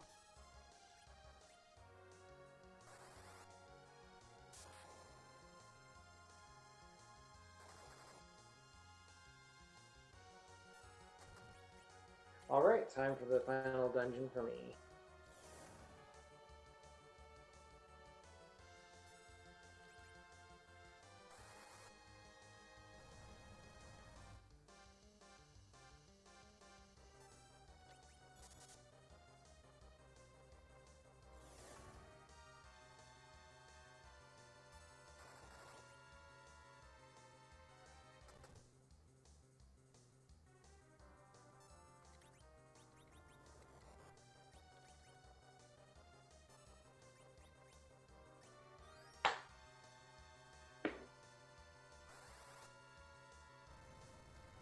I suppose this is a seed where I will have to have Edward actually hide periodically. No, maybe not. Maybe this is a seed where I just try to avoid Big Bang 2 altogether. That's my plan. In fact, that's usually my plan. As we've said, a good defense, best offense. It's a shame I didn't find the rat tail. It wasn't in the sealed cave, I guess. No, well, I didn't check every chest in there, but yeah, it wasn't.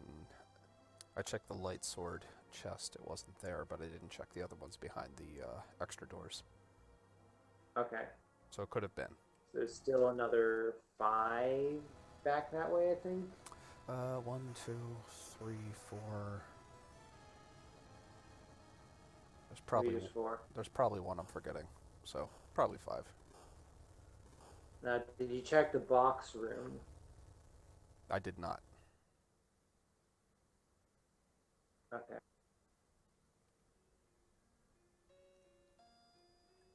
To the mood we go. So yeah, bottom line is way too little certainty on where the rat tail is for me to Yeah. bother trying to hunt it down at this point. Yeah, with this team, I'm not exactly terribly worried about that.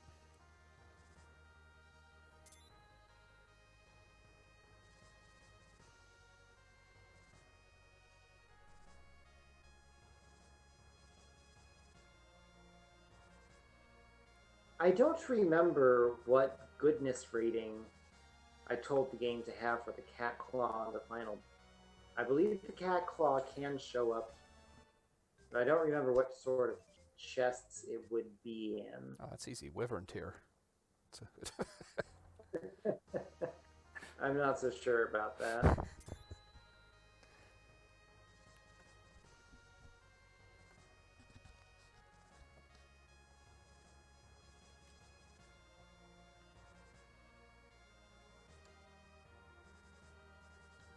More Dragoon armor. Nice. In the final dungeon, chests are not allowed to contain gold. They all have to have items of some sort. Unless it's super hard mode. Actually, normal hard mode. Ah. Ordinary hard mode. Whatever you want to call it. Anything other than normal mode permits gold chests in the final.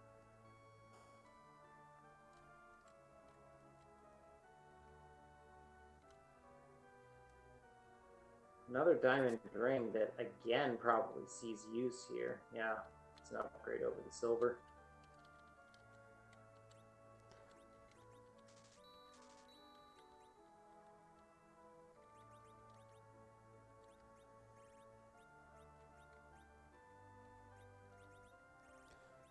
Edward with double Massamoon. Yep. Unbelievable. He's still gonna die. Yes, but at least he'll go down swinging.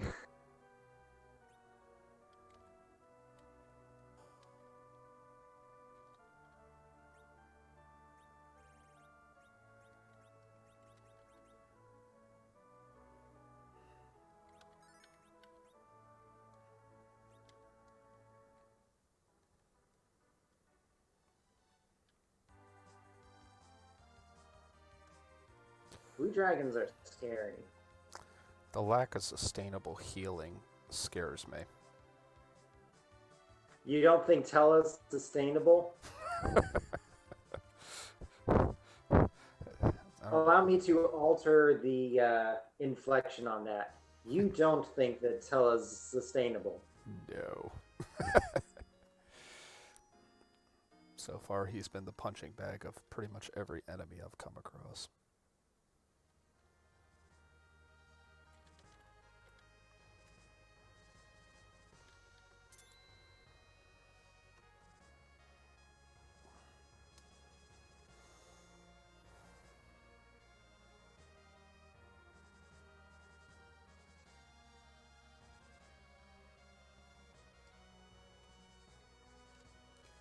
I still haven't learned how to shop like a speedrunner. Like, I still have my normal, I'm going to do a completionist run of Final Fantasy mindset whenever I do this, so I buy 20 cabins thinking at some point I'll use them. Not so much. No, never. Cabins are useful, but they're not something you go back and use over and over. No. If you're going through a dungeon once and then being done with it, you're probably only going to use one cabin per dungeon, right?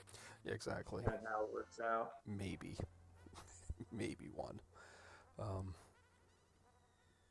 Like, I think I could get away with less than 10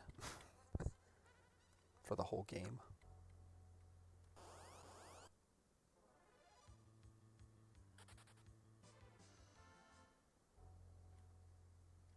Huh. As far as Edward's auto hide command is concerned, the Fatal Eye fights are boss fights. I would not have guessed that. I actually don't know what triggers auto hide to be disabled for a fight. It could just be that all relevant enemies are have the boss flag. That could be it, maybe.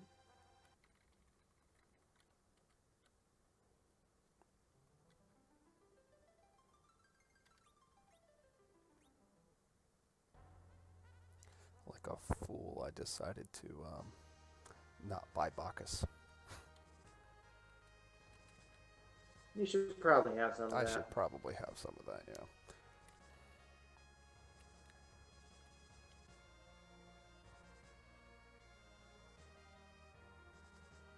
Actually, there's a couple things I could pick up here.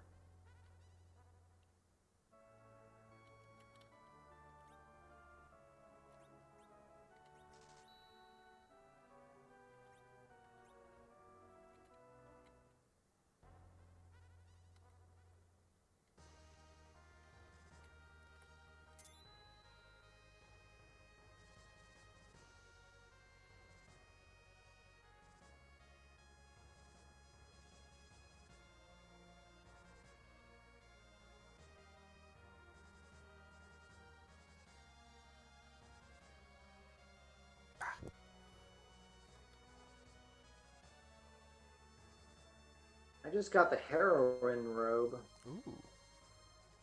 Not terribly useful this run. No. Situations could arise where it could have been. Yeah. Artemis arrows were for sale, I think, in the Kokol shop. But I haven't seen an Artemis bow or even a samurai bow to make the full set.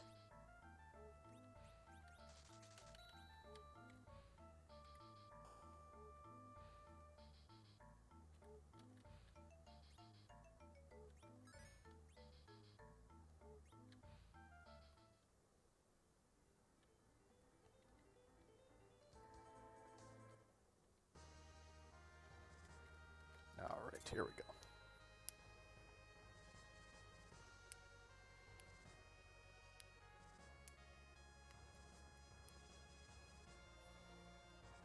A single targeted cure 4 always full heals the target. The game's a bit rigged in that regard.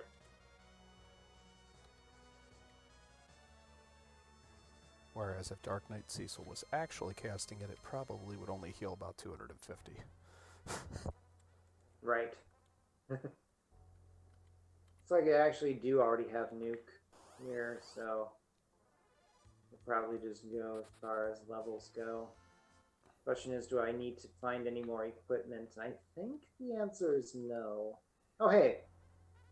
The pink rot puff room has a protect ring in it. Oh. That I'm getting.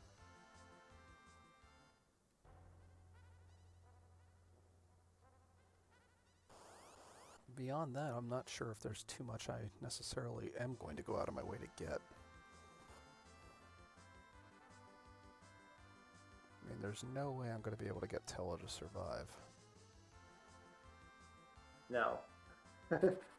Not unless you do a very substantial gold grind. Yeah, which I did a gold grind, and I got like half as much as I would need to make that happen.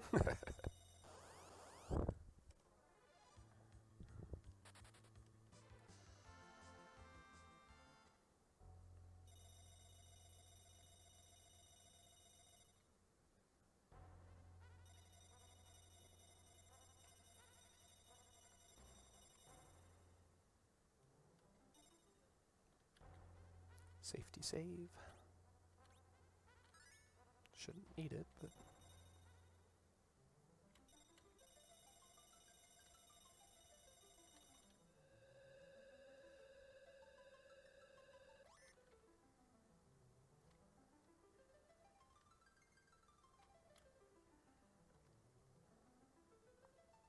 Yeah, at this point, I think I'm just going straight to Zeromus.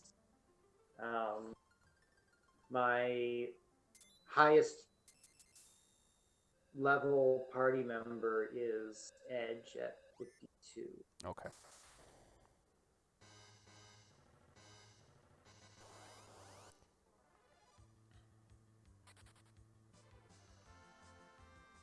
I could try to get experience on specifically Yang. You know what? Let's go ahead and do that. Find. Actually, I should first check how much experience he needs. Not that much. Okay. Yeah. An extra level on Yang would be a good idea. So. I'd rather do that this time.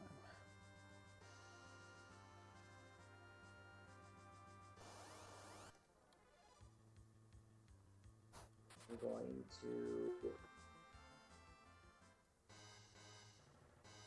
Ah, crap.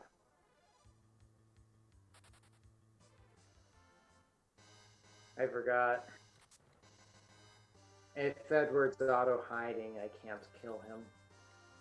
So I need him to be higher HP right now so I can slaughter him later.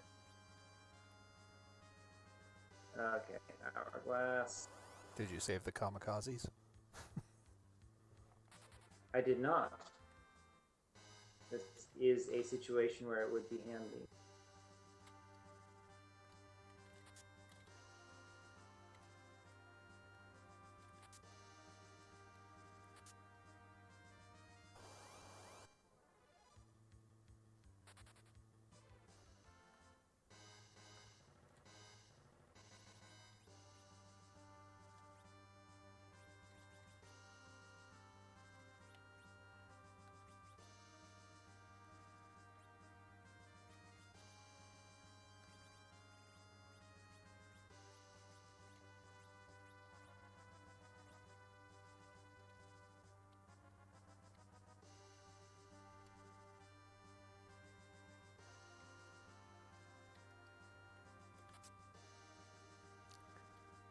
I'm trying to get just a little bit more experience onto Yang here to even out the levels on my party, because for the bonus objective of this first week of the Lunarian Shuffle Challenge League, the goal is one of the goals is to have the lowest party level when defeating Zeromus out of any of the other players.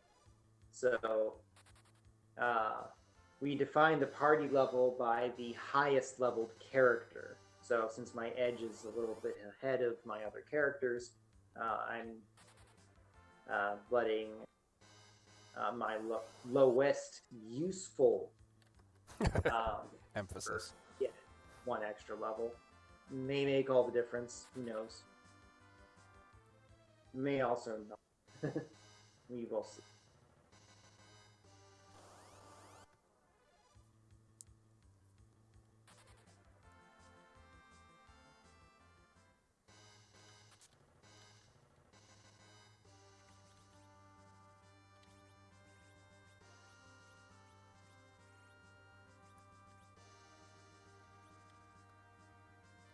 How much of the final dungeon are you planning on scouring? Absolutely anything that is free. Okay. And that's about it. Okay, so not fighting anything. No, I'm not gonna. I'm up. We're about the same levels.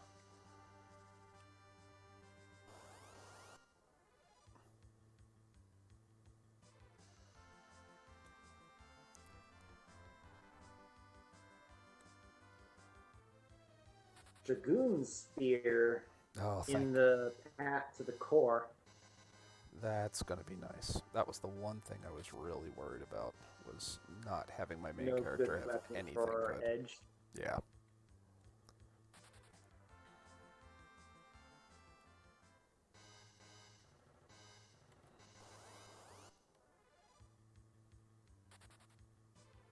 Tons of encounters.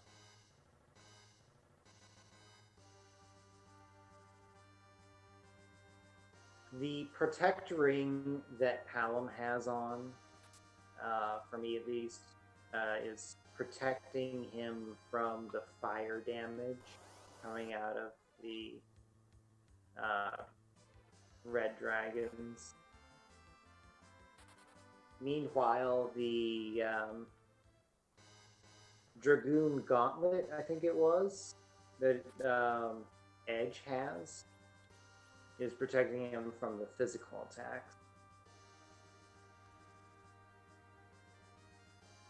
Dragoon equipment makes you resist physical attacks from dragon.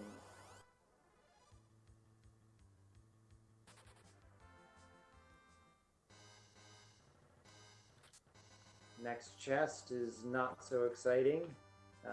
Cursed ring.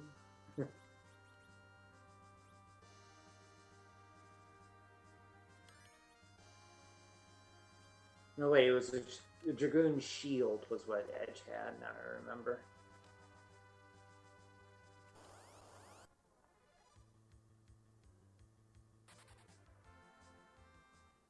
Speaking of Dragoon stuff,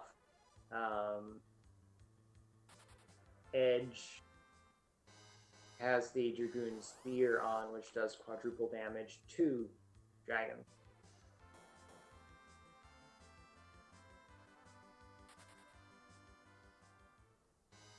I believe that was a rare drop in the vanilla game. Yeah. I forget whether it was the red or the blue dragon that dropped it. It was one of those. The other of those dropped the crystal ring. Spectacular. Yeah. You're more likely to get it here than you were in the original game.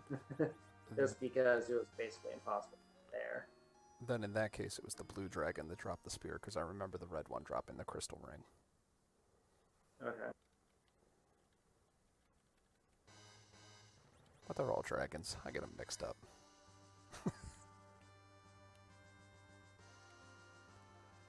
Right.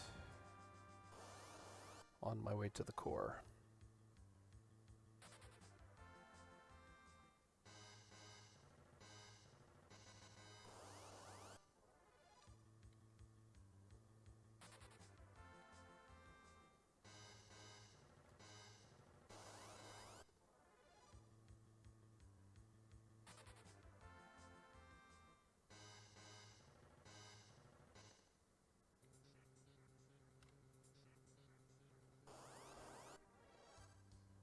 All right.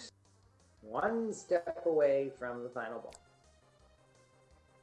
So time to rearrange the party.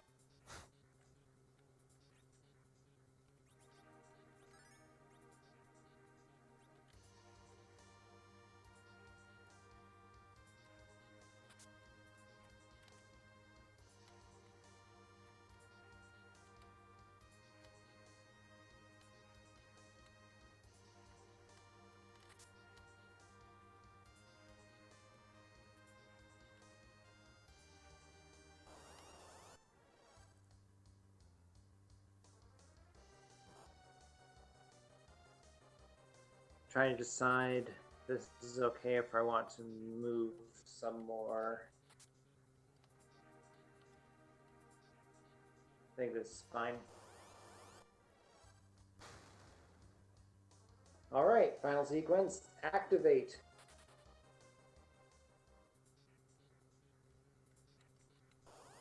Take your bets, chat, as to how much damage the Meteo that CC casts on Zeromus will do.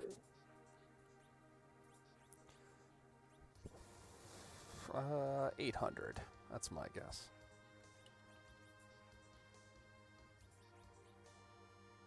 I'm going with 4,000. Think that much. Cecil isn't that terrible at casting black magic. If it was white magic, that'd be one thing.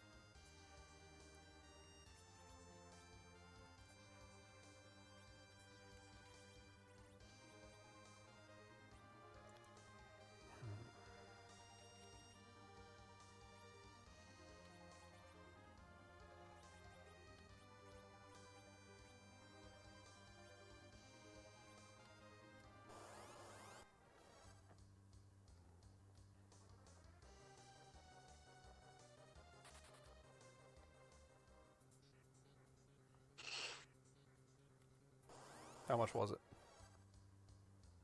Haven't gotten it yet. No. Here's Golbez's. All right, and Cicia, what you got? 5,514. Nice. So if DK Cecil ends up being a black mage during one of the shuffles, you don't have to be that disappointed. Mm-hmm. At least with Meteo.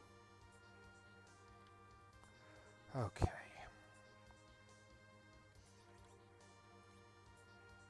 The black sword also buffs your wisdom stat by 5. So if you ever find yourself in that scenario, that is a thing to follow up with. It's also relevant for Golbez in non-ability shuffled scenarios. The black sword is just generally good. 5 agility, 5 strength, 5 vitality, 5 wisdom, -5 will, but hey, you can't have everything.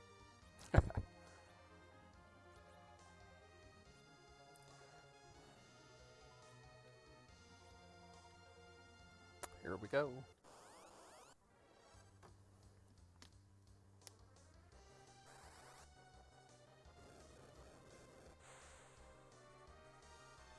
Oh, looks like we're actually entering the final fight at about the same time. Yep. And all I had to do was nothing in the lunar area.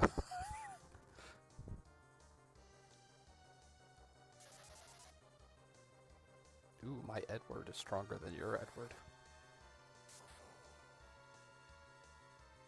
By how much? About 200 HP. Okay.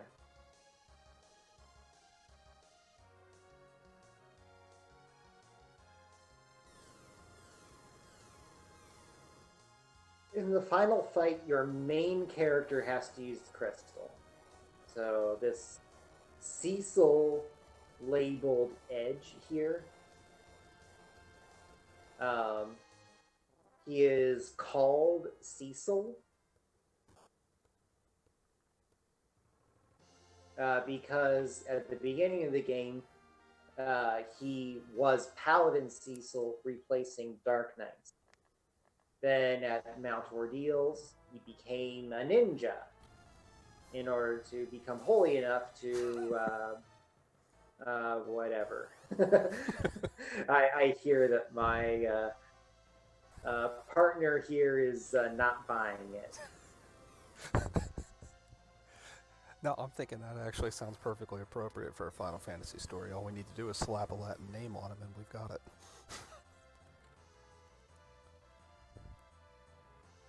Hey, Edward just got hit by the counterattack nuke and died. What's new?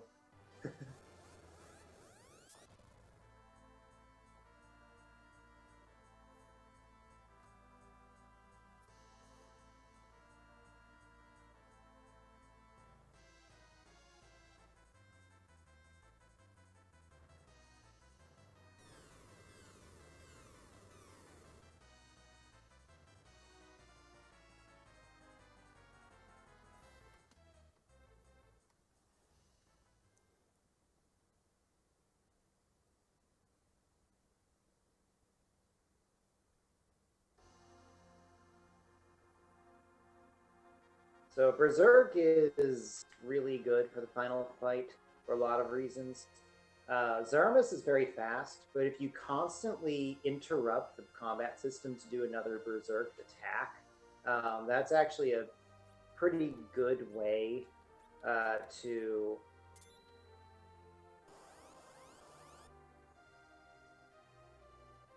decide what to do here. That's a pretty good way to slow them down in practice, even if it doesn't make a lot of that good matter in theory.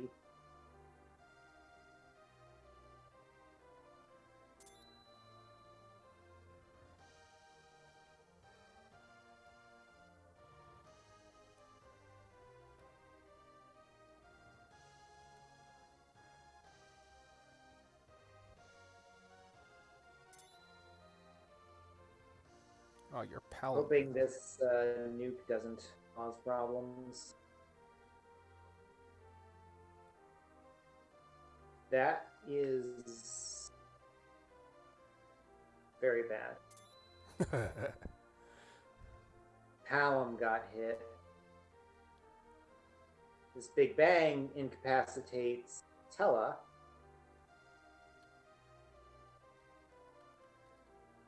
And Edward. Ooh. Which means I've just got a couple of berserkers here.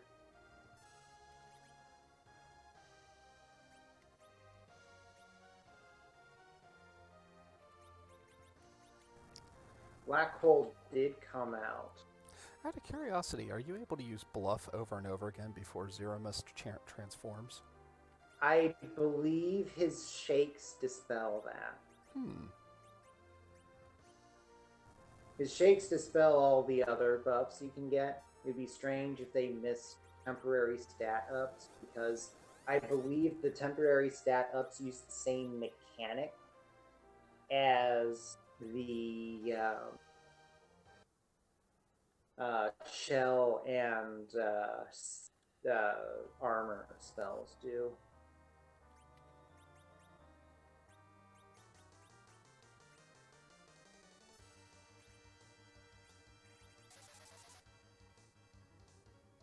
That wouldn't be a normal fight if I didn't miss the first thing with Zeromus. Even waiting, I still missed. What on earth do I do here?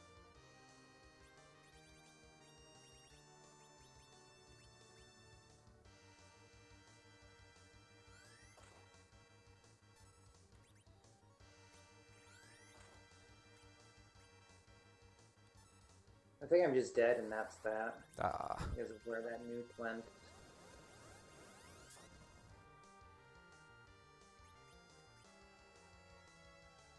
Yep. There's no way any of us are surviving this.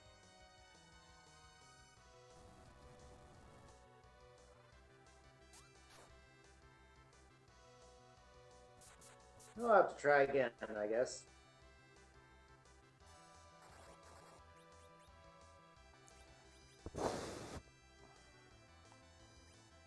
I gotta get slow on this guy, but I don't think Tella's gonna survive.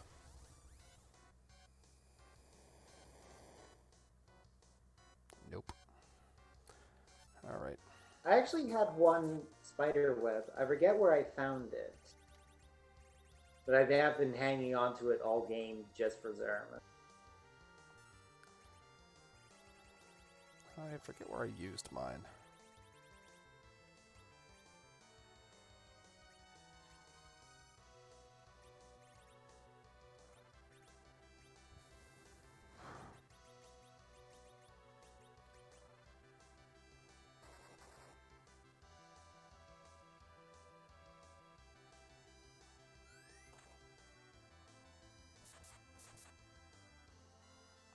I'll go ahead and beat Plague, I guess. This is not going to go well. He's about to hit me with Meteo again. Or, not Meteo. Big Bang.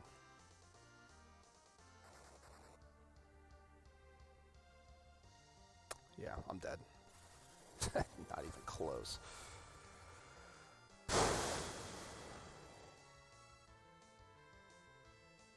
Okay, I guess we tried to cut a couple too many corners.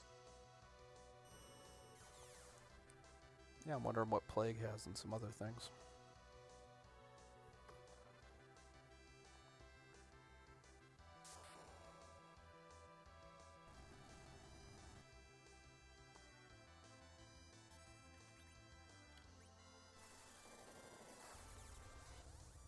By killing and reviving a character,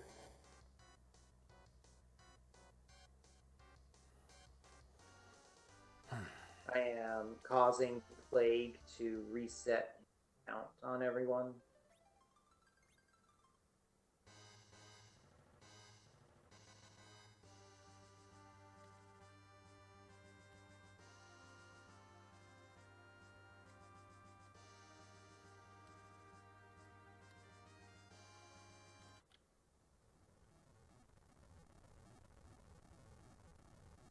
I can avoid it, I'd rather Edge not gain any experience here, so I'll just nuke him. Solve.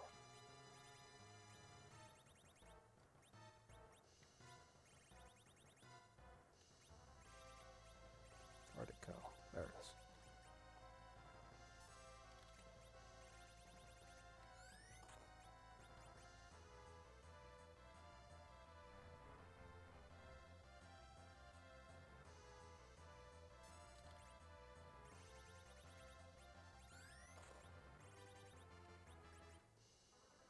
Okay, that is relevant.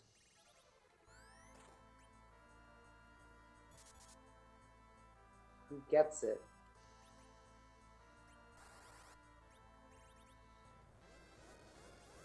I'm gonna say Edge.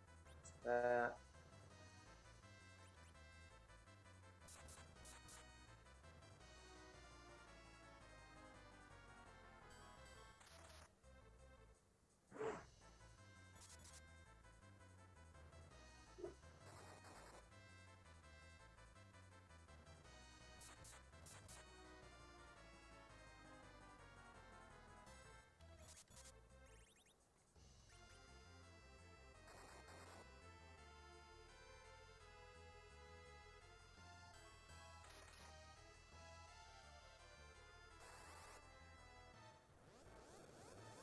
Yeah, not getting any elixirs is rather awkward for the Zeromus fight here. Yeah, we didn't get any. Ooh. Yeah, that's gonna help.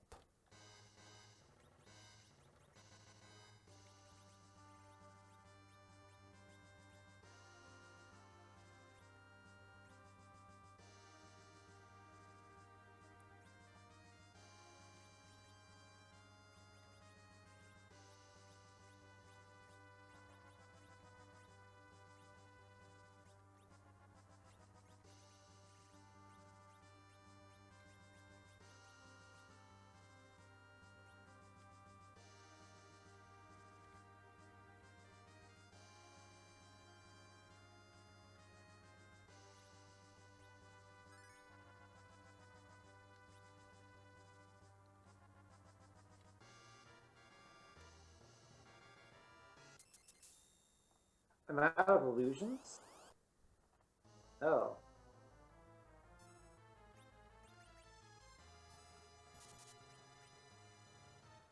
That throws a monkey wrench into the plan I had.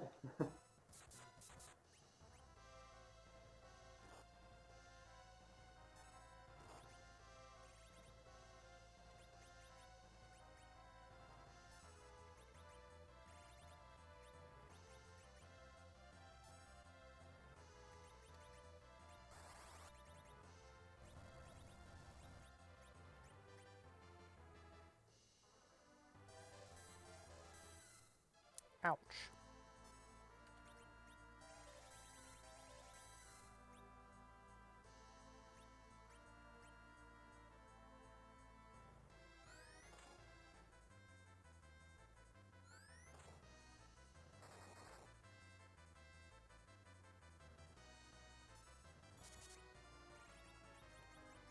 So we don't know how long the wall will last.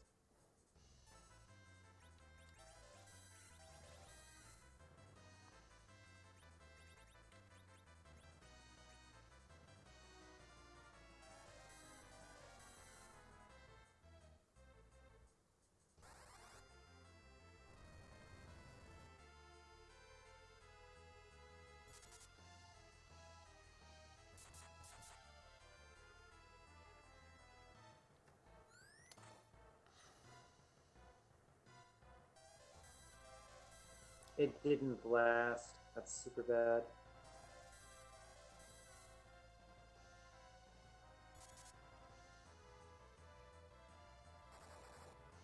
I don't see myself winning this one.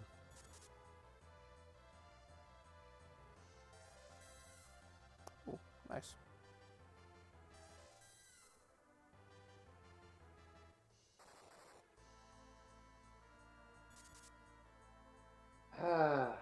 I actually didn't save in between.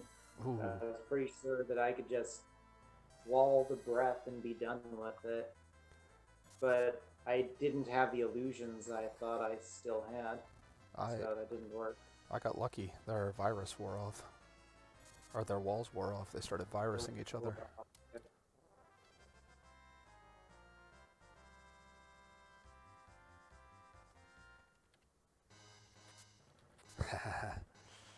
There's the complete set.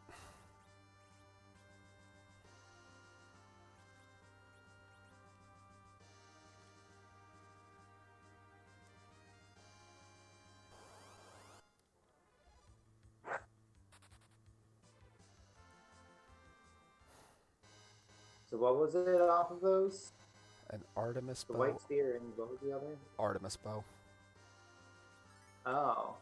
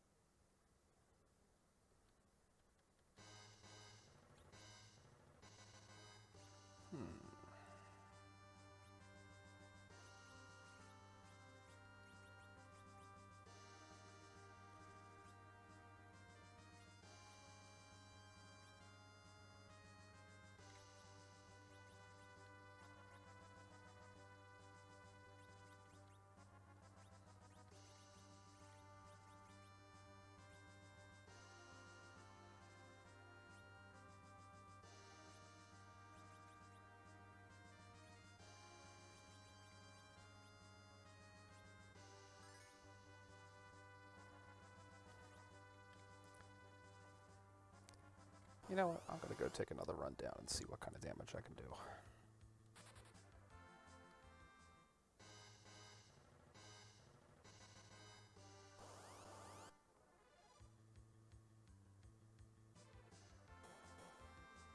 Had the Artemis bow, would I even use it?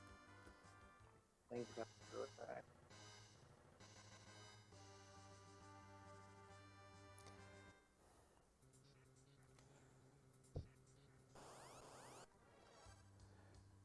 Yeah, I can't think of a character in the team that would need it. Yankee. Well, the option would be to put it onto Palom alongside like a headband and then heroin robe. There were Artemis arrows available, but I didn't buy them. So if you put all those things together, you could actually do some serious work, but have passed up on that opportunity back in Kukul's. Just didn't get those.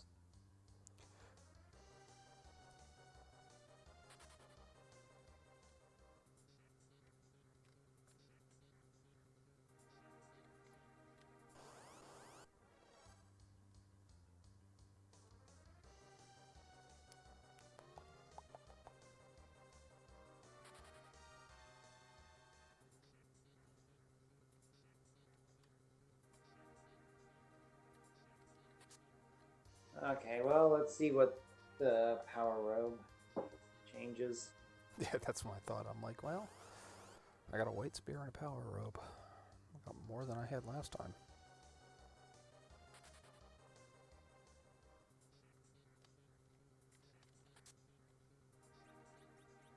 All right, we know there's a Dragoon Spear along this path. If we Yes. wanted to, we could have picked up the Dragoon Spear and then doubled back to the Lunar Dragon fight. For Oh, a bit of wow. additional damage there. Yeah, that would have been good. I didn't think about that. Unfortunately, you can't cast Warp once you're in the Lunar Core, so that would make it a little awkward to back out.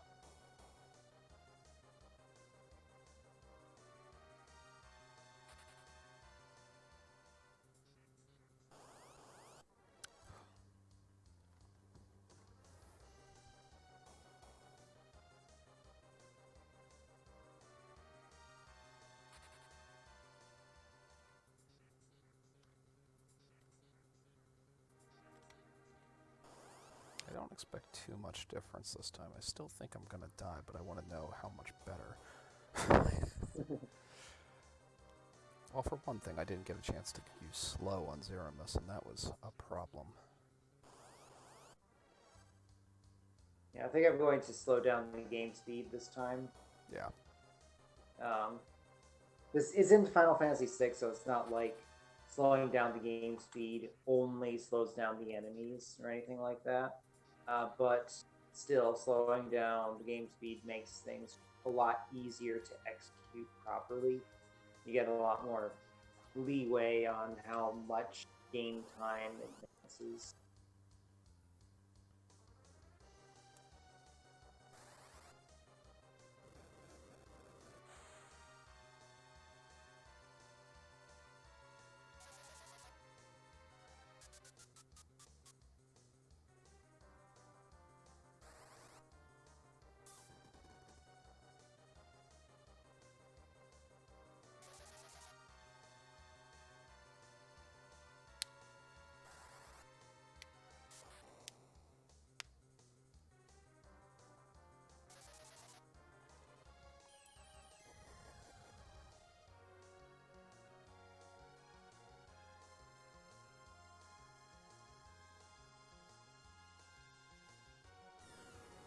I think I'm putting the ninja hat on Tella. Okay, explain. +3 agility is a big difference for him. It could well be the difference between him casting a spell I'm immune to cast and that not happening.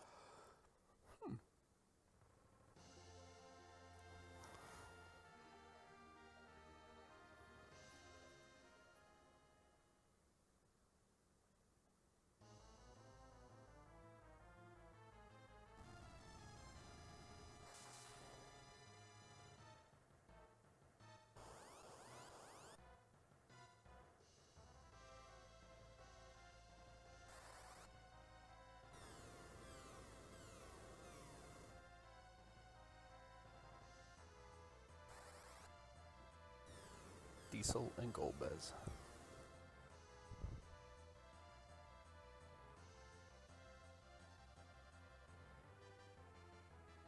There are mind and breath enemies in the final floor here. Breath does not injure you in any way. And it is actually worth a pretty large amount of experience to take the massive amount of time it takes to kill it rather than just running away. Mind, you can kill those too, but it's rather unpleasant. Mind will cast AoE charm on you, and if you don't have headbands on most of your party members, that tends to be a problem.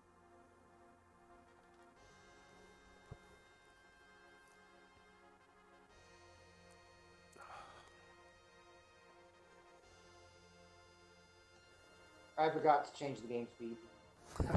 Oh well. It'll be fine. Somehow. Famous last words. I don't know how.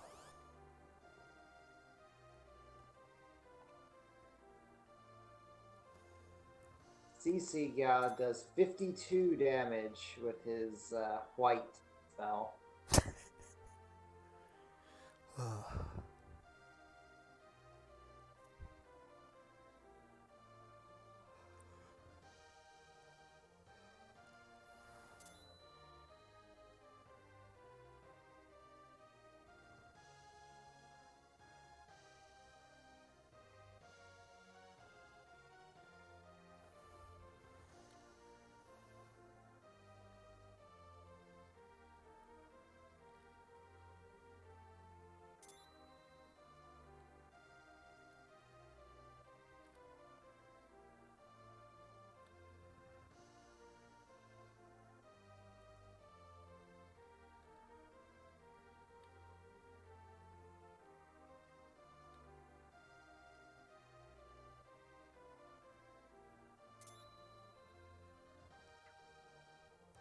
5,298. out of CCF for his media this time.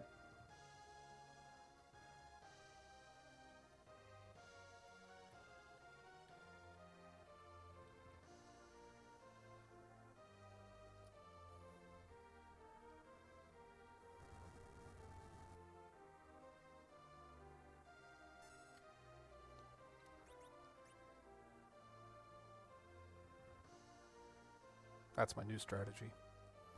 I'm going to cast poison on Porum.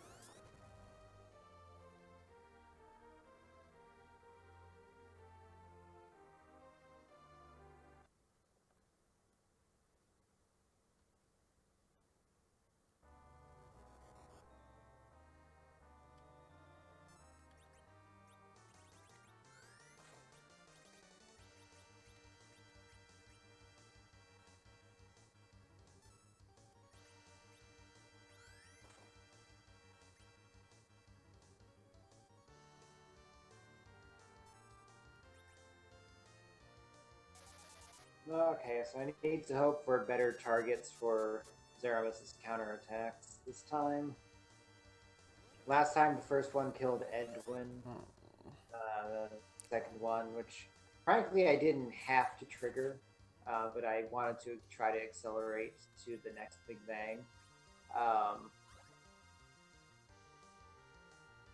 Yeah, the second one targeted Palom. That's what put me in trouble.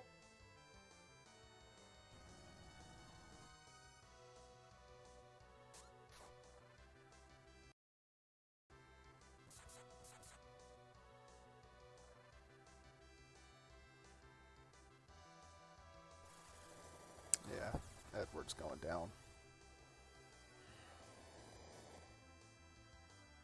Nothing I can do.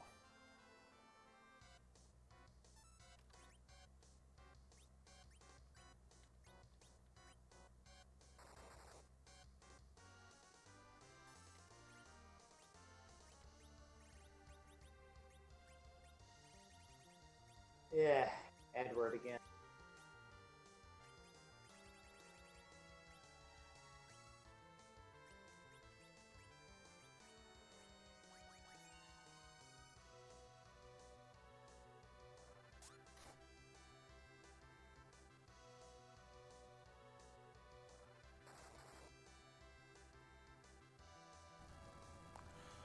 That's not good.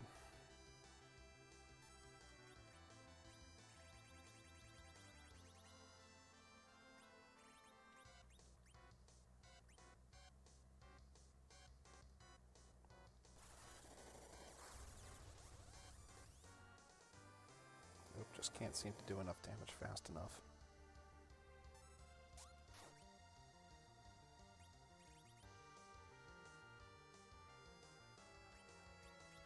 Anything I can do here?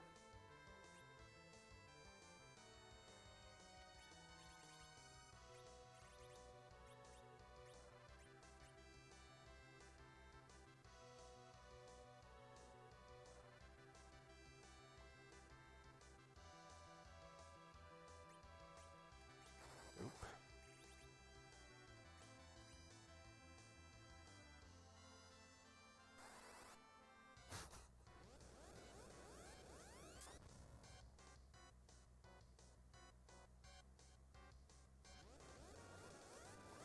Possibly the worst target he could have went for, but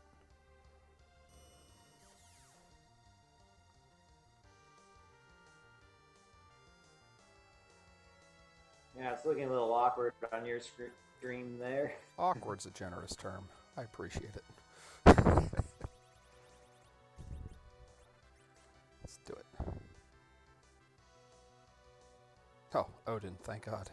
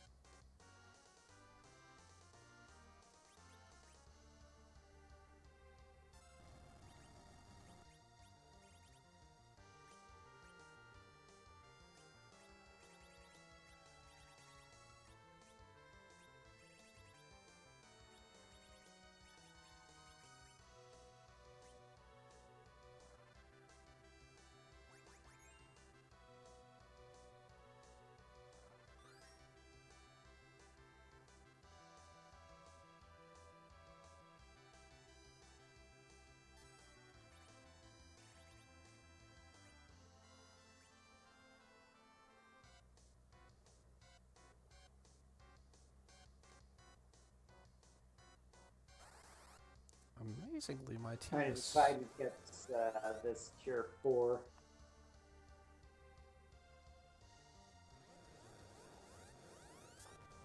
I think Edge is correct.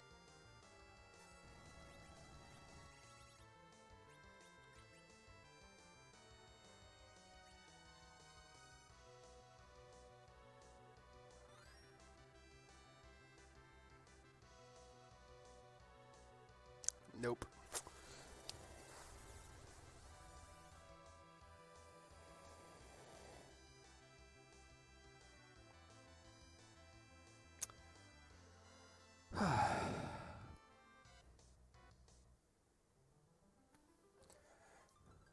How's it looking on your side, Crow? Awkward.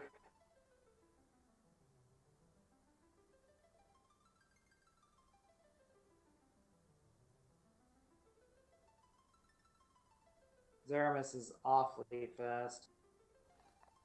That's where I keep running into trouble. I think I actually got him through quite a few phases. I got him to skip a big bang.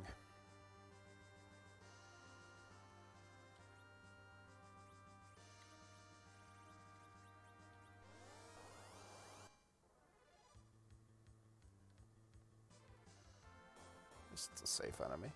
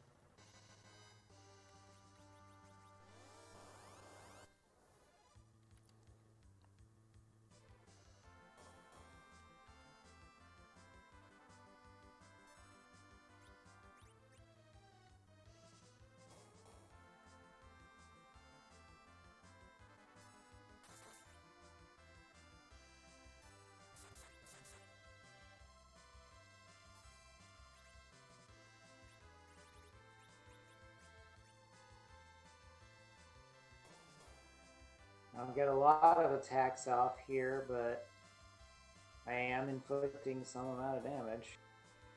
Time.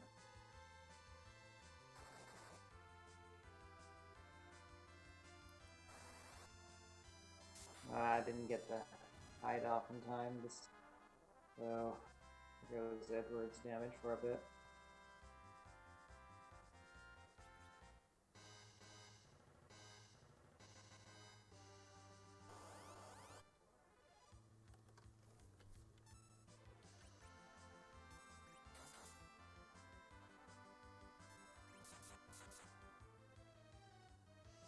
Oh, that's not something I recover from, I think.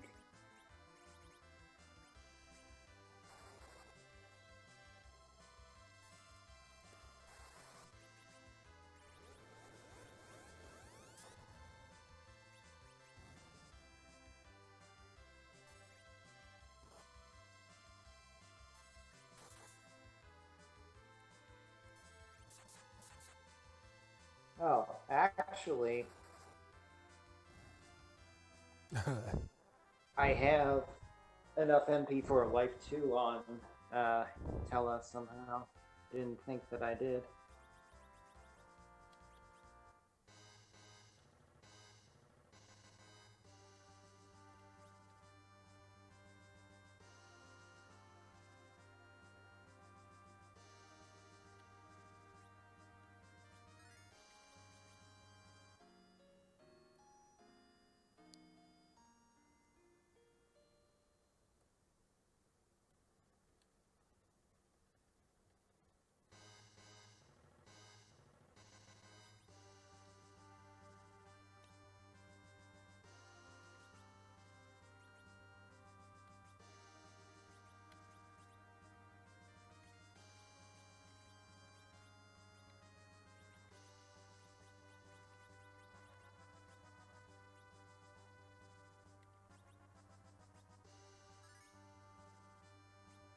I'm out of ether ones.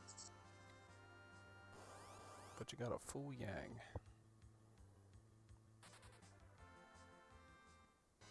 Okay, so I now psych MP from Edge.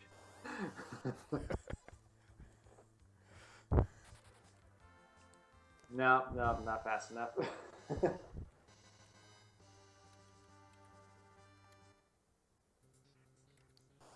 One more attempt before I finally need to call it.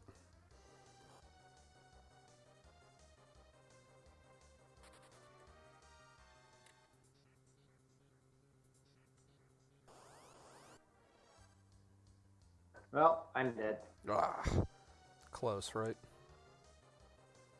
Yeah. I got into nuke phase. Don't know how far I got into it. Then I got into the kind of awkward pattern. In that pattern, I was able to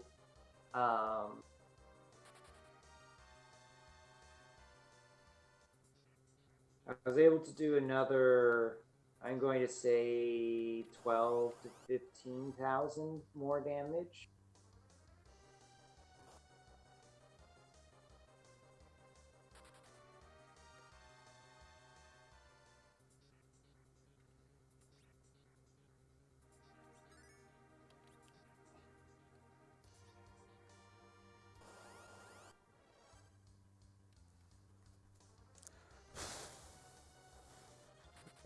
I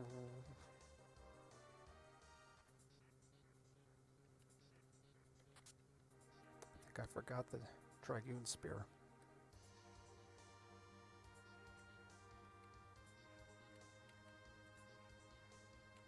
Yep, I did. Definitely want that.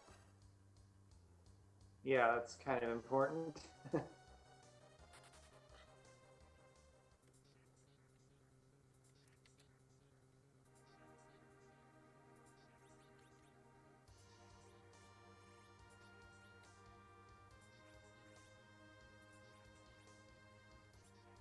There is also an Artemis bow in the chest guarded by the girls.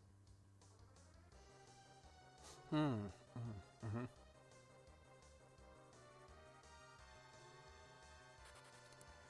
I'm half tempted to go back and see what Wyvern has, just because.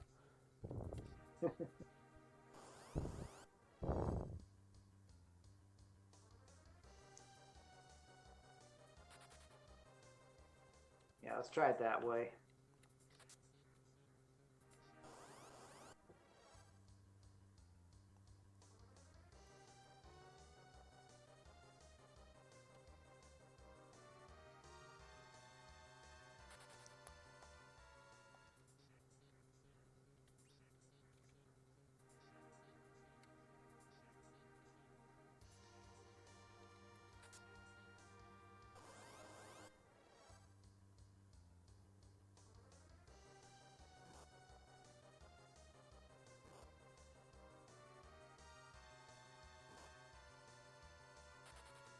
Now Palom can use the ninja hat to effect.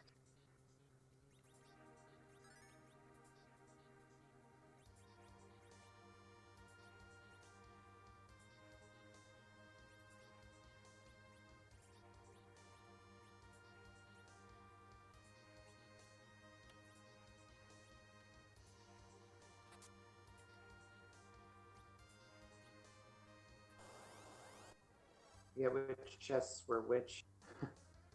What was the question? Here. I forget which chests were which down here. The Dragoon Spear is the first one. Cursed is the second. Ninja Hat is the first in the third room, I believe.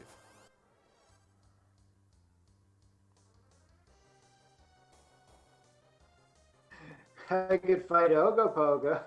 I thought about it too. Find out whether or not you're ready. The usual joke about Ogopogo is that if you can beat him, you could more easily defeat Zeromus with most parties.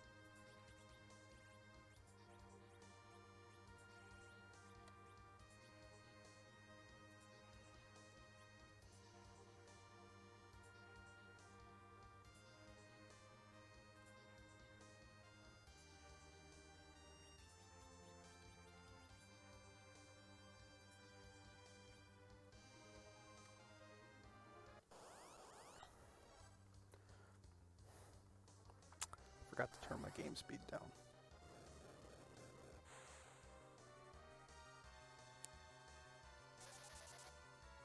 Here's a double evil mask fight.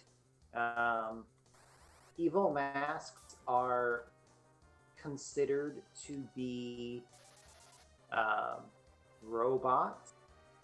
So it's your last hurrah for stuff like the Thunderclaw and lit arrows to be super effective.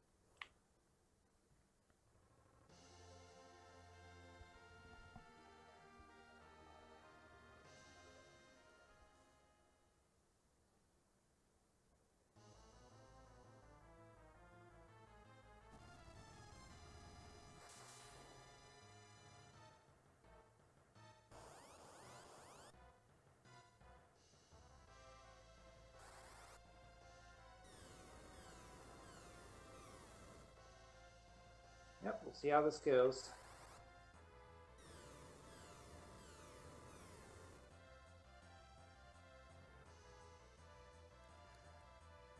Good luck. Oh, taking the Artemis route with Palom. Yep, I'm going the berserk everyone route except for Kella.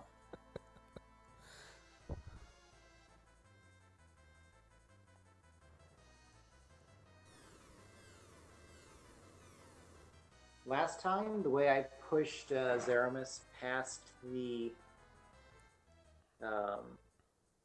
virus phase was by reflecting one nuke off of a wall that Tella had set up, which was really awkward. So instead, I'm just going to get more damage by having Palom be berserk. I have plenty of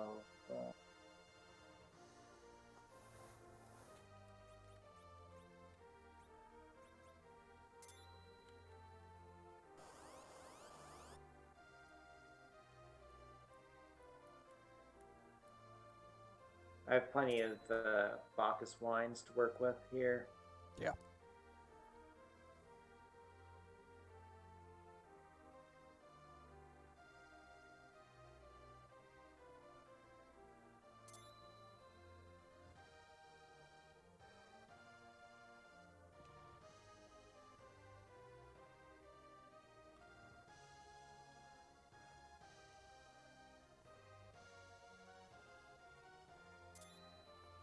So during the Zeromus cuts, there's a really long time after the Tower of Wishes, whenever the screen fades to black, before you see anything again. The reason for this is kind of silly. There is no plot script command in Final Fantasy IV that says teleport this NPC to this location.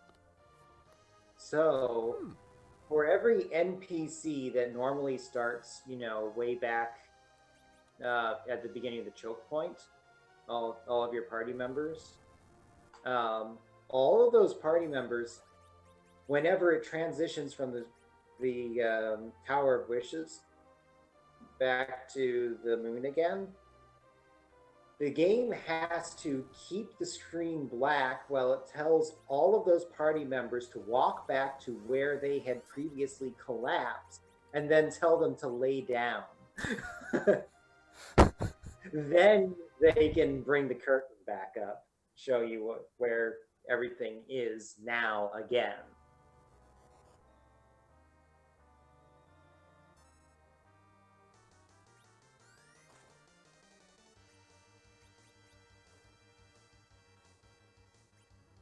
always so scared to use it. Have I waited long enough to use slow?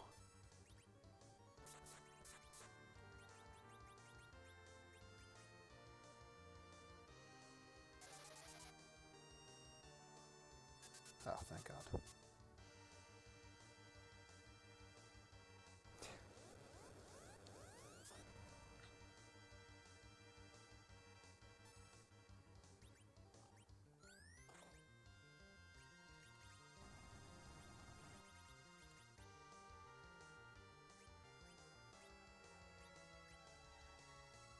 I did something wrong.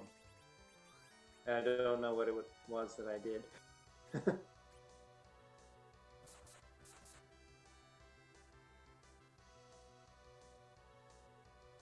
But apparently I didn't use the crystal. Nice.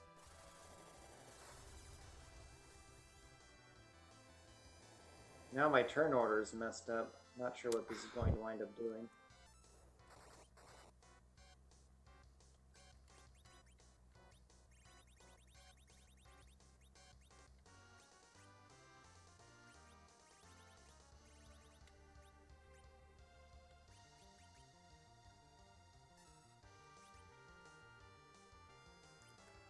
You might not believe it, but Tella survived Big Bang 1. I'll believe that. I think mine has been, actually. Oh, you've got a little bit more hit points for him than I do.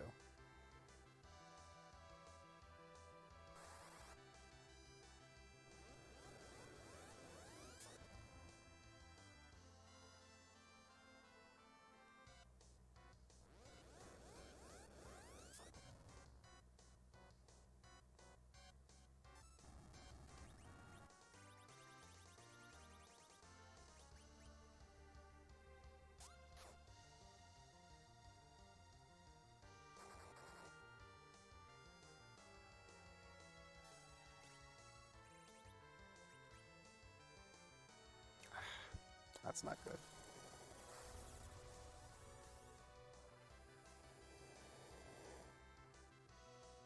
Yep, that's the worst possible thing that could have happened.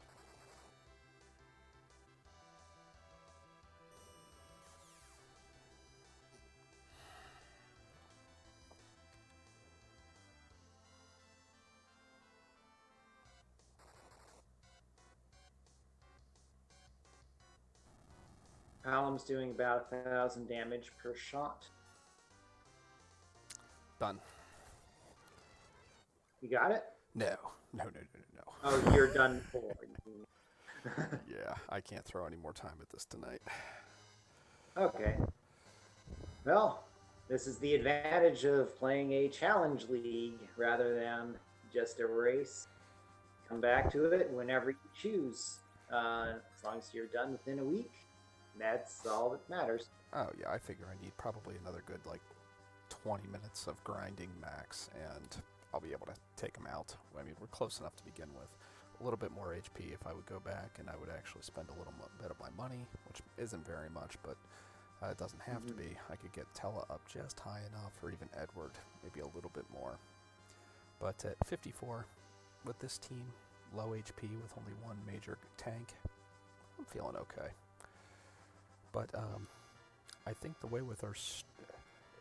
will you lose sound, voice audio, if I quit out now? With the way that we're going?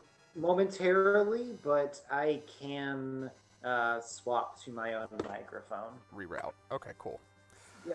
Then in that case, I will say good night to every single person here.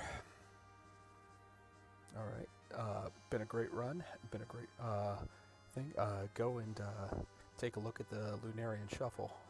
It is definitely something worth looking at, and tons of options in there. Tons of options to make it crazy. Now, thank you, Randroid. Yes, very nice, Crow. A+. Cool. I'm out. Good night, everybody. All right. Thank you for being part of this showcase.